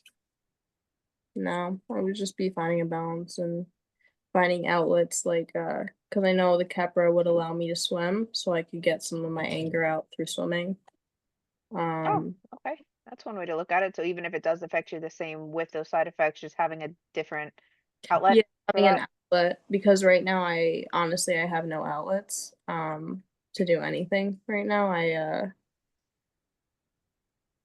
am very grateful for my home, but You want to I get out. think as somebody with a Yeah. chronic illness, people understand when you say your house feels like a prison, because it's like there's only so much I can do in here. And my bed, just sometimes I just hate my bed, but it's the only place I can lay comfortably or feel safe in, but I hate it. Right. Um, In the and middle. it makes you sound so like, Closed off. yeah, and it makes you sound like you're not grateful, but it's not that you're not grateful to have a home and a bed. It's you're sad that you are missing out on the people who don't have to spend their lives in their bed, in their home, like locked You away. said that. You said that perfectly. Yeah. It's like Jason. That's literally like me all the time. I'm literally like Jason all the time. And it's just like in this dark, desicquit area that it's like, all right, I guess I'll just morph in here. Anything to look forward to literally changes your life. I just sit in the middle of That's the bed. understandable. The middle of the bed is the most comfortable place. You know, you're not gonna hit the floor. Yep. Carpeting is great. Yeah, I can sit in the middle of the bed and edit videos and watch TV from the middle So of the mattress. I've been told that I cannot share a bed with people because I move around so much while I sleep and I hit people while I sleep because my arms go flailing around all the time. I've always been like that though. And I don't know. It doesn't matter. I don't care if it's a Diddy size bed or a child's bed. Hold I up, did you can't just share. say what size bed did you say the first time? Diddy size bed. I need it to myself. I'm not sharing. Wow. Sorry, bad comparison. But he had some big, have you seen some big beds? Like what? That's the way to say it. I can't share a bed. I will find a way over to your side and I'll be like, boom. There you go. I got something else. Oh, please do. This is pretty much something, well, no, you guys can both answer this, I'm sure. It says, what is the number of days you were in the EMU before you caught a seizure? I read that 5 days is optimal, but the most I have done is 72 hours. The last one was less than 24 hours. They told me I could go home because they didn't see any episodes. I had an EEG. How long did you stay before anything was caught on an EEG? I left before they could find out. In the EMU, I didn't plan for it, so I don't think they ever caught any. It was during the intentional, I forget what they call them, where they try to catch it to get approval for the surgery, that I stopped taking the meds intentionally and like knew when this appointment was and basically tried to schedule my own seizures. That never took more than a day. They caught enough in like 48 hours when I was scheduled for 72. They just had to do it like twice.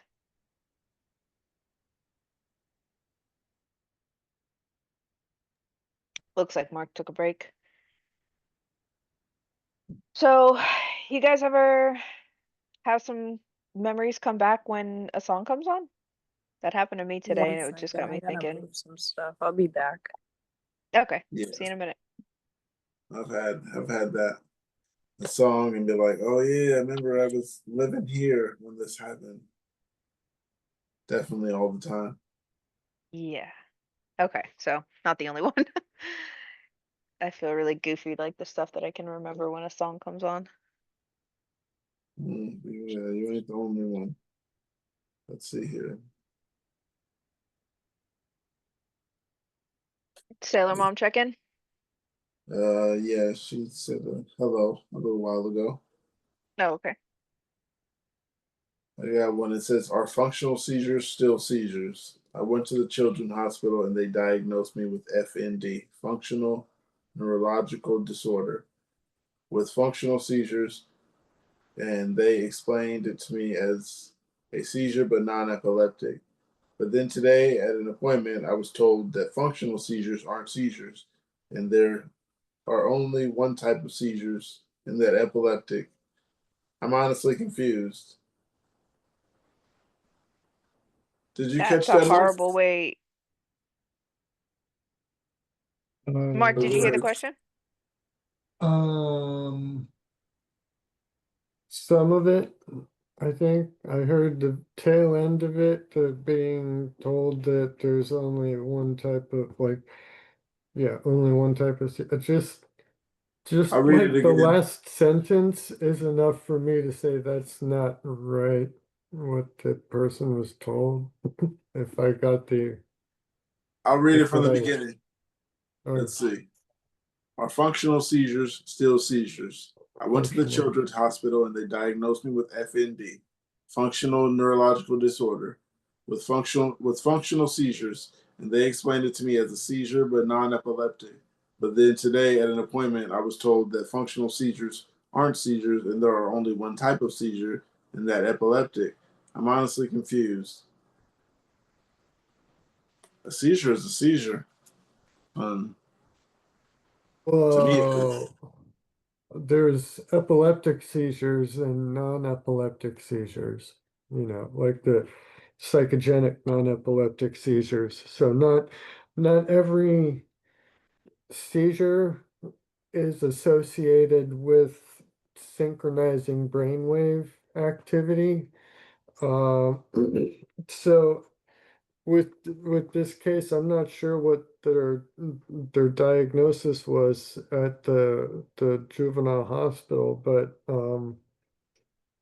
maybe what they were told was somebody saying that there are only, well, I don't know. It sounds like there's a misunderstanding in communication somewhere. Well, there's a misunderstanding either in the information being provided or in the communication to the person or in the communication between that person and me. Yeah, so it sounds like somebody needs to get their facts straight Yeah. because there's no way they could be having seizures and then being told that just because you're functional or you're aware that it's not a seizure. So that's the But I impression mean, I'm getting from your answer. yeah, hold on. What was the diagnosis again? um, functional Functional. neurological disorder.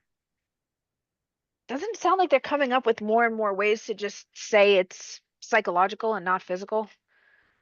It sounds like I'm learning more about those diagnoses emerging than more epileptic type seizures, and I would assume that they narrow down where they're coming from and come up with a new Yeah, syndrome, but they're functional coming up with way more neurological psychological. disorder can present with seizures that are not caused by abnormal electricity in the brain and are therefore called non-epileptic seizures or functional seizures.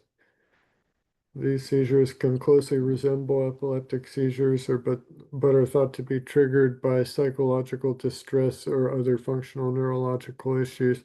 So it sounds like maybe just broadening the nomenclature, the names that they have for psychogenic non-epileptic seizures. Or maybe it like psychogenic non-epileptic seizures are just one part of the functional neurological disorders. I don't know. Bigger term doesn't necessarily mean making more diagnoses non-epileptic. It could be subdividing the name that they already had there. Yeah, so it's just like a different kind of PNES. Yeah. Or PNES is a certain type of functional neurological disorder. I'm not sure which. I'm just Yeah, that's true. I guess you could look at it that way too.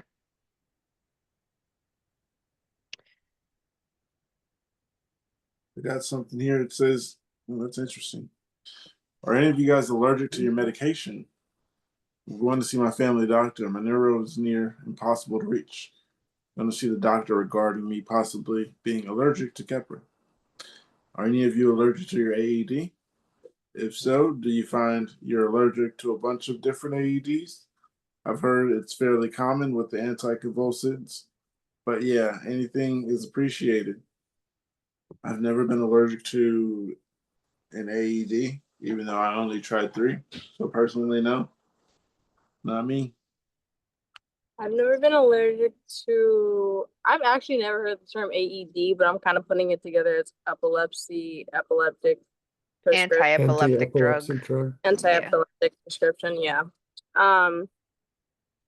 I've never been allergic to one of those that I know of, but I have been allergic to Abilify. And that caused a what's it called a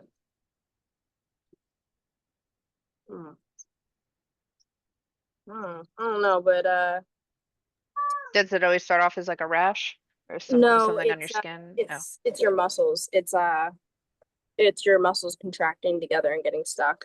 Oh, okay. It's called a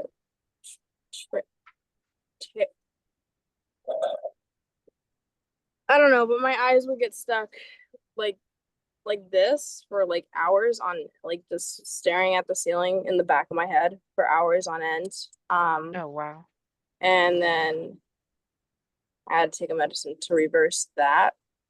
Okay, so it's not full-blown anaphylaxis, but it's No, definitely stuff no. that you'll notice.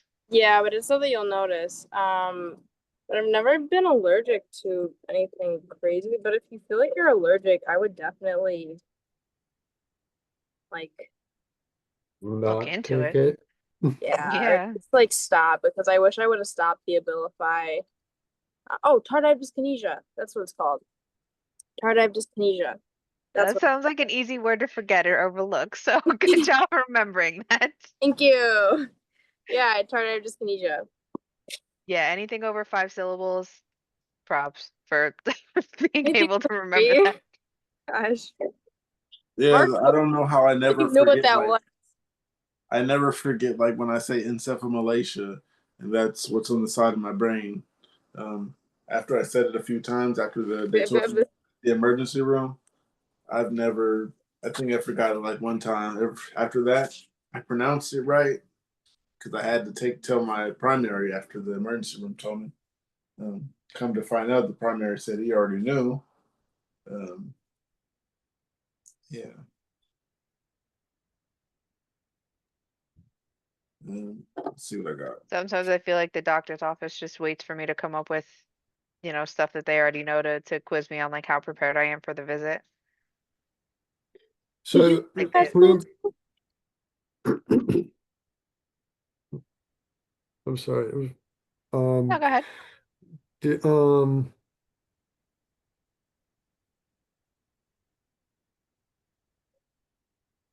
don't know. We were talking about big words a second okay, ago. yeah, no, okay, I big was gonna words say good. Mark looked like he The recognized what tardive dyskinesia was. Oh, yeah, I've read about it. I remember reading Dude, that was specifically that the it craziest is diagnosis I've ever that had. it is among one of the more painful conditions that a person can possibly receive.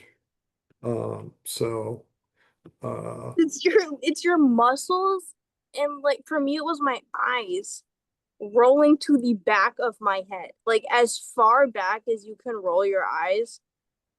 Here's, if anyone's watching this, roll your eyes as far back to the back of your head as you can and see how long you can keep them there. yeah. And imagine that for hours until your eyes decided, you know what? I'm gonna just let it go. I'm gonna let it and go. anyone watching this video, please be advised that is not medical advice. No, don't do that. If anything happens, it's not my fault. Don't do it too much. Be careful. Don't do too much. We are Don't not doctors. Not doctor. Uh, just experiencer.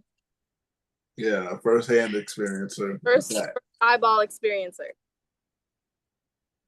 Well, that's a way to hell of a way to remember or get a reminder that your eyes are actually muscles. Okay, There's muscles in I your eyes. remember what I was going to say. Something the at the I had a neurologist appointment yesterday, and she was discussing possible triggers, and hold on, it's Vimpat o'clock. I gotta go get some water. Pat O'Clock. I like that one. Okay. With the eyes, also, I was in a residential facility at the time. So I was but it was for kids in the foster system because I wasn't in the foster care system. So I don't know why I was there. It was really weird. I was supposed to be there for a year, but my mom was like, give me my child back after 6 months or something. So, but I had that during that stint. I had it in another one too. But the psychiatrist was having relations with the nurses, so he was too busy with that. And your mother couldn't be present for these?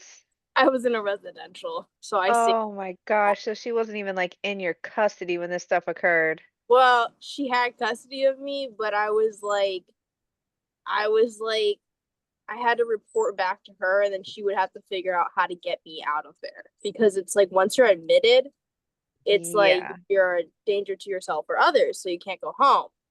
But if you start bringing up legal stuff and they got things that they were trying to hide, they'll let you out real quick. There you go.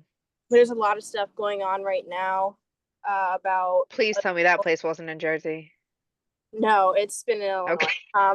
God, I'm picturing you Jersey's a somewhere in positive Trenton in one of those foster houses or Jersey's a something. positive place for me. But it was like it was so awkward because there I was with like 12 other girls and my eyes are just rolled up to the back of my head and everyone's looking at me like, Olivia, like, are you good? Like, we're over here, you want to look at us? And I was like, guys, I think I can't. Like, I literally can't. I don't know what to tell you. I Completely can't. aware and feeling all of that. Yeah, it really started to get bad when I was in there. Is when it really started because I was on Abilify for 4 years, so I had this problem for 4 years, and it was really getting bad in there, and that's when my eyes started doing that, and I was just as confused as them because so we had this running joke that I was the girl from that would come out of the TV because my eyes would just be completely white. Mm. And but it was like so like it's just such a weird like one of those things that you're like, that would never happen to me. And then you're like sitting there and you're like, this is the weirdest shit that has ever happened to me. Like, and I've had a lot of weird I've had a woman bite me randomly while I was on the phone with my mom. But having my eyes roll the back of my head like that and trying to look around at everyone and then playing we literally had a game where everyone would stand around me and I would try and guess who was who because I couldn't see. But yeah, it was painful, but we made the best out of it. Mark, you're back. I'm sorry. Yeah. So I had my neurologist appointment yesterday, and one of the things that we were discussing, she had brought up that heart issues can be a trigger for seizures. And specifically, she said that they've been finding recently that when a person has an interruption in their heartbeat, when it's like pauses for a few seconds at a time, um, that can end up leading to a seizure up in the brain, even though it's not like the nervous system of the heart that's connected and sending the signal. It's still,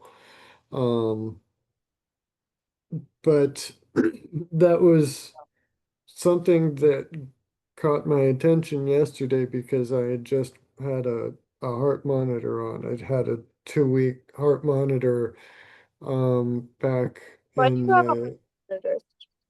um I was feeling palpitations while I was on Vimpat, and I have a history of irregular heartbeats.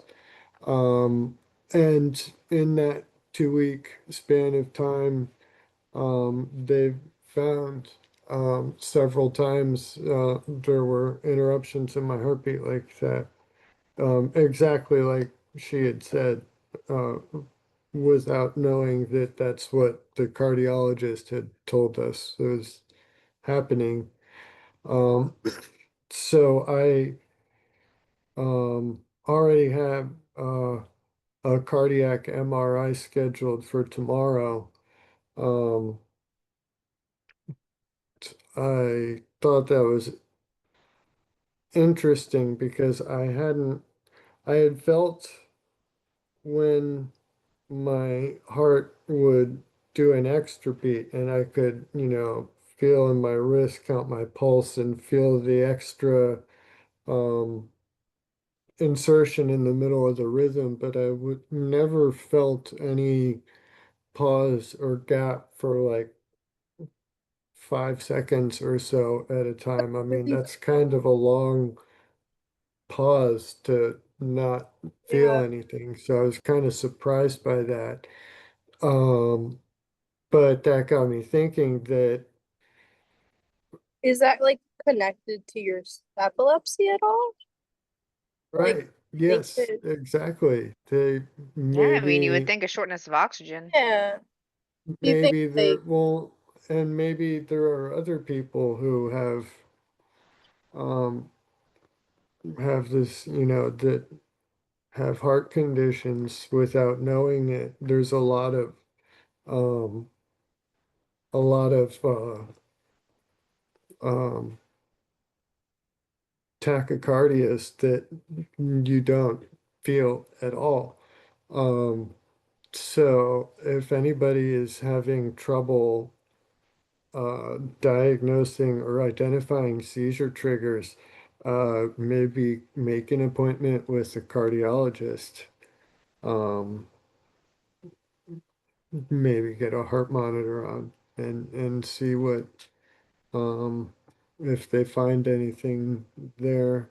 I hate Uh, how this stuff is so like expensive too. Like this type of treatment just to make sure that our bodies are working and are okay should just be like accessible. It's really sad that like we have to go through so much in order to get the accessibility to the treatment in the first place. Because I'm sure like it would be nice for all of us just to know like how our heart is doing. Like I would love if I could just go into the doctor and be like, hey, can you just do a couple of these tests because I'm curious about these things, but you have to have like this, and this in order to do this, and then do that, and then do this. On top of this is also $5,000 just to walk in the door, and then another 4,000 just to sit down in the chair. And it's crazy. It's like, but I'm really glad that you've been able to get like the heart monitor and stuff like that, because that's like super. I don't know. Yeah. I don't think that I have anything like that.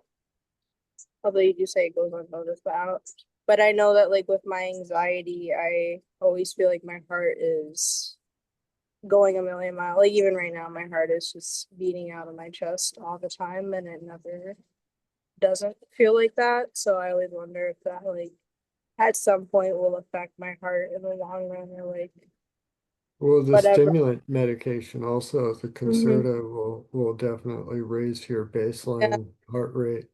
Well, which Um, sucks too, because you mentioned that you struggle with ADHD as well, and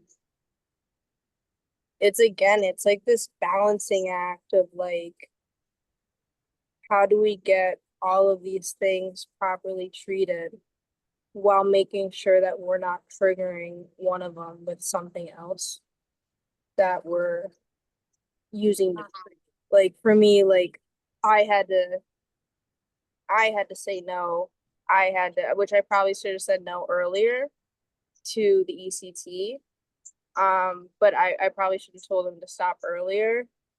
Um, or else they would have kept going. But it helped, but I think that we went too far. And that has now left me in a space where it's affected me for the rest of my life. I think it's just gonna affect me for the rest of my life. Um,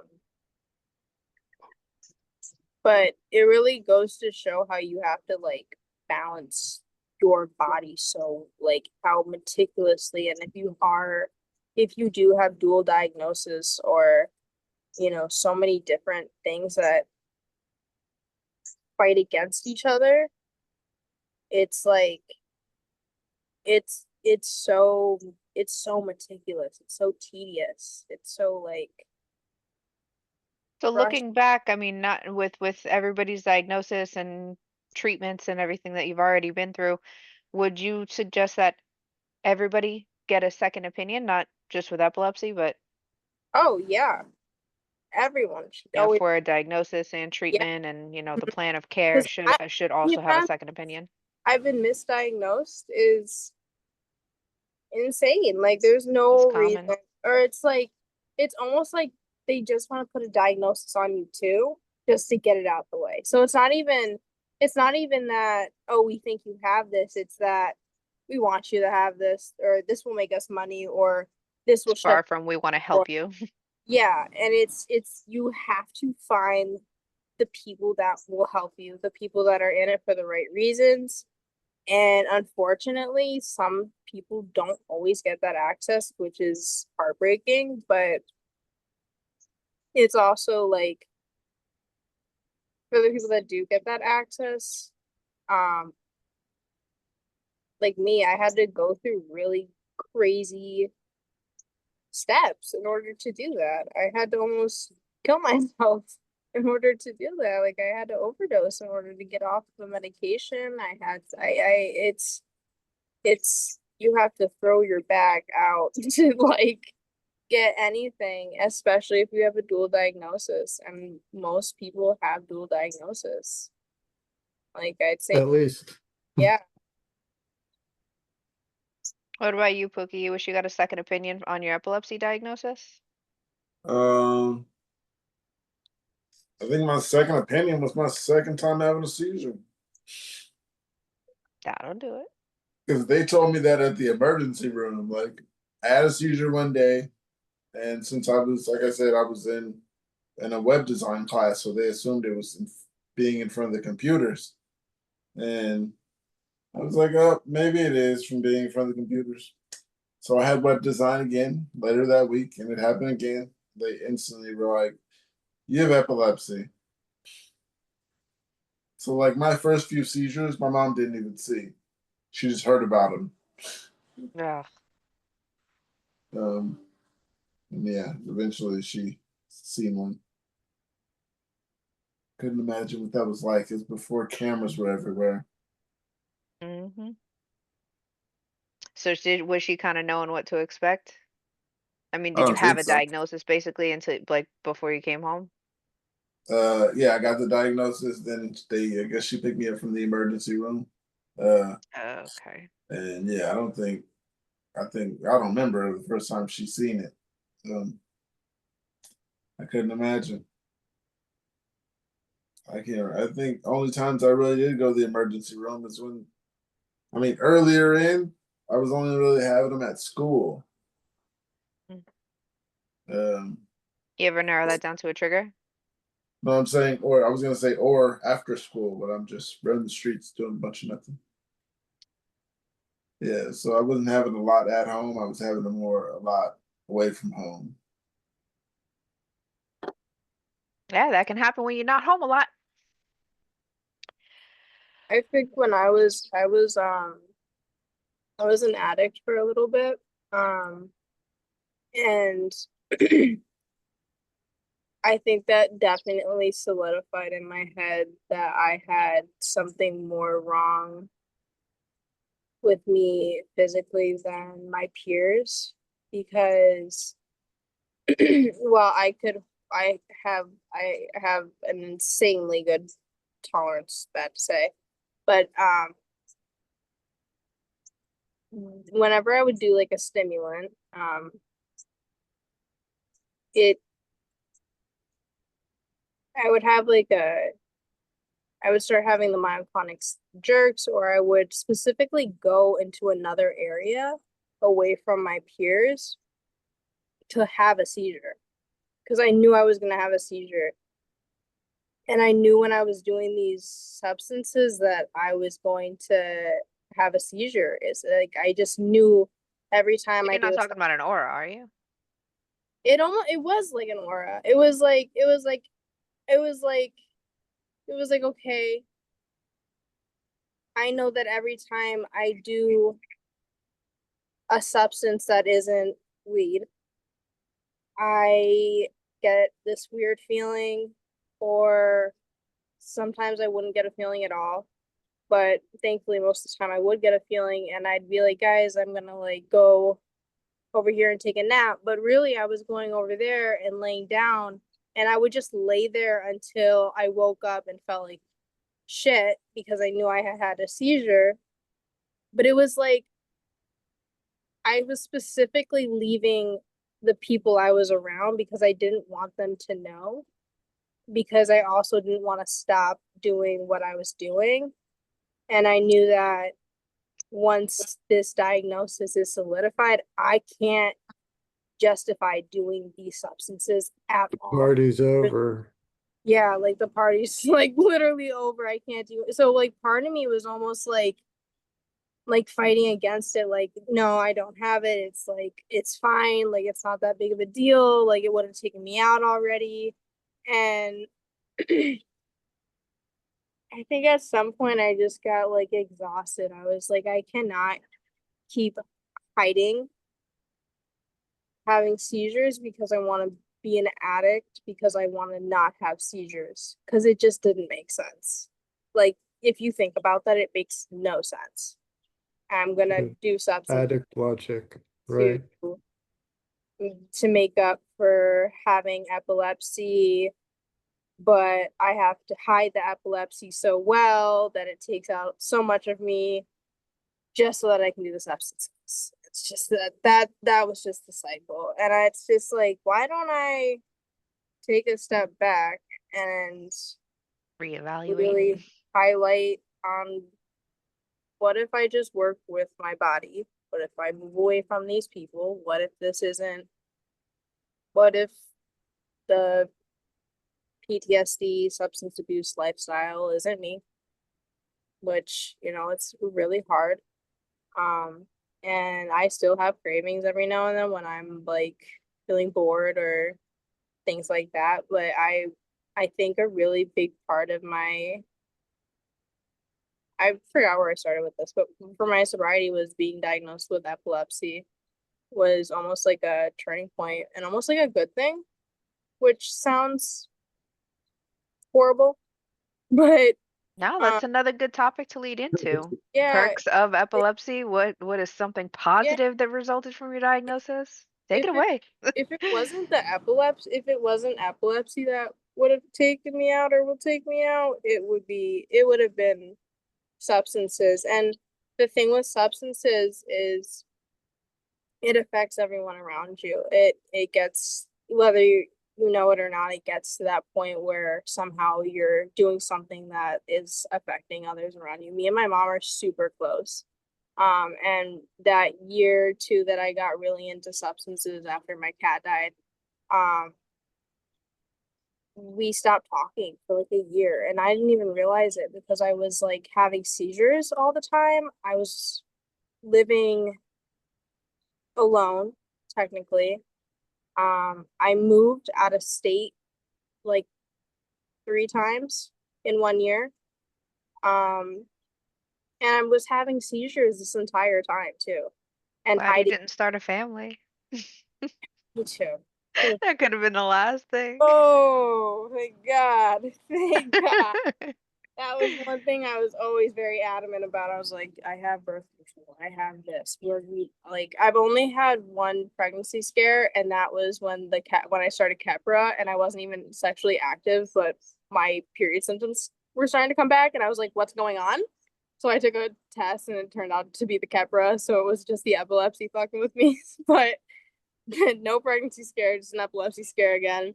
But epilepsy in a way kind of saved my life because it stopped me from going down the path of getting a seizure or heart or lung or liver disorder from substances, which would have been the other path that I was destined to go down. So,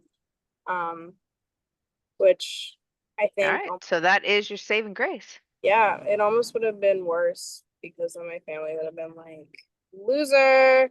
I would have been like, guys, come on. But now they can't be like, loser, because epilepsy, guys. Which they shouldn't be like loser anyways, but they should be supportive.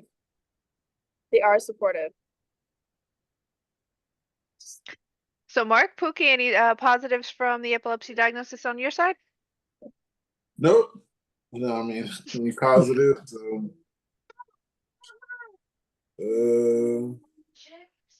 I could say, yeah, it stopped me from some driving because I like going fast, and I can only imagine. I think I'd be like a street racer or some shit.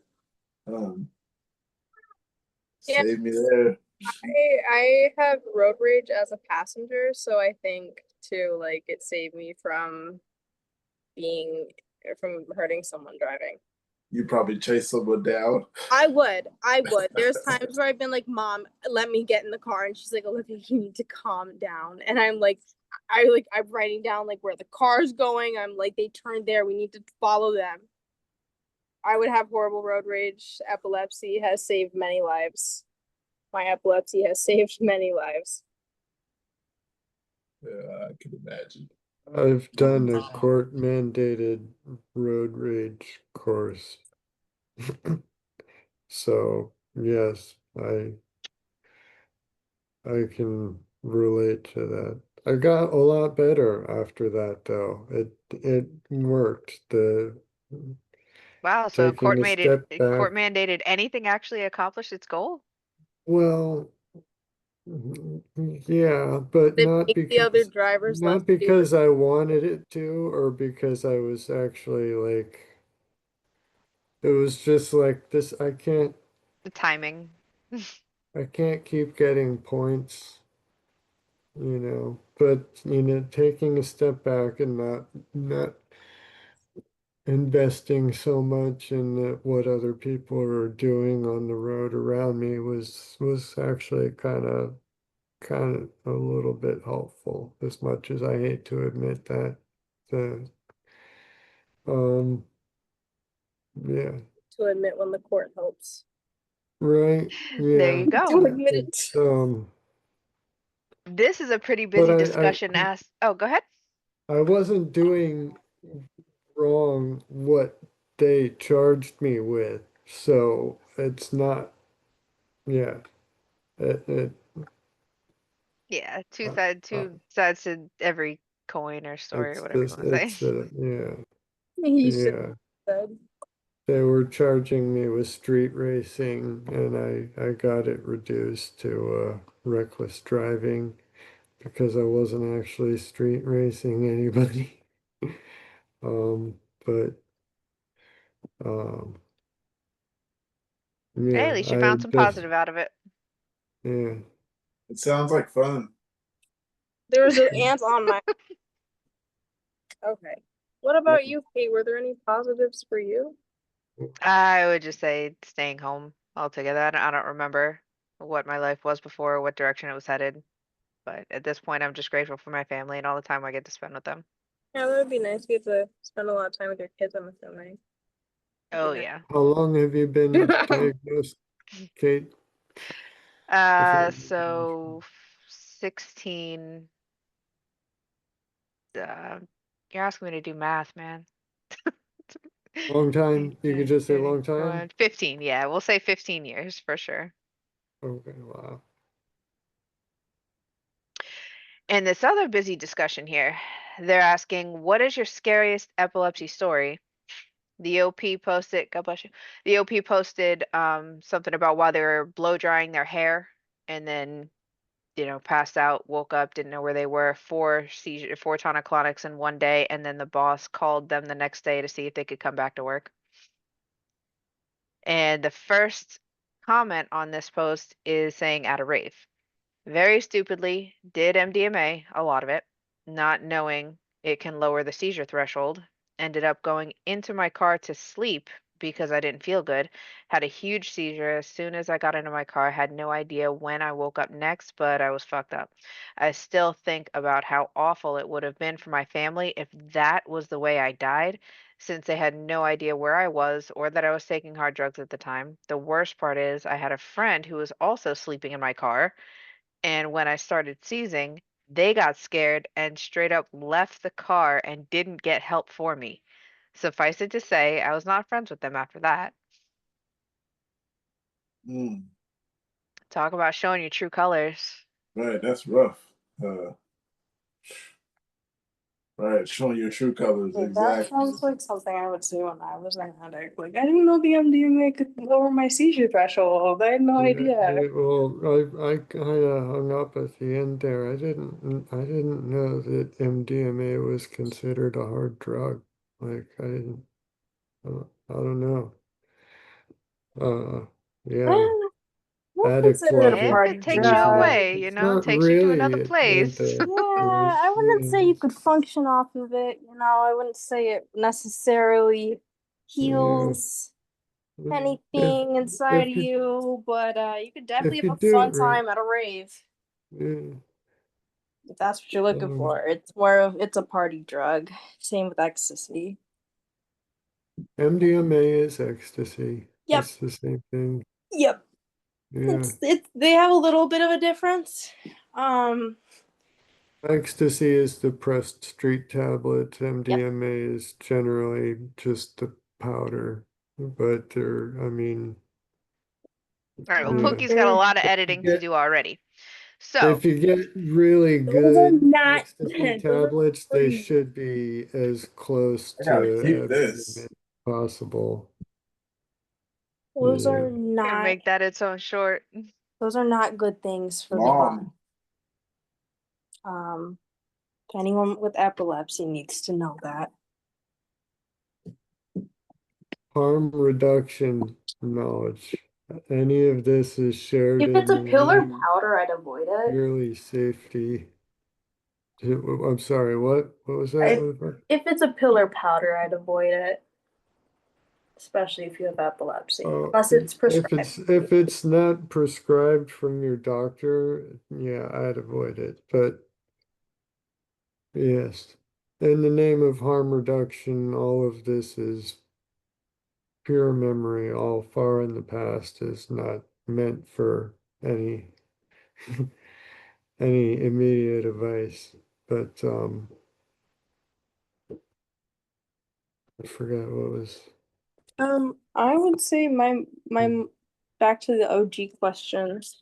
My Oh, most there was a question. scary seizure experience. Yeah, that's the question I was. The next step or entry was saying I was using an angle grinder to cut through a steel deck plate when I had a focal, so I was aware the entire time this was happening. The power switch on the angle grinder locks into the on position.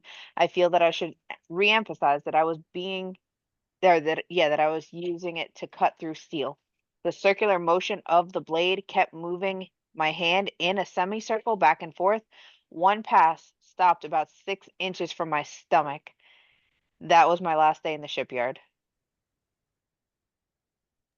That's a near death experience.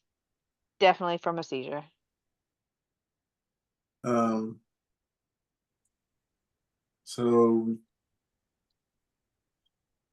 my near death experience, I don't know. Would my wandering off be a near death experience? That could be.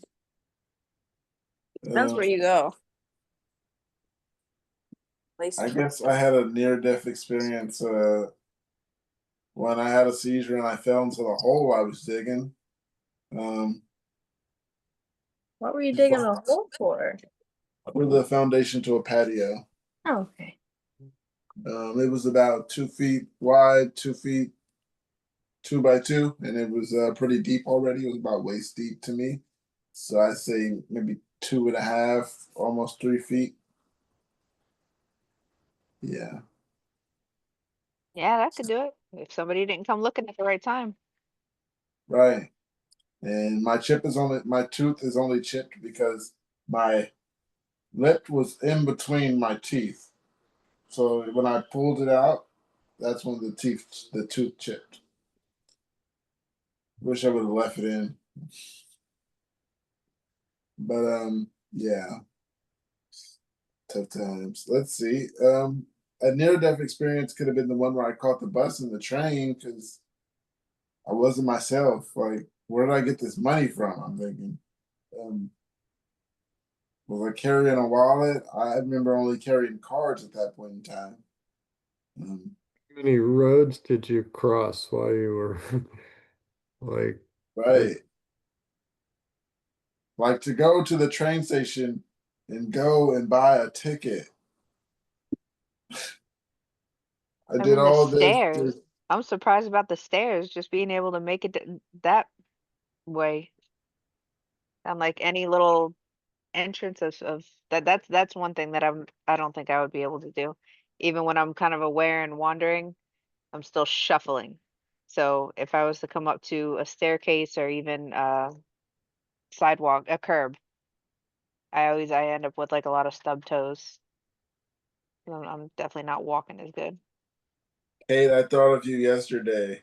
Um, for some reason, I was putting the dishes. I was washing the dishes, and then I was putting them in the refrigerator.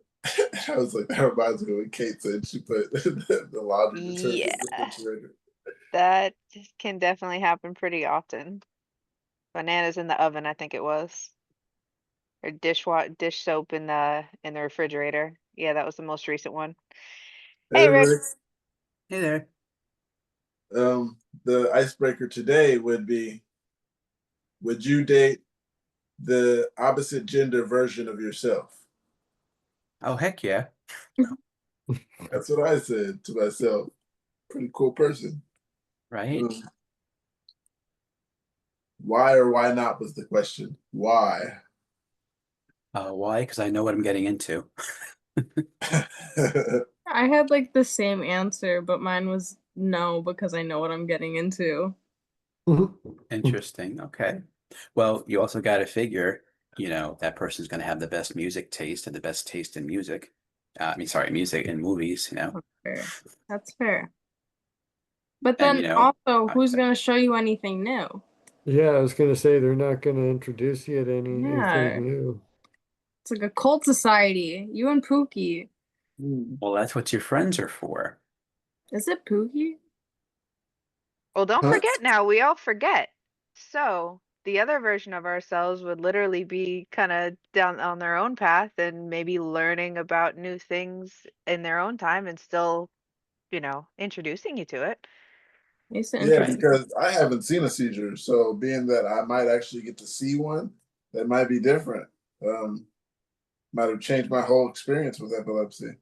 Um, but yeah, I did like I told everybody, I date the opposite gender version of myself. Because I don't do much. I'm pretty much chilling, trying to stay away from stress. Uh, Editing videos, doing videos, trying to find out how to hang out with people without actually hanging out with people. Yeah. I don't know. So After hearing you guys be so confident about those answers, then I don't know. Maybe I'd give it a chance. I keep changing my answer every time. yeah, only thing I was thinking about is like the times where I do get mad at the stupid stuff that I do, and I'll be like, I could have fucking did this, and I'm like, why? And I'm not arguing with myself, but I'm in my head like, why did I do this? And lightly get angry at myself, and I couldn't imagine getting angry like that part. We probably move out somebody. There's I times just that feel I like get in anger my is such a feelings. waste nowadays, Yeah, since we already don't know when it's gonna end or how. Why waste it Mm. on anger? Wednesday.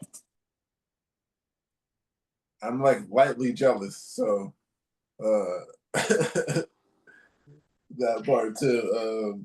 Yeah, but you never know. Your female self might not be.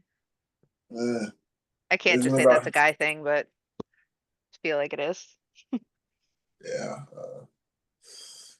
yeah. I get jealous. So, Rick, anything new? Subjects you want to bring up? Questions? Um, nothing really new. Actually, yes. So, I want to thank you guys for introducing me to vitamin B12, especially, you know, last week, Pookie talked about it so much that I said, you know what, I'm going to give it a try. So first I spoke with my neurologist and he said, well, yeah, try it because apparently a lot of the anti-seizure medications block your absorption of B12. So, um, I'm not going to get political or anything, but there's a lot of things that the FDA recommends at a really low amount. So, like, for example, vitamin D, they're finding more studies about there's so many things that vitamin D helps with.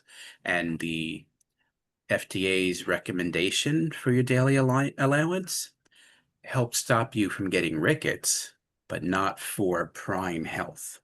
So that's a lot of things when it comes to what the recommended daily allowances are. That's for like bare minimum. Even though it's recommended daily, that's really the bare minimum what you should be getting. So the bare minimum for B12 is, a certain amount. I'm like, all right, well, let me take double and see what that does. And right off the bat, Sunday, Monday, Tuesday, Wednesday, no naps. Didn't need a nap at all. I felt so much better. Thursday, I only needed a 2 hour nap, and then I helped move furniture. And today I needed more sleep, but that's better than the whole week. So I feel like I was given some of my freedom back and some of my free time back. So thank you, Pookie, and thank you for everybody else who brought up B12 last week. That's definitely a win. Yeah. Love the success. Love it. I just noticed today. I just pointed that out to everyone. I just kind of paid attention to that today. That haven't taken as many naps. Haven't needed to. A lot of extra time. Yeah, so I call it freedom time, which is nice that it's 4th of July. So I feel like I got some of my freedom back by getting free time back. And having the energy to use it. Mm-hmm. That's brilliant. Yeah, the only time I get tired is when I'm sitting here smoking for no reason. Just those days. But I got a question. This one, it caught me because of me. It says sleepwalking, memory issues, or absent seizure. 22-year-old female, really new to epilepsy. Onset started at 20, but I notably have a lot of absent seizures. My wife has witnessed a lot of them and tells me it's just like I fall asleep. But recently, I found out, I found that my body still moves around mostly subconsciously during them. I have no memory of moving there or typically finding myself not too far away from where I last remember. My last one a few days ago, while I was food shopping, I blinked and found I was in a different aisle and staring at ice cream. My shopping cart was with me and I was gripping onto it. I felt like I gained consciousness while I was staring at it, and then took me a few seconds to start blinking, and I actually realized that I had just moved. It's really weird and disorientating, and honestly, so scary. I have no memory of moving. My memory, my family are very worried and scared about letting me walk outside alone in case I decide to cross the road when I'm not fully aware of myself. I wanted to know if this was something else others have experienced, and how have you coped with it, kept yourself safe? I haven't been able to find any information about absent seizures, including a person still moving, and have only been given examples of absences, making people only stiff and still. Could this possibly be issues with memory rather than a seizure activity? With this, the for me in particular, the coping part is nothing. It's just like, damn, this is what's gonna happen. Coping, yeah, it's just like this is what's gonna happen. This seems like the one that I cannot control. Like there's some where people are like, "Oh, you can't control what you're doing, so that's okay." But these literally, I can't control them, and that's the scary part. Coping with them is just like knowing that this is what's gonna happen. You just gotta tell yourself it's gonna happen, so you gotta not bother yourself because it's gonna happen. And I hate that it's happening, and I'm trying not to. And this B12 has helped. Um, yeah, I'll be going on 3 months. I'll be going on 3 months and like a week. So yes, 3 months seizure free. I think the longest I went was like 4. So I'm counting it up. This B12 and no nicotine. It's been doing me good. No How you gonna focals. celebrate? Probably stop taking my B12. No, but skip my dose. Party a little bit. There you go. I don't know. Yeah. Hopefully it's on a Tuesday or Friday. Um, No matter what, we'll celebrate with you. I just put a picture in the chat of somebody else who posted their picture of what their head looked like after the RNS got implanted. mm. That's pretty crazy looking. That's what I mean about being able Brandon, to access my own medical records. I gotta be able to do that. yo, Brandon, we got an icebreaker question for you. Oh yeah, I want to hear his answer on this one. Definitely. You there, Brandon? You're on mute.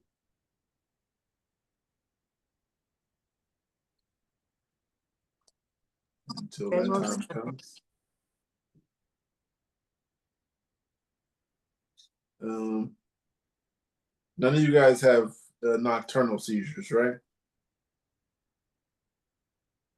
I do. Oh, Yeah, There I am. Okay, sorry. I was trying welcome. to hit the start video start audio and then it was cutting in with this thing is being recorded. Anyway, sorry. What was the icebreaker question? the icebreaker question is: would you date the opposite gender version of yourself? Why or why not?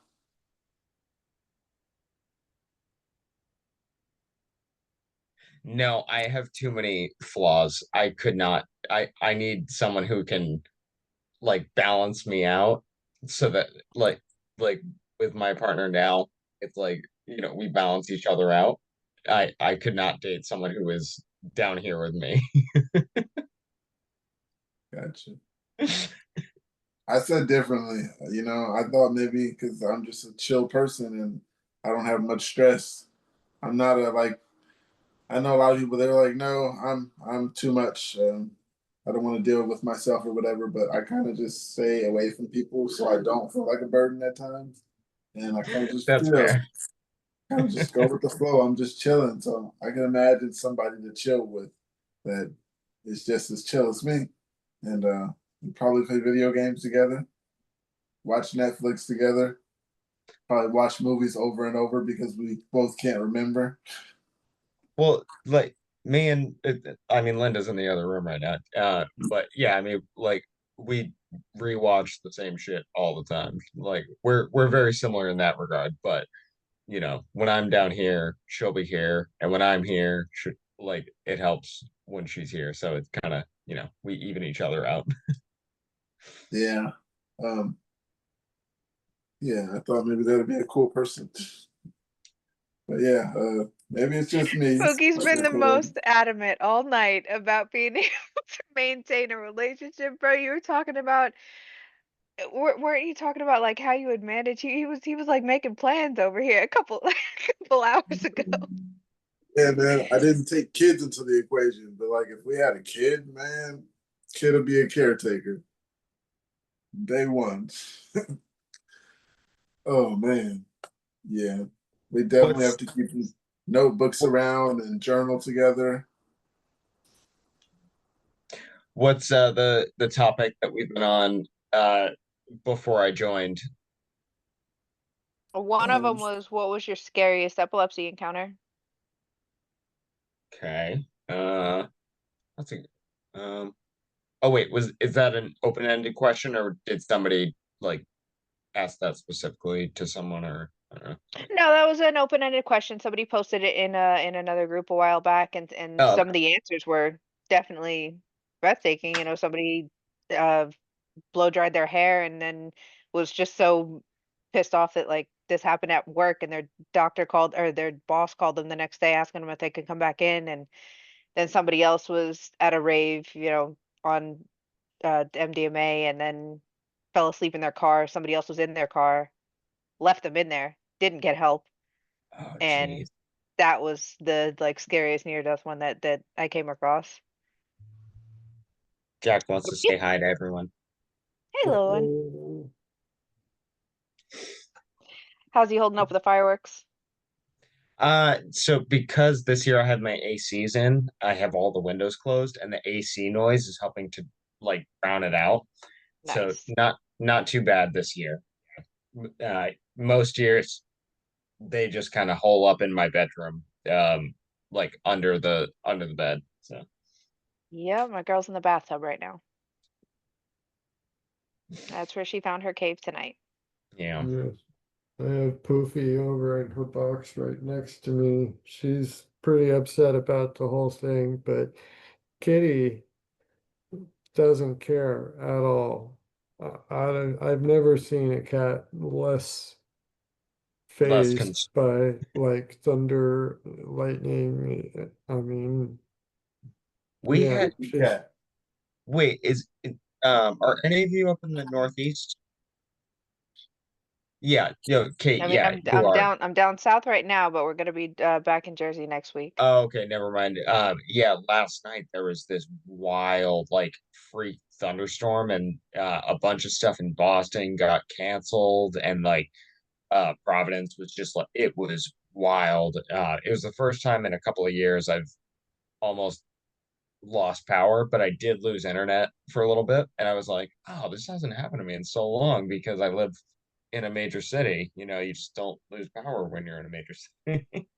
Now I know yeah. somebody up in Connecticut that said, something to that effect, that she a dog trainer, and have their routine with the puppy, but that didn't happen. Yes, last night was wild. Yeah, now people there was some wicked flooding in central Texas apparently today that cause some devastation. So yeah, no, we're safe. I'm crossing that off the list of like things to talk to the realtors about when we start looking. At least we can say that pretty much the whole country's falling apart, not only healthcare and everything else, but also weather-wise. Wow, the first blanket statement that can be accurate. Okay. Wonder how many essays you're going to be grading about that. You guys said you have seizures in nocturnal seizures. You guys answered that. I don't necessarily, so this one kind of goes with you guys. It says tracking nighttime seizures while living alone. Oh, you guys don't live alone though. Just want to say I'm not epileptic myself. This isn't about me personally, it's for a friend. So my friend lives alone, and I stayed at his house quite a few times, and he had a seizure, but after the fact, I had to convince him of it because he didn't remember. Now we want a reliable way to track if he has had a seizure at night. He usually gets his seizure at night. Anyways, we're thinking buy a Fitbit or something because it keeps track of heart rate. But if anyone else has any better advice, let me know. Apple Watch. Apple Watch. Yeah, I mean, Camera. Yeah. I mean, oh, I've got a Fitbit. I don't think it does. Well, I know it doesn't do the Fall like detection. accelerometer fall detection thing, but I have tracked heart rate spikes with the tonic clonic on the Fitbit. So my Apple Watch will track, all the heart rate stuff, but also if it has the fall detection, that's hooked up to not, 911, whatever it is in whatever country you're in. yeah, Um, emergency contact. yeah, and also like well, your info is stored, like your emergency contact in your Apple info. So it'll just automatically be there for the EMTs. Yeah, that's true. When you can't explain something for yourself, especially if you're living alone and you actually did need the medical care, they get there and you're still totally unaware. That's like the don't Narcan me time when Like, you I'm want them not to on drugs. know Right. Not on exactly. drugs. Not on drugs, just yeah. weed. Not the My bad watch just ones. called you because it was supposed to. Right. Somebody come over and you're on the floor and think you're taking drugs. Now that for that nocturnal seizure question though, I mean, once they have, once they wake up enough with like the bloody tongue and all the undeniable soreness and Sore muscles signs that and you had stuff. Yeah. exactly, like you remember that stupid muscle in the back of your knee that's like not ever supposed to feel that sore.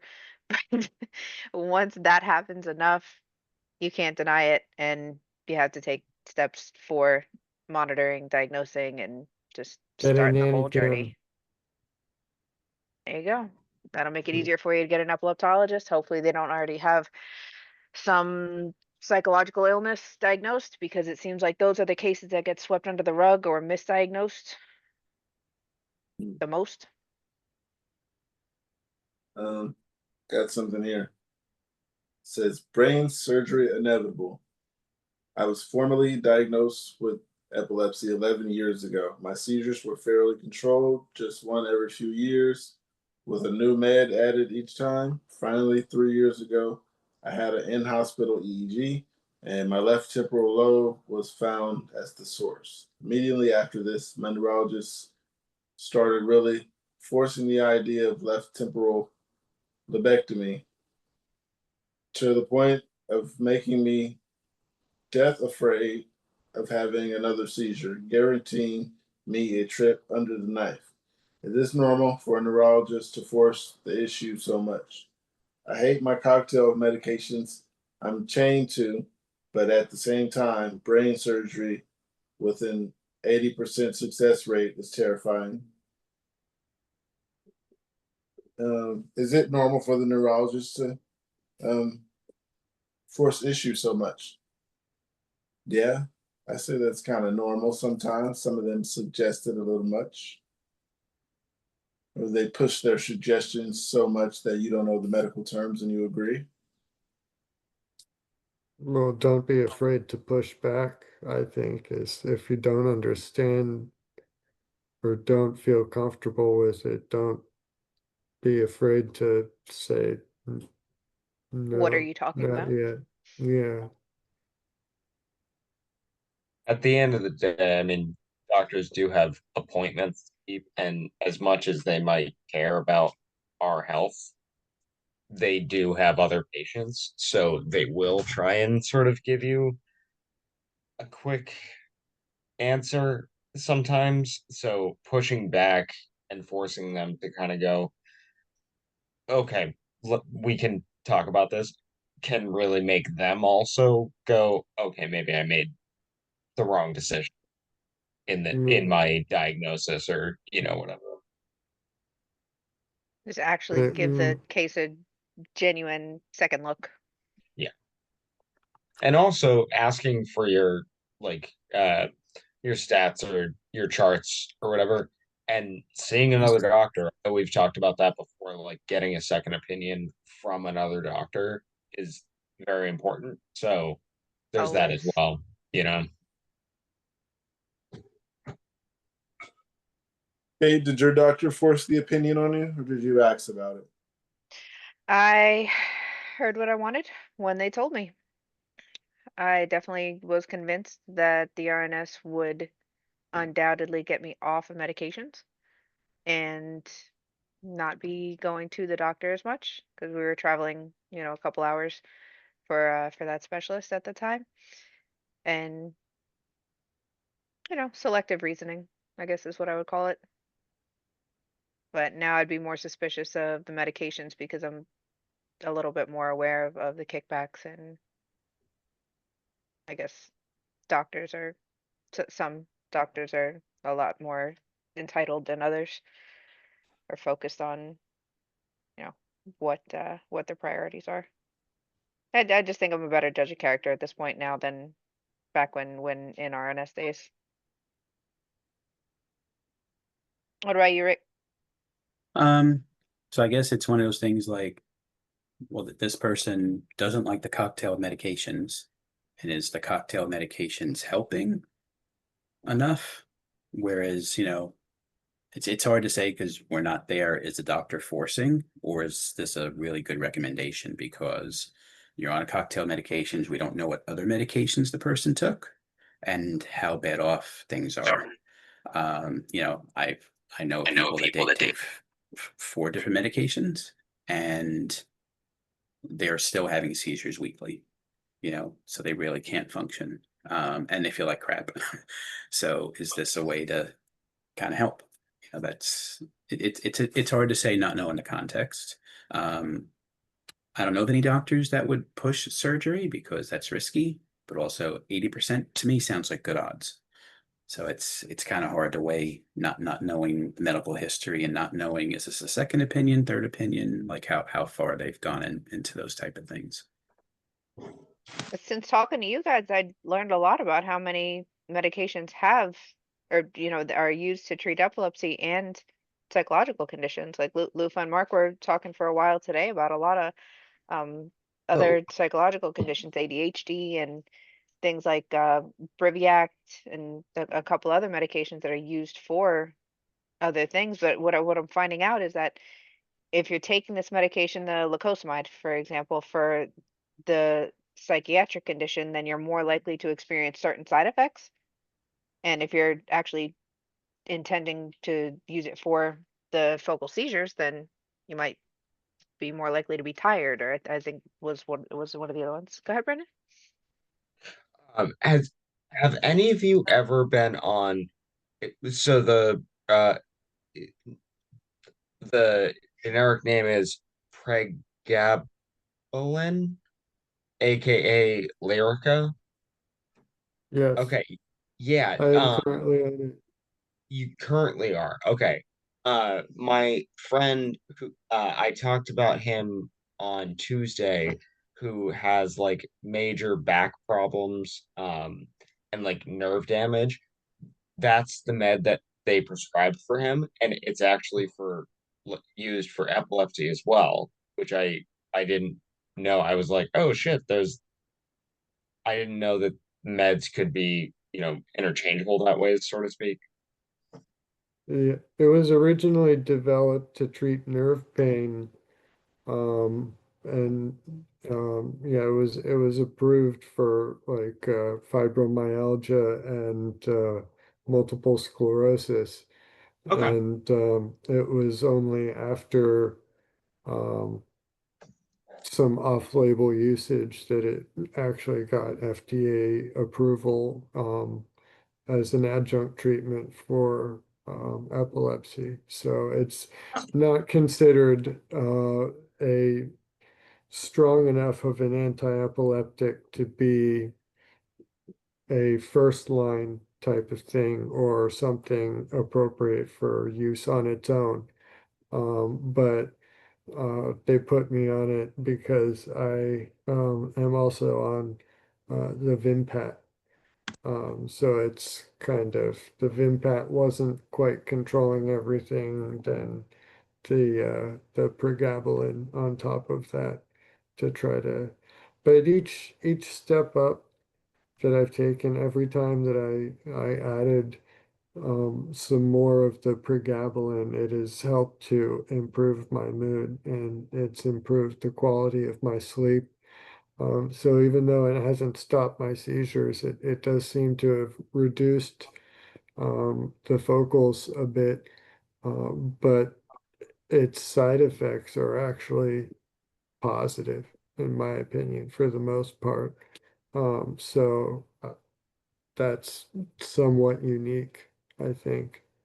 Um, I mean, that That's good probably too. speaks a lot to just how much they don't know about epilepsy. I mean, if these that pregabalin is, I guess, a class of medication called GABA analog. I never heard of that. It was a structurally similar to they just gave the big long medical word for it, but it's basically mhm, an inhibitory neurotransmitter in the brain. So it kind of brings everything down a notch, slows it down in the brain, and yeah, that just reminds me of like pregabalin, valproic acid, gabapentin, like all of these other medications that if yes, these neurologists are just going to try it, because if it slows everything down in the brain, then maybe that'll stop the sparks that are causing seizures. And there's a lot less medications out there that are specifically for epilepsy. I still think that's just another, more evidence to how little is known about what yeah, causes it and how to tackle yeah. truly handling it. Pregabalin is actually a gabapentinoid. It acts in the same fashion as sodium channel blocking. So that's interesting that you brought that up. It's kind of right there in the same umbrella. Um, Yeah, they definitely tried different classes of medications for very different medical conditions. Well, it is interesting too, where sometimes they find things out, by mistake. I used to work with several pharmaceutical companies, and like for example, Wellbutrin is used for depression, and they found out that people taking it stopped smoking. So they did some more studies, and they came up with Zyban, which is based off of Wellbutrin.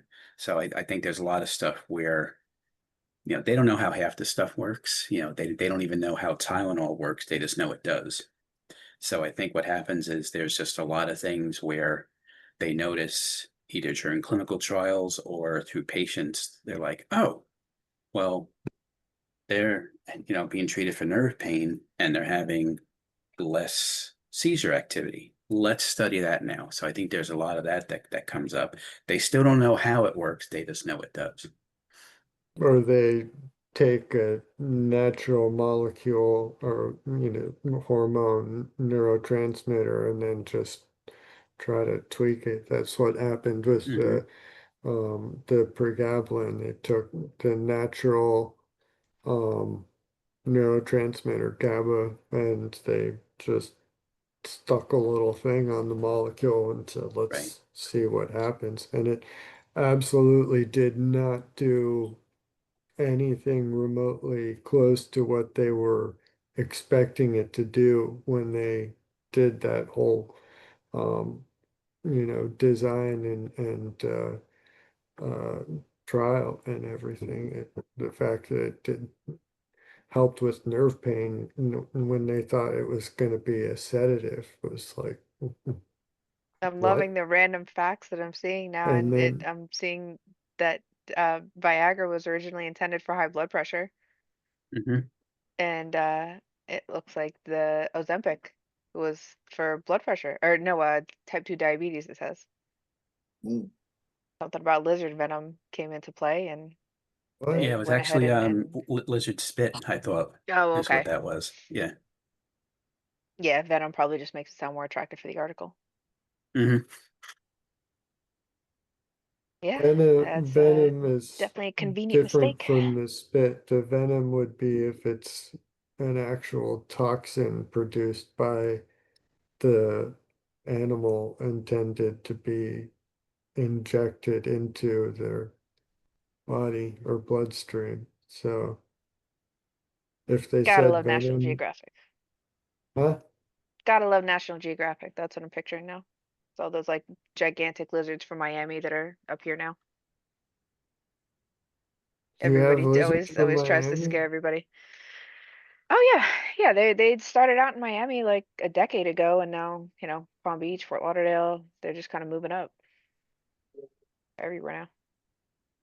Red There tail, weren't red giant heads, lizards and when I lived down in Palm Beach. well, no, it's There not their were in size, like but people are in scared because I think of the colors. They have red oh, and they're like orange, really distinct the heads bright and green ones. tails. Yeah, yeah, that's why people, I mean, it was easy enough to tell the kids on the playground, don't touch that one, it's Oh, poisonous. But oh, okay. I remember. Yeah, I know the lizards you're talking yeah, and they're about. like wicked fast and they eat everything, Wow. and I don't even remember I where they had came from, but I a had lot of people completely forgotten about raised that. hell and Imagine that. Mhm. Oh, wow. I got something. This is actually someone who's been here. This is 2 weeks ago. Says had 11 TCs from heat today and can't get a job. So stressed out from not being able to find a job in this condition. About to apply for disability, but I'm living in my boyfriend's dad's tool shed without AC at 94 degrees and can no longer afford electrolytes. Felt like I was going to die. Scared I'm still going to die with my heart going off like that. Had to take extra Kepler today, and now my boyfriend is super mad at me for my emotional meltdown, even though I apologized for it multiple times. Can't keep the relationship. Can't keep a relationship with epilepsy, even if it's just become a black hole of trauma and stress. 2 job offers in the last 3 months I had to turn down because of the stress of starting a new job got me so much I had debilitating seizures for 5 days. Still keep applying all day, left and right, but paranoid I'll get fired from having seizures if I ever get stressed out. No idea what to do. Fixate on starting a business often through my investor friend, but too depressed to even ask him for the opportunity. How do you deal with how do you deal on bad days? I didn't sleep for 2 nights and cut out coffee due to paranoia, but I secretly wonder if it's with inflammation.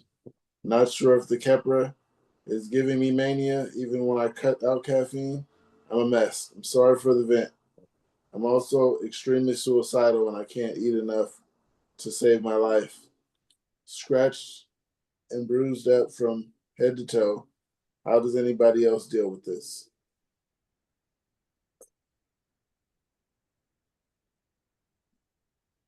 Hey Jeff, did you catch that one? I came in at the end. Okay. Yeah. Oh, And I don't that one's remember it dealing with a anyway. lot. I'd Can I say go back? first step, talk to your neurologist to get like your seizures under control, because if you're so stressed, that's just not going to be helpful in any way, shape. Like you're going to seize more if you're stressed. I think, all of us understand that we have to sort of take it low. But yeah, I also want to say like get hired, then tell them. That way they can't fire you for that. If you can I make got it past that 90-day like I know trial it's period, yeah, it's like do your if you best. can just make it, they can't fire you. But nah, living in the 90-degree shed, It's stressful. that's just not, yeah, that's just not conducive to any kind of well-being. So I gotta get in touch with neurologist her. first, get their medication under control. And maybe withhold that detail from them, so they just say, no, I'm not writing you a new script until you have like a stable home life. 'Cause I've encountered that before with a neurologist back in DC too. They Wait, said you've had a literally like, neurologist? yeah, Oh, they said they sorry, were not going to yeah. change the medications until I mean I was pregnant at the time too, but yeah, the neurologist in Southeast DC were telling me that I shouldn't make any changes to my treatment plans because of where I was living. Get away from the in-laws and then we'll talk to you. Can't say they were wrong. Can't say they were wrong, but can't say they were right because that seems a little Mhm. weird. But that's me coming in from an outside experience or outside perspective. Sorry. Yeah, I still try to admit or try to, I guess, go through that little denial stage of like, look, I just went through something stressful and I'm not having a seizure. With the dog locked in the car and the fire truck pulling up and, the cops in and And out. And that's what I was telling the family. I was bragging about it all night. And she's like, yeah, but you realize like when Jackass showed up on the fourth birthday and like that didn't really end well. So yeah, it's I hit or guess I guess miss. my It's hit my or more miss. stressful situations definitely involve people, family, and even if I think I'm stressing, maybe I'm not not enough to cause a seizure anyway. Yeah, I gotta get in touch with Everybody's this different. girl. I had a one-on-one with her a few days ago. Send her a message because yeah, that was different. Hey, Yeah, oh yeah, definitely want to hear Pookie, how she's doing. Pookie, we gotta schedule our one-on-one also. Just Anybody ever come up with essential things that have helped with the seizures? I mean, somebody's listing here a weighted blanket, things like guardrails on the bed. And I'm thinking I haven't really made No. any kind of daily changes that make a difference. It's just take the meds and, stay away from any precipice. get to my I bed if I'm home. What's huh? that? Not doing TikTok dances. Okay, okay. Sounds like fun. I got one though. I got this one specifically. Well, so far specifically for Brandon. You told me you were a vegan, so it says it says anyone vegan long term, how has it affected your epilepsy? I've tried but haven't found out I haven't found out I can manage veganism with my epilepsy because of the transition phase with what my brain uses for fuel. Just wanted to see if anyone has done it successfully with epilepsy. Brandon? Okay.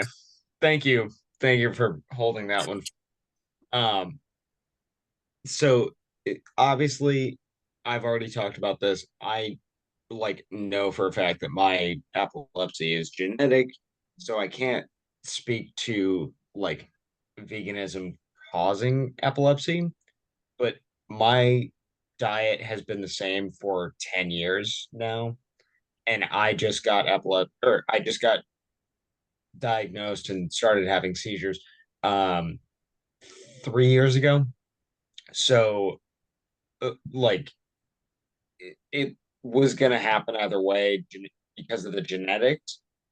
But I was already vegan 7 years prior to that. And every blood test that I've gotten from my doctor to check up on my my levels, whatever, has always come back normal. Like never low on anything. I'm totally fine. So I would say as long as you're keeping up on the B12, which I know Pookie, I keep spouting this, and you're also hopping on that train. I'm pointing this way because on my screen you're like directly to the right of me. Uh, but B12 is the main like what vitamin? No, what's the word I'm looking for? Nutrient. It it's something Supplement? that supplement. Thank you.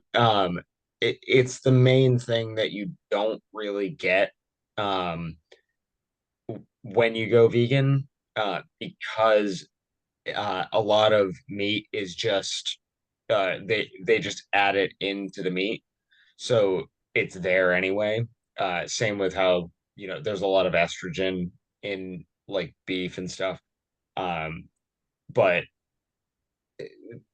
when you go vegan, you don't get that, so you need to add to it. But the B12 is such a like a brain enhancer that once you start adding that, it really helps. So I would say as long as you're like if you're vegan and you have epilepsy, just keep up on your B12.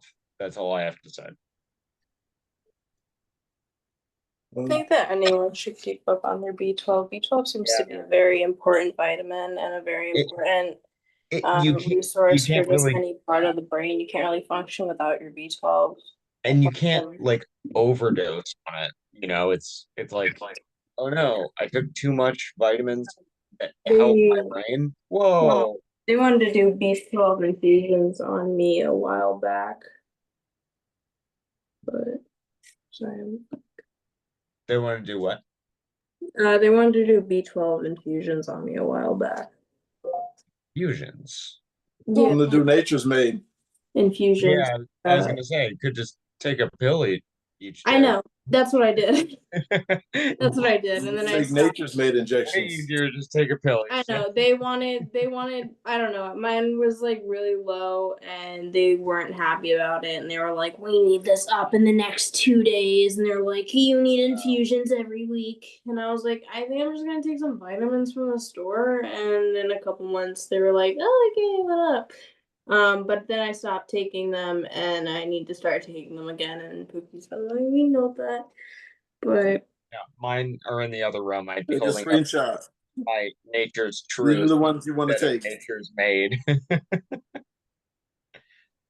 Take these ones. Take a screenshot. 3,000 micrograms. It's the ones you want to take. I got my screenshot, thank you. So I got something here. It says, "What's one thing that never fails to piss you off instantly?" People. And that's a very broad. Yeah, is this like epilepsy related something, or can we just start going off on? Because David I've got Drivers. some grievances. I really don't like human race. I go to the epilepsy sub, and then I go back years, and I find stuff, and I find things like that. Because back then they were showing like pictures of their surgeries and stuff like that, like questions with no just a caption and no questions under it. But yeah, there's no anything under it. It's just what was one thing that never fails to piss you off instantly. Because there was something I was watching earlier. This hold on, what was this? The proof is out there. History Channel show or something. Season 4, they had this episode. It started out with the Falcon 9 mystery, and they were like, here's this. You see on this Falcon launch these two unidentified lights trailing behind it or something. And I mean, I love rockets. I already talked to you about rockets the last time. So, um, I was excited to see, Falcon 9, and they had these experts come in, they shared these cool facts, irrelevant facts, because they're trying to hype it up as like UAPs or something, aliens, unidentified, whatever.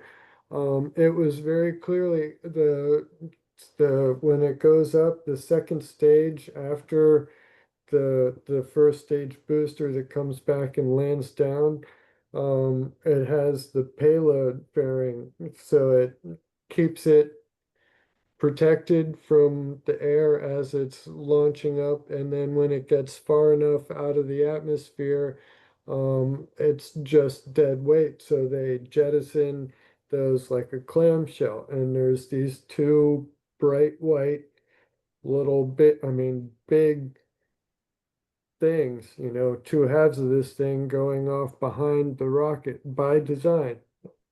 And that's what this video shows. And there are, all of these, and they have these experts um, coming in, and they go, get to the very end, and their experts don't describe what it actually is, and they label it this, unidentified, or mystery to something, or wait, no, they said it was this refraction of light through a secondary shockwave behind, which is cool, but that's not what it was. Uh, so that's something that will never fail to it's in inaccuracies and stuff. Pookie, you asked that. I told you on Reddit that my mom called me Mr. Accuracy growing up. That's why, like, I correct mistakes, errors that people make. They say something not quite right or whatever. It's like a visceral thing. I need to tell them that, yes, Yeah, correct, Kate correct will call me on information. that as well. Any spelling mistake, I will call out. Also, when people say nip it in the butt or chomp at No, it, oh, I lose my mind on those. oh my gosh. You can't destroy a mantra. Mhm. Yeah, I would call that a pet peeve too. Okay, so astronauts having seizures, or we moving on to a different question now?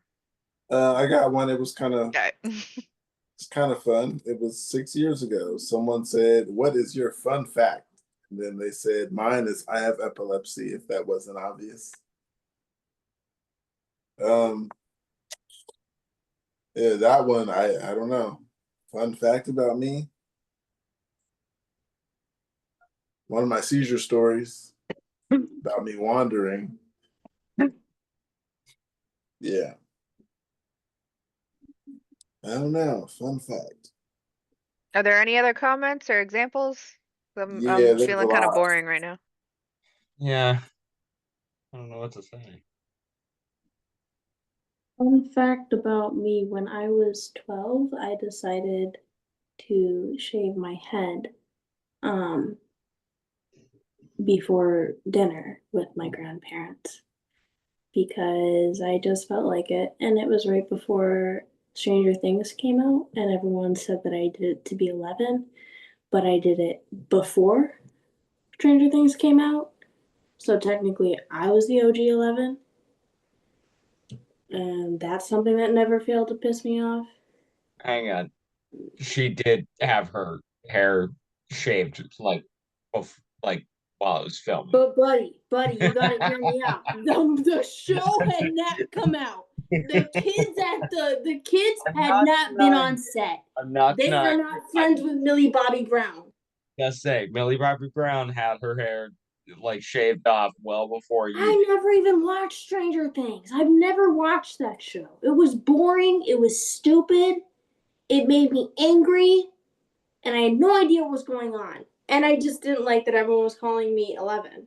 Like, girl, I'm not 11. I did this because I was in a manic episode. Come on now, let's put the pieces together.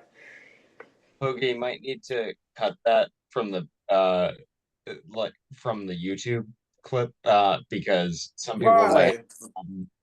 some people might have a problem with her saying she hates Stranger Things. A lot of people like Stranger Things. I'm just saying. We talk politics I'm all the sorry, time. but there's nothing wrong with having different opinions. Some people might not like I'm Goosebumps. fucking around. Everyone can have different opinions, and that's what makes the world go round. If everyone had the same opinion, we would be in a cult. Just fucking around. Right, we would be in a cult. Thank you, Lufa. We would be in a cult. Thank you. I'm gonna continue my skincare routine. So Rick, anybody ever called you out on your mantra incorrect on purpose? Do you do it just to see who will give you the side My eye after that? my son gives me the sun eye. The side eye. Everybody else is like looks at me, and I laugh and walk away. So There you go. If you guys missed it in the chat, he's saying I will say some mantras incorrectly on purpose, like to eat their own instead of to each their own. Like that's destroying it. which sometimes I do that what I too. say fits better. True, true. I got something. It says, do long-term untreated seizures always escalate? I've been having, I think, simple partial focal seizures for about 12 years untreated. I'm working on getting treatment, but testing has been inconclusive. I've heard that seizures can escalate. Like one day I could have a grand mal. Is that true? How likely is that? And is it possible that I have done damage to my brain? Yeah. Thoughts, I you mean, guys? that's the biggest reason that they tell you to get diagnosed and start treatment because it inevitably does escalate, but you can't ever say anything's 100%. They also say some children outgrow the seizures. So untreated, definitely never the way to go. But if you ever feel like you're on just too many meds, then, you know, definitely get that second opinion. Got another one. It says 29-year-old female. I have had daily sudden jerks since I was a young kid, never seizures, never anything super life altering. But as I look into things, I've discovered people don't have a single clue what I'm talking about when I say I jerk violently and then disassociate. I am not sure if I should just suck it up or look into this. They tend to happen more while I am talking or socializing, both when I'm tired and wide awake. My brother has idiopathic somnolence, but as far as I know, there's nothing even close. My friend's son was recently diagnosed with absent seizures, and she mentioned to me that she wondered if I had something similar as her son presented similar symptoms. Figure this was a good place to see if anyone experienced the sudden jerk in space. I haven't had myoclonics, but I know Kevin has, and he's gone. I have myoclonics. All right. How's that going? Unless they're medicated, unless I have medicine, and I'm taking clonazepam, it sucks and it's very painful. And it's, in my opinion, worse than a full-blown seizure because at least I am not awake for that. Yeah. Does anyone take? Oh, go ahead. No, I was just agreeing, basically. I was gonna say, is anybody taking Vimpat? No. Yeah. For those who are, it says Vimpat. Do you have tingling in your face? Aside from other Vimpat side effects, does your mouth and face tingle shortly after taking it? Does it feel good to you? Just wondering if VIMPAT takers experience this. I Does do it not. feel good to you? Is that what he said? No, they said That was the Yeah, weirdest part of that whole thing. Does it feel like, good? yeah. because I know that I've had trouble getting my Vimpat refilled because it's a controlled substance. And I have had no idea why. I've looked it up, and the best I could tell, it said something like it's some people take like an overdose of it or something, and apparently that can give some sort of, I don't know, loopy feeling or something. It doesn't, but I mean, isn't that true of almost anything? I don't know. I've never heard of anybody seeking out Vimpat. The same thing was true of my Lyrica. I can't get those refilled until like the day before I run out, or 1 or 2 days, and it drives me crazy because I really wish I could have like a week or two backup safety net supply to you know have. In case the But apocalypse. yeah, right. I At would say least I weather. could. Right, yeah. I mean, being here in Florida, right, Roads the wash out every other day.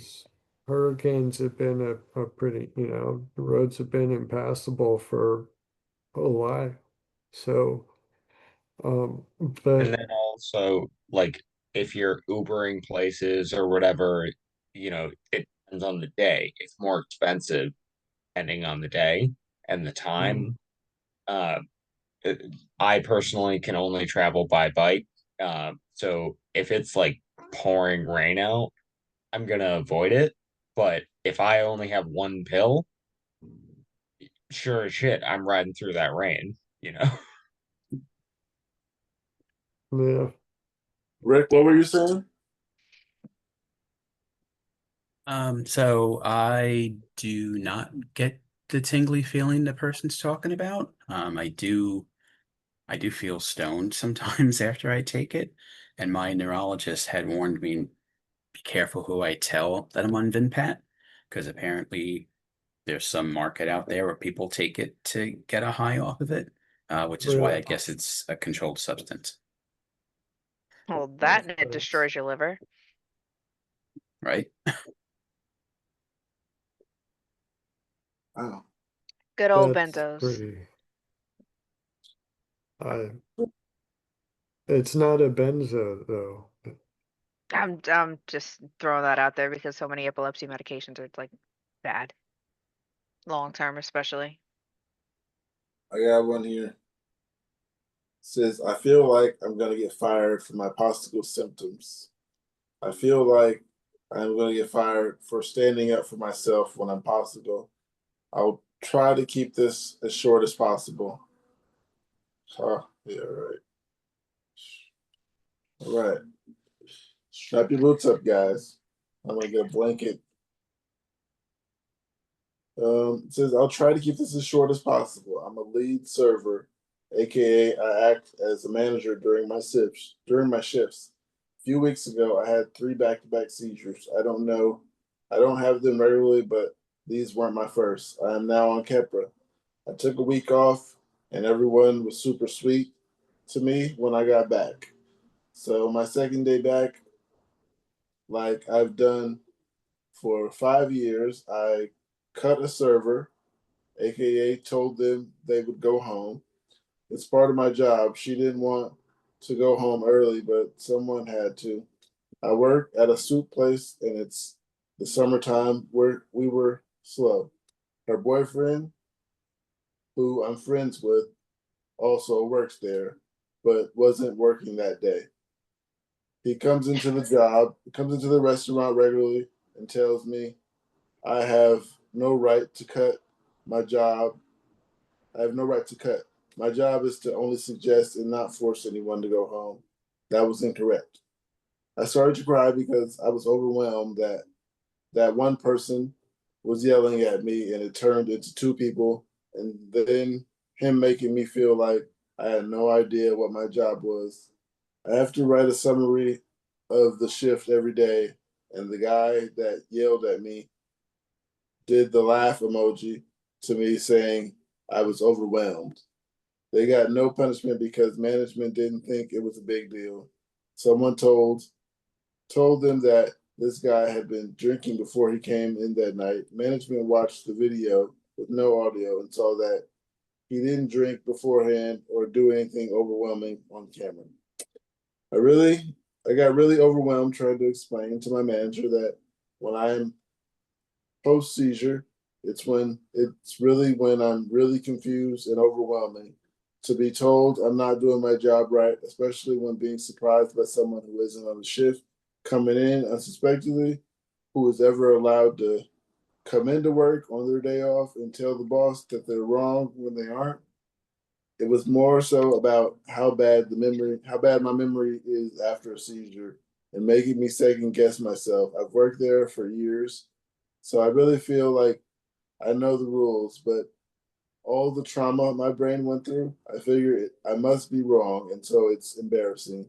During this convo with my manager, I asked her who started the rumor that he drank. She said, "You want to know who started it? You did." I started crying because I did not start that rumor. I had told all of management I never saw this guy drink that night. Why would I start that rumor? I cried for days. I thought I was going crazy. I trust my manager. If she said I started the rumor, I must have told someone he drank. I can't trust my memory after a seizure. I wanted to die. I thought I must be so crazy. This medicine is making me malicious and backstabbing. I heard about Kepa rage and I thought this must be a part of it. I felt so ashamed after accusing me. My manager told me I was acting unhinged by repeating myself and asked if it was because of the meds. This made me feel even worse. Why am I so upset right now? I'm losing it, and my manager can't tell. I didn't know down from up. Turns out I was upset, like anyone would be when they're accusing of a fireable offense they didn't do. I talked to another manager and he told me how the rumor got started and it wasn't by me at all. It had been cleared up before I was accused, so he wasn't sure why I was accused so boldly. He said he talked to her about her delivery and her response was I treated her like I'd treat anyone else. I messaged the manager and explained to her that it was super hurtful to be accused so boldly of something I didn't do, especially when I was in the literal process of explaining to her that after a seizure, making me question myself without warrant causes a lot of stress. I just need people to come at me so strong. I just need people to come at me so strong when I've just gotten back from a seizure. I can't do my job, deal with unruly customers, but the extra unwarranted anger is too much. My boyfriend said I should have another job lined up and that I'm going to get fired. He said I want to feel super special at work when they can just replace me. I get that I'm not friends with my manager, but this is a real health issue.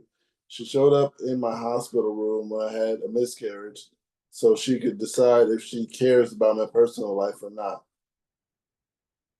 We have autistic, pregnant, and trans people working for us and accommodate them. I'm not trying to be condescending, but they aren't treated just like anyone else. They treat them, they treat some of these people so delicately because they understand the issue, but don't seem to understand epilepsy, so it matters less. My daughter, 9 years old, had to hear the nurses ask each other if they thought I was brain dead because of how I was acting after one of my seizures. This is a real medical issue. Am I wrong to be upset? All I wanted was an acknowledgement. If I had done something wrong, I'd accept being yelled at. I don't need to be treated like a little baby. But 2 times after coming back from a seizure, I don't need people trying to convince me I'm doing something bad when I'm not. Am I wrong to be upset? Was the question. And keeping it short was what did not happen. Well, that person definitely had a lot building up to how they felt. I mean, it's clear they don't have any support in the workplace, whether that stems from not understanding the condition or just intentionally wanting to find a reason to dismiss. You never know. I mean, there's politics in any job, never mind management. But I'd say they probably should try to start looking for another job. Maintain whatever contact you can for, a reference. But other than that, it's definitely not a pleasant workplace, and then one thing at a time when you're managing epilepsy. Go ahead.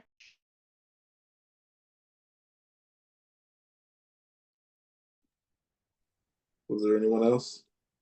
So I'm always a big advocate for people to, I don't want to say better themselves, but you don't stay stuck in a job that's toxic. Um, Regardless if you have epilepsy or anything going on, you're worth more than a job always. Even if the job pays well, even if it's something that you fought for, it's not worth it. If you walk out of a job where you're crying almost every day or you're upset every day, it's not worth it, no matter what job it is. So I'm always, pushing for people. If it's that toxic, get out. Every job is, it's a job. Nobody wants to go, but so every job has ups and downs. Sometimes, there's crisis mode where, things aren't exactly the best, but if it's something that, like what this person's dealing with, it's not worth staying. I personally love to work.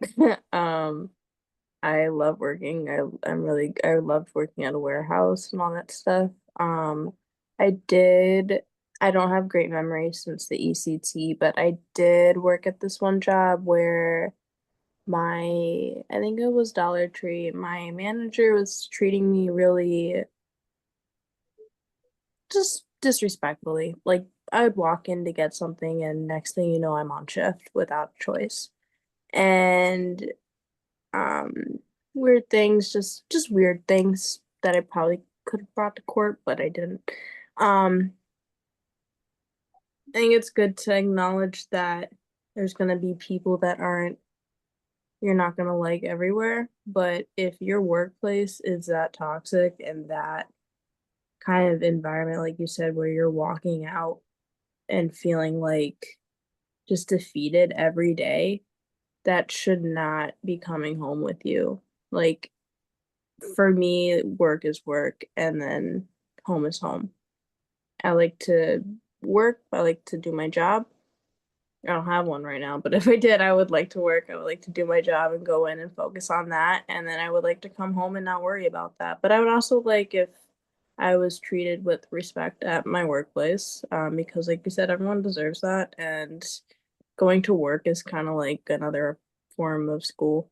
So adults don't always fully grow out of that high school phase. And some people just like to do weird stuff like that. But some work environments are really heavy in that kind of environment, and I would just advise like to stay away from that, because even if it's a warehouse, it might be a warehouse disguised as a high school. So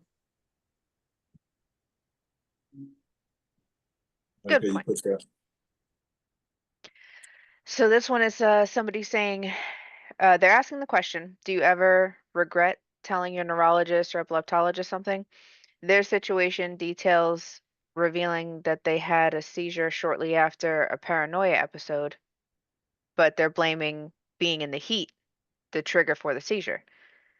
every time they go back to the doctor now, the first thing he asks, no more paranoid episodes since the last time we spoke.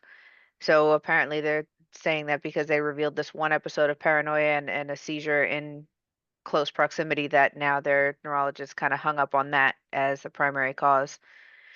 That got me thinking about revealing any stressful situations to the neurologist. I'm talking about, you know, just a busy week getting things done and saying, yeah, things have been good since the last visit. We got a lot done, we moved or whatever.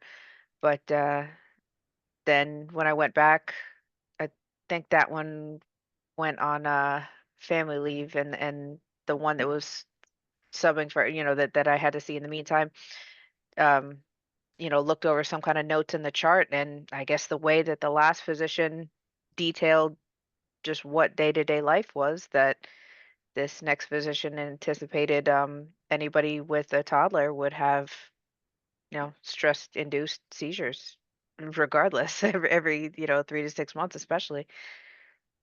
So that does get annoying when physicians make assumptions, especially when it's based on your own admissions at another time. What do you guys think? Anything you ever regretted telling your specialist? Now that I haven't got an MRI or anything, I haven't even got checked up on. Since I told my doctor, my neurologist, I'm having focals, and I just found out about focals, and then he kind of goes off on me because I told him I was going through this for like 10 years, and he was like, well, you didn't let me know this. We could have done this, this, and this. And him going off that time and then retiring 2 weeks later, and that didn't really help. Like, that conversation was unnecessary for his reaction to what I said, and A then to spiteful retire retirement. and to get no calls to who's replacing him yet is another problem. Yeah, that seemed like a guy who was just like, I'm retiring in 2 weeks. I don't care what I say. I'm just gonna be mean. I had him for 20 years. I don't know. I mean, Dealt with it. He was the first person who's ever dealt with it. it Gave him could also medications have and been everything. like regret if saying if Pookie had told him he could have tried to help before retiring 2 weeks later. Uh, Damn it, because Yeah, Mark. anytime you Okay. approach a patient with spite, though, that's the vibe that I get. That was like I know spiteful retirement isn't a thing, but whatever well, notes were left It on Pookie's seemed chart like it. probably indicated, yeah. And it's Yeah. the way they leave something on the chart makes a big difference. So me and him, we usually meet every 6 months. So this past appointment was 6 months, and there's not going to be another 6 months because he was like, in 2 weeks I'm retiring. But he didn't say that until after we were done talking, and I was just like, I could have kept that to myself. Yeah. Yeah, I could see that as a regret.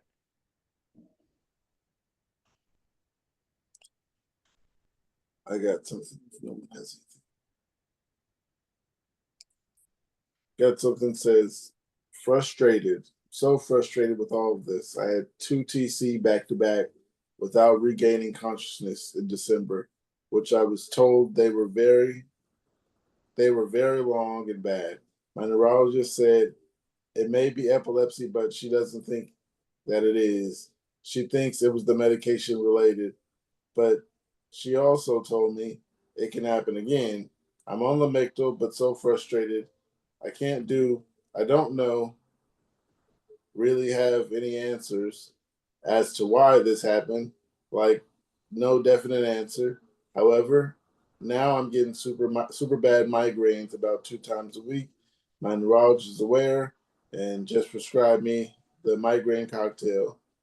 Has this happened to anyone? Constant headaches and migraines. I don't know anyone with epilepsy or has had a seizure, so I feel alone, frustrated, and I don't know what questions to ask my doctors. Any advice? Does anyone else experience headaches? When I was younger, my first ever in my head, like big diagnosis was migraines, because they would keep me home from school. They were so bad. And as a kid growing up, I had a lot of like, I was very pale, very like sick sometimes, just very weird, very sensitive to the sun. Um, so the migraines on top was like just something really stressful, especially as a kid. It was really stressful to have migraines. And I'm actually having like I've had a migraine for the past like hour now, but I don't know if they're related to my seizures or not. I don't know if they're related to my epilepsy or not. I don't know if that was a little tall tale, whatever sign that I was gonna I was destined to be an epileptic. But I forgot what the original question is, but I get really bad migraines. And usually the fix for that is fries and a Coke from McDonald's and some Excedrin. Um, that's what helps me. I've been put on actual medication for it, but I found the only thing for me that helps is Excedrin migraine. Uh, the the extra strength. Three of those, and then the 3 or 4 of those I have to take, which isn't great. I don't recommend that. I'm not a doctor, but um, yeah, that's what helps me. But I don't know if anyone else gets migraines with just randomly like throughout your days. Like if you guys get migraines, because I do. I get migraines like all the time. I have a migraine like every day or at least 3 times a week. I get migraines too, every now and then, but it's not like you said 3 times a week. It's every now and then. I know Maybe people 3 times a month. sorry. I don't know. I always thought it was normal to have a migraine like every day. I always thought that was normal, but um, it's not. Because then you start throwing up and you can't see anything, and you need to be in a dark room for the next. But my great grandmother has a history of migraines where she would have to be in a dark room for days, and she would just be so sick, and her head would just be pounding. But it's honestly, it's probably third to fourth. I'd probably put it in fourth. I don't know. Well, I would Skips a put couple generations. it's like for pain scale, it's probably the fifth most painful thing. Fourth, maybe because I have to deal with it on a daily basis, but it's not as bad as coming out of a seizure. It's not as bad as myoclonic jerks. It's not as bad as coming out of electroconvulsive therapy. It's not as bad as, well, kind of feels like a concussion, but it's not as, it's probably like migraines and my period are like probably two of the most painful things that I have to deal with on a daily basis. Migraines, my period, and epilepsy with the myoclonic seizures, but they're not a fun add-on, especially when you already have brain stuff going on.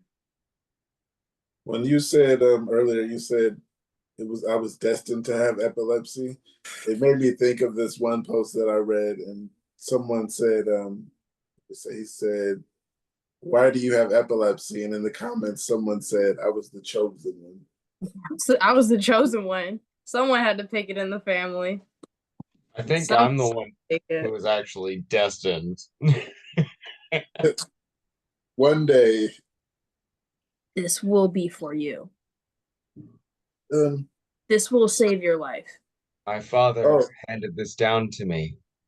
and now I have to deal with it as well. Thank you. Thank you. Did you have something, Brandon?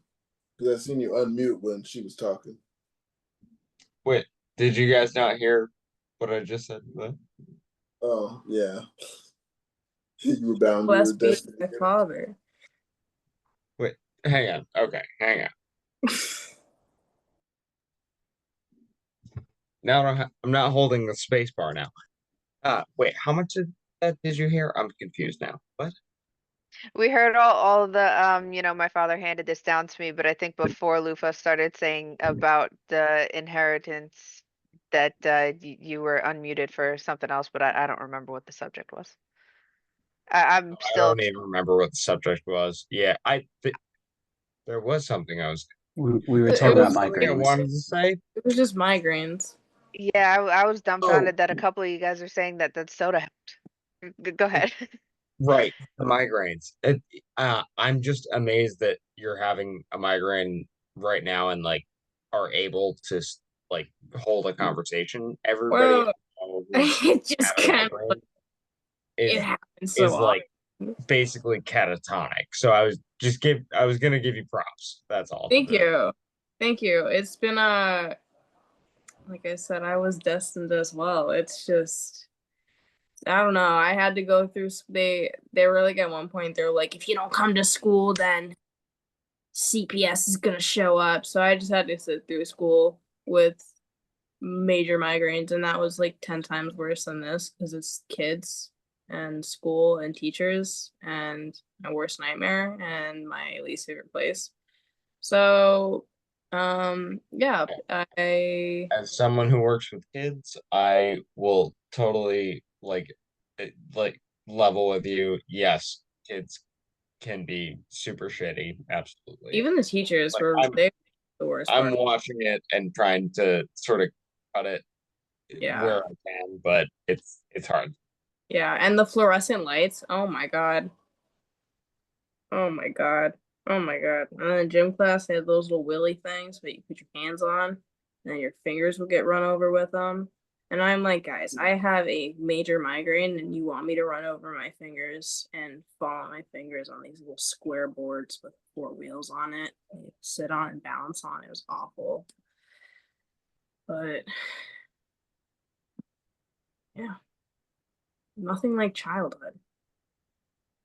Right. That's where you learn those things. Yeah. I got a So lot of migraines. I got a lot more when my teens and my early to mid 20s, but they've gotten better. Now it's not as often and not as many. I mean, not as often. And yeah. In my early 20s, mid 20s, yeah. it was kind of like what it Sia was talking about earlier with like just the pain of like period symptoms and endometriosis and stuff like that. Like it's very similar to just you gotta thug it out now. Just live through it now. It is what it is. I got something here. It says lack of emotion or expression when on Kepra. Hello, everyone. So new to sub, and I just learned that Kepra is actually the infamous. It actually says the generic version of Kepra. I don't know how to read all that. I just learned that Kepra is actually the infamous. I've heard so much about. Have made the connection naturally. I have a question most related to the side effects. Did any of you who took Keppra ever feel like slower and deader in general after increasing the dosage? I'm 1,000 milligrams, and while there's no specific episode in my life that kind of directed me towards a negative spiral, it also was the same time I increased my medication, and looking at the side effects, I'm starting to wonder whether an increase in medication could finally cause side effects, assuming it can. Assuming it can do that, I mostly feel emotional emptiness. Like I used to be enthusiastic about stuff. Now it takes a lot for me to be excited about something other than that. I just feel like I'm generally rotting vibe. although it's manageable, so I can definitely handle it. It's just not ideal. It's not that. With time, I feel I've become more anxious. Desires expression took a hit too. And lastly, I just feel slow, intellectually speaking. Like, is this normal for people on Kepler or the generic version name? Assuming it is, I don't really have a Levetiracetam choice. pan. Yeah, assuming it is, I don't really have a choice but to just tank these side effects. But assuming it's a thing, I might take extra measures to counter the side effects, like taking vitamins, exercising, and sleeping more, etc. I don't know, man. It just feels like everyone my age seems a lot more chipper than me, regardless of the lifestyle. Lack of emotion with Kepler, anybody? I So, had the opposite. I'm sorry, go ahead, Brandon. yeah, I'm with Rick here. I had the opposite. Like Rick, were you experiencing just like intense emotion? You know, it was like you were going one way or the other. There was no in between. You were boom, boom. Yeah. Yeah, my problem was I had such mania that, I joked that I was up 23 hours straight, but I have a CPAP machine and it let me know I was up 23 hours straight. And I would have 5 conversations going on at once and confusing everybody and talking super fast and getting annoyed that people weren't understanding what I was saying. So I got off of that really quick. So it definitely was not no emotion and not, kind of laid back and stuff. It definitely wasn't that. Yeah, I, the no I'm sorry, again. emotion is what is really throwing me off here when it comes to Kepra because it's known for causing, Kepra rage, but it's not just because, you're going from normal to, hang on, I'm gonna flip this so that everybody on camera make it's left to right, I think. Anyway, so um it's not just you're normal and then you're mad. It's you're like mad and happy and you're swapping back and forth in between. It's not there's no normal Or at the same time. or at the same time, exactly. There's no normal with Capra. As well, actually, no, I should say they say they were just starting out. I don't remember, so I'll look at this. Well, yeah, that's why I'm asking because I don't remember either. I don't think they gave any specifics as to how long they were taking it because that's Oh, kind of what I was okay. listening for too. When the first time I took Kepra back in high school, that was one of the um, you know, quick level up and then switch because the side effects became worse than, risk versus reward, risk outweighed reward basically. And I've when I've hit yep, go ahead. my like middle point with Kepra where now I feel like I'm fine, but when I first started on Kepra, like the first yeah, I'll say year, honestly. Yeah. Um I felt like I was all over the place emotionally. I could hold it together for work, but the second I got off, it was like, you know, either I was, well, no, it was always just I could hold it together for work, and then once I got off, I was just going downhill. I was either mad or sad or something. Yeah, second time around, maybe it's because of the lower dose or, who knows. But it is like a decade later, and this time the Kepra's the only one I'm on now.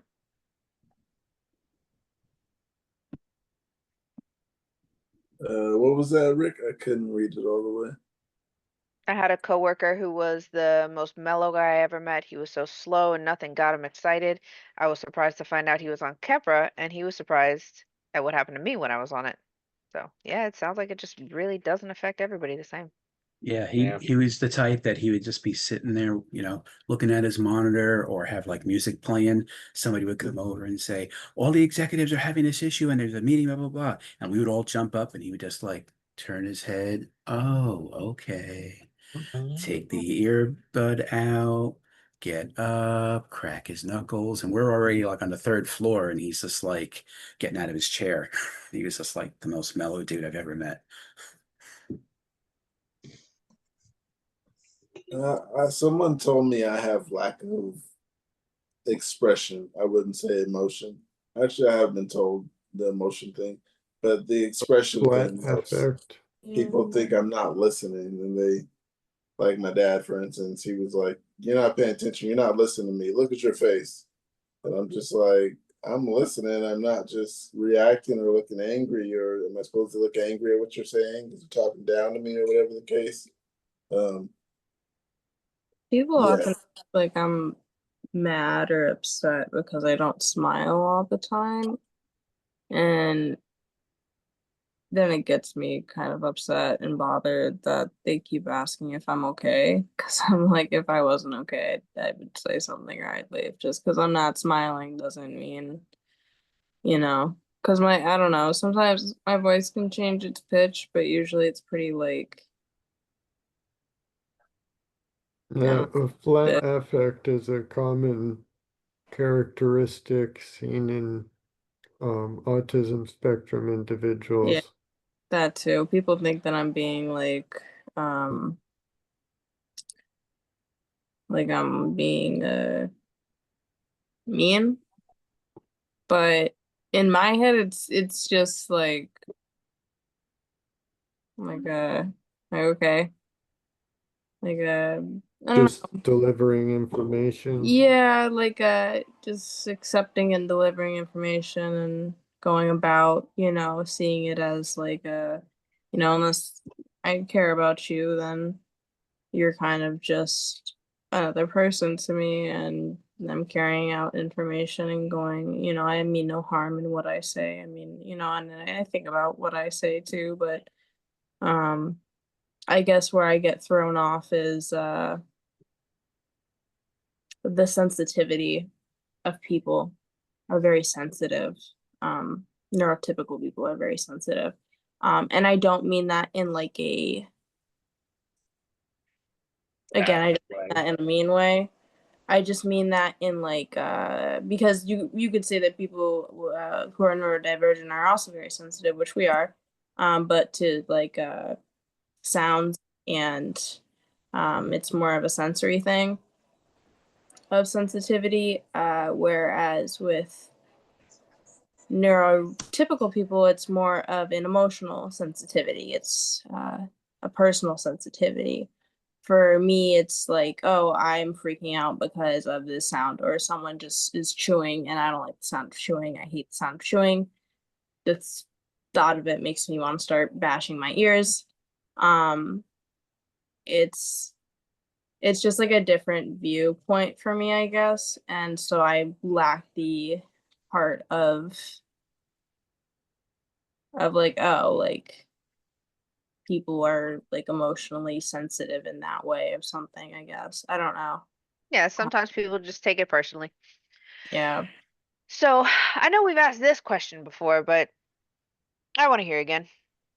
What are you all most proud of accomplishing since your diagnosis? Your most proud accomplishment since having epilepsy? Other than children, this. Good answer. How are you actually getting diagnosed? Proud of Yeah, myself. you've had a long journey there. Yeah. Getting mine under control, I think. I still haven't had mine under control, so I'm working on that. Well, when I say under control, I mean at least my tonic-clonics. I still have fogals, but at least my tonic-clonic. Okay. Yeah. Rick, Mark? I grew a assortment of pepper plants last year, and among them was a yellow Scotch bonnet that I have converted to a bonsai tree. And it has fruited, and I have collected seeds, second generation seeds of my yellow Scotch bonnet. Now I Yeah, almost you feel were like also telling me. Can you I'm send sorry.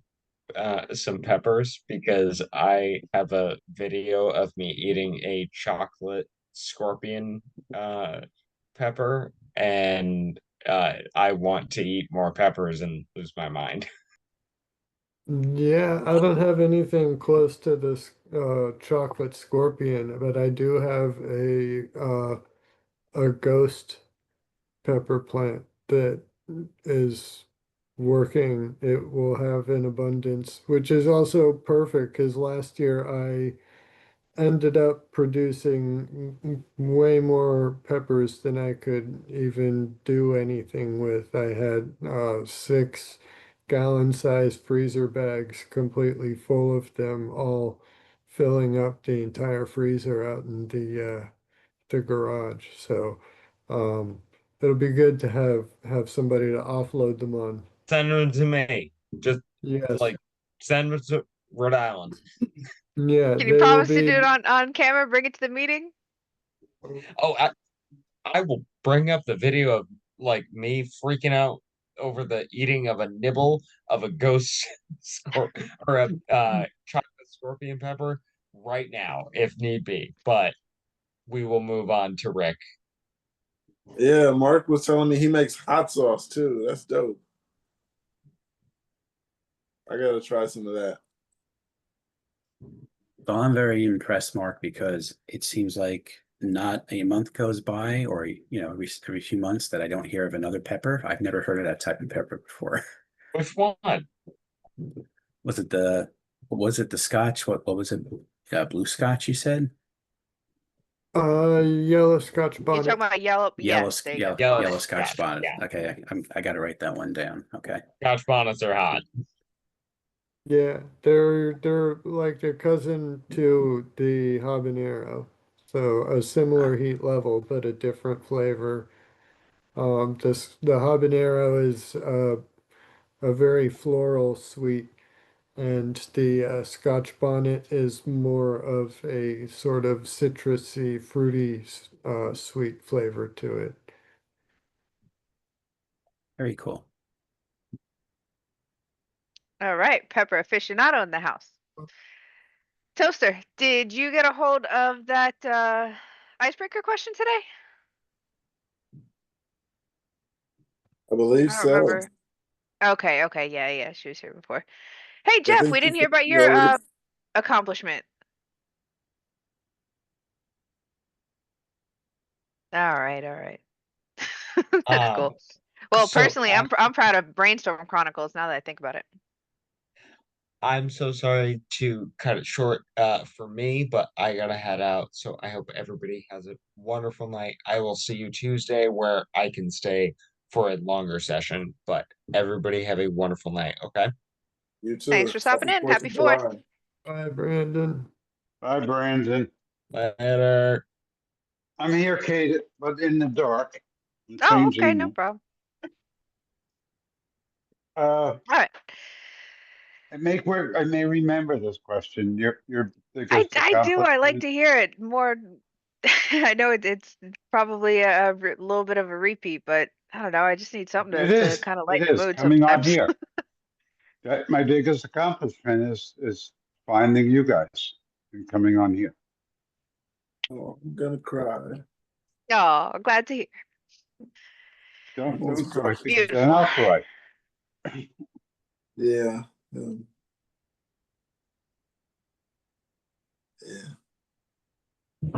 I'm Rick, did amazed, you honestly, say? at these stories. How does Toaster come up with these ideas?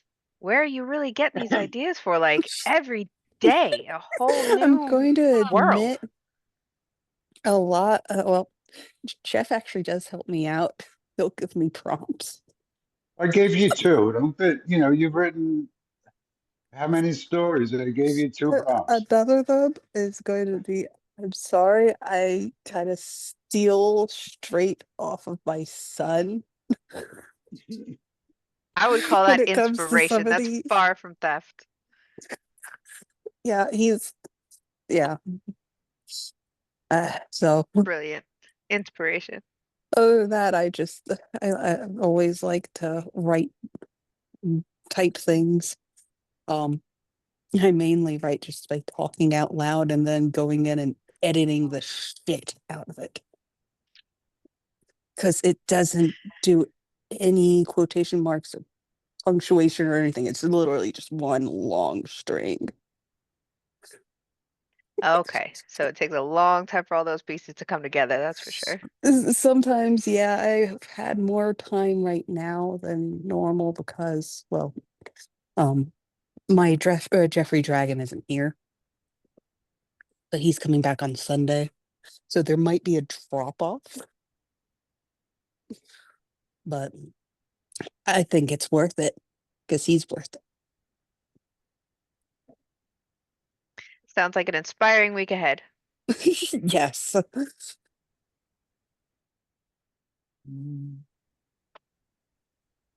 Somebody wrote a post not too long ago saying, for some context, I get semi-regular, like 4 or 5 a day absence seizures due to a TBI. Baking cookies at the moment, walked in from the kitchen where there's a good air conditioner and started seizing. So they're asking, does anybody get seizures from a temperature change? Like just from one room to the next? Now, if they're having 4 or 5 a day, that's far from controlled. I get them when it, changes seasons for sure, but not really just from one room to the next. And there are some big temperature differences in this place, but I don't think temperature's ever really been an immediate trigger for me. What about you guys? So I got something here. It Alright. says this. Huh? Yeah, please. Oh my! I can't believe I lost it. Has anyone try to record you having a seizure? Oh, it says, has anyone in public ever tried to film your seizures? I had people film me, cell phone cameras are everywhere, and people bring them out the second they see anything they think will go viral. One of my seizures, which was extremely bad one, was posted on YouTube. It was 100-degree heat in Disney World. Instead of people calling for help, they all started filming me in the middle of the park. It was flagged and taken down. However, this absolutely disgusts me. I had another one in a local restaurant, and as I was waking up, I saw people recording me as I was being loaded into an ambulance. Medics even told them to stop because they were getting in the way. What inspires this? I would never go up to someone with no legs in a wheelchair and film them for likes. Has this ever happened to anyone? I don't think so. Then again, I wake up once I'm already in the emergency. I mean, once I'm already in the ambulance most of the time, but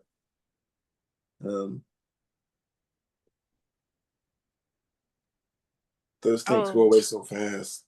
Toaster, what'd you the say? I couldn't read it. the funny part is finding yourself online. So has this ever happened to you? Yes, when I lived out in Las Vegas. Um, and I didn't know about it for a couple weeks, and then my ex-husband's best friend, yes, well, we could get into him all day long. But my ex-husband's best friend was like, "Hey, have you seen this?" And like, how did you even find this? And he was on Twitter all day long. And it pops up for him and he's like, "Hey, look, this person's having a seizure just like you." I'm like, "That's me." Mm-hmm. Okay. And it took months to get it taken down. How embarrassing was that? It was more, less embarrassing, more enraging. Because again, it's like, this is me and my life and my emergency, not yours. So, I can only imagine. Oh. Yeah, and then the trying to get it take down part yeah. sounds like the hassle. Because, well, I had to do that, but I also had to prove, yeah, I am me, the person in the video. And they just still took their time doing it. Uh-huh. How many That's seizures did it take for them to say you had epilepsy? I got diagnosed in the in labor because I was misdiagnosed as having panic attacks, which is really just me in my post seizure state. I go feral. It took me 3 seizures. One, I was 5, and then I didn't have any for 11 years, and then I had one. And then after that, I had one a few days later, and they were like, "You have epilepsy." And they assigned me a neurologist, and went from there. I was in labor with my son. I had 2 tonic-clonics. And they're like, okay, emergency C-section. You have epilepsy. I was like, okay. Let's And just add that nothing on top. happened like trimester to trimester during the pregnancy? You No, didn't have like an believe it or uptick not, in I thought I was like, oh my God, my panic attacks have gone away. They actually went down during my talk pregnancy. about 1 in a million. Seriously, sometimes, um, sometimes okay, the book that Annie, My Brain on Fire. I mean, it Yes, is. I'm on like page 250 something. Yes, but if she hadn't fallen in with that particular doctor at that particular time, it probably would have been like, sorry, what happens to many of us and taking so long to get the diagnosis that you need to get help. Well, yeah, that, and I mean, she was at like all those super fancy rich hospitals in New England.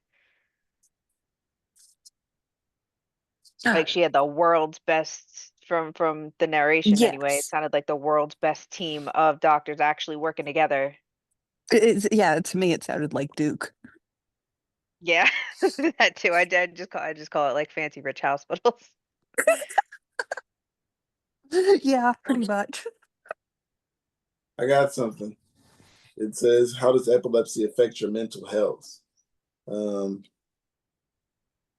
I'm curious, how does this epilepsy affect your mental health, and what helps with improving it? Um,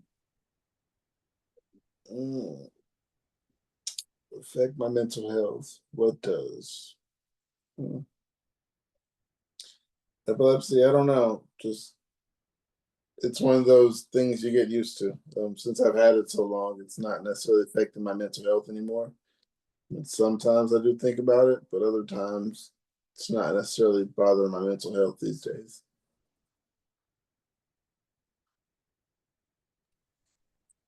I think it would bother someone more at the very beginning of their diagnosis.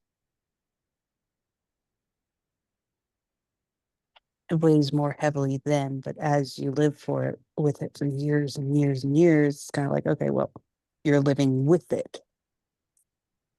That And can be an accomplishment we all acknowledge too. yeah, Just getting through life as we would without letting it, bring you down really. living moment to moment's actually a pretty nice thing to do. Yeah, I like when Jeff said, just put one foot in front of the other.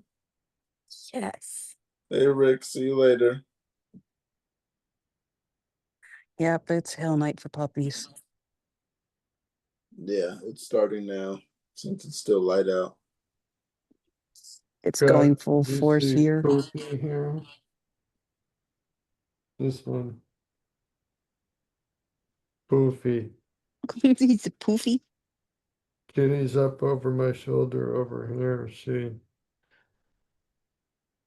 Yes. She doesn't care about the fireworks, but they've been going off for a while out here, and Poofy never gets up on the armrest like this. So that's how you can tell it's hell night. Yeah, it's Right. kind of a rough one here too, you guys. So, guess I gotta sign off now. Go do mama. And I'll Bye, be back on Mom. Tuesday. See ya. All right. Hey. See you Tuesday. Happy 4th. Yeah, Happy I've Fourth. gotta hop off. It's bedtime here. So yes. It is Been bedtime. great Bye, talking Mom. with everyone. Bye, Mark. We'll see you All right. Tuesday. Bye, Bye. Mark.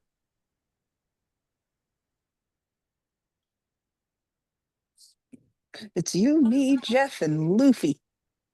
Yeah, this is the first time in a while that Angel didn't come, but Yeah.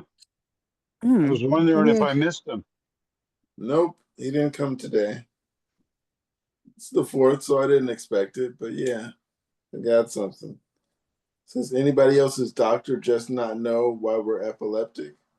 My Yes. neurologist ordered MRIs. I've had several CT scans at the hospital, and the last 30-minute EEG I had to do showed nothing, and neither did the scans. She said most of the time there's no reason, and it can't be pinpointed. It's just something wrong with the brain wiring. I've been diagnosed since March 2022 and have had more partial complex seizures than GMs. I've been on Keppra XR for years, and every couple of months they come back all of a sudden, and I have to up my dosage again and again. I'm now taking 500 milligram pills, 500 milligram pills at night, and I still have feelings like I'm going to have a partial complex seizure every couple days. On February 17th, I go to be fitted for, I don't know what it's called, but it's basically a mobile EEG machine that will track brain waves for a few days, and they're hoping they get more answers then. My question is, has anyone else gone through these hoops and just never figured out why you have seizures? I'm tired. I've been tired. I wish we could find out what's causing them so I could get a better medicine or something. It's gotten so bad I can't work anymore, and now starts the several year battle with Social Security. I know why I'm having mine, but I hear there's people who don't, and I know that could suck. Just not knowing exactly what the diagnosis is. Yeah. I know what the diagnosis is, but I don't know. The neurologist doesn't know why. He knows where they're coming from and that I'm having them, but not why I'm having That's interesting. Because I know exactly why I have mine, but that's interesting to know that there's people who don't even know why. Like, No clue. It's called intractable or intraceable, something like that. why do you have seizures, Toaster? Personally, I believe it was because of the concussion I had when I was 19, but probably, but it's considered intractable.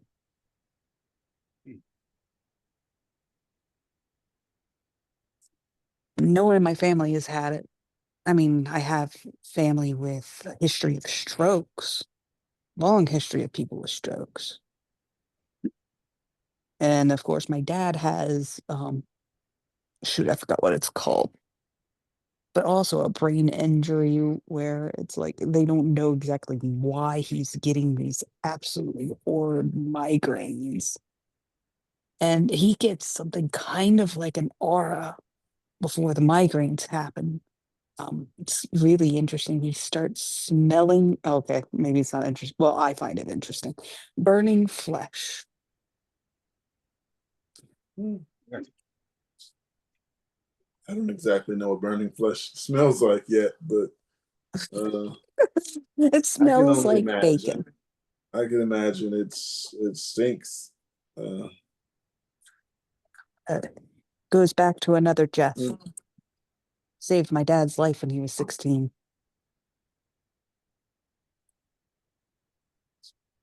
That's the great. But my dad is who Jeffrey's named after. Mhm. Dad's Jeffrey saved him. Didn't survive the fire, but got my dad out. You go sleep, Loof.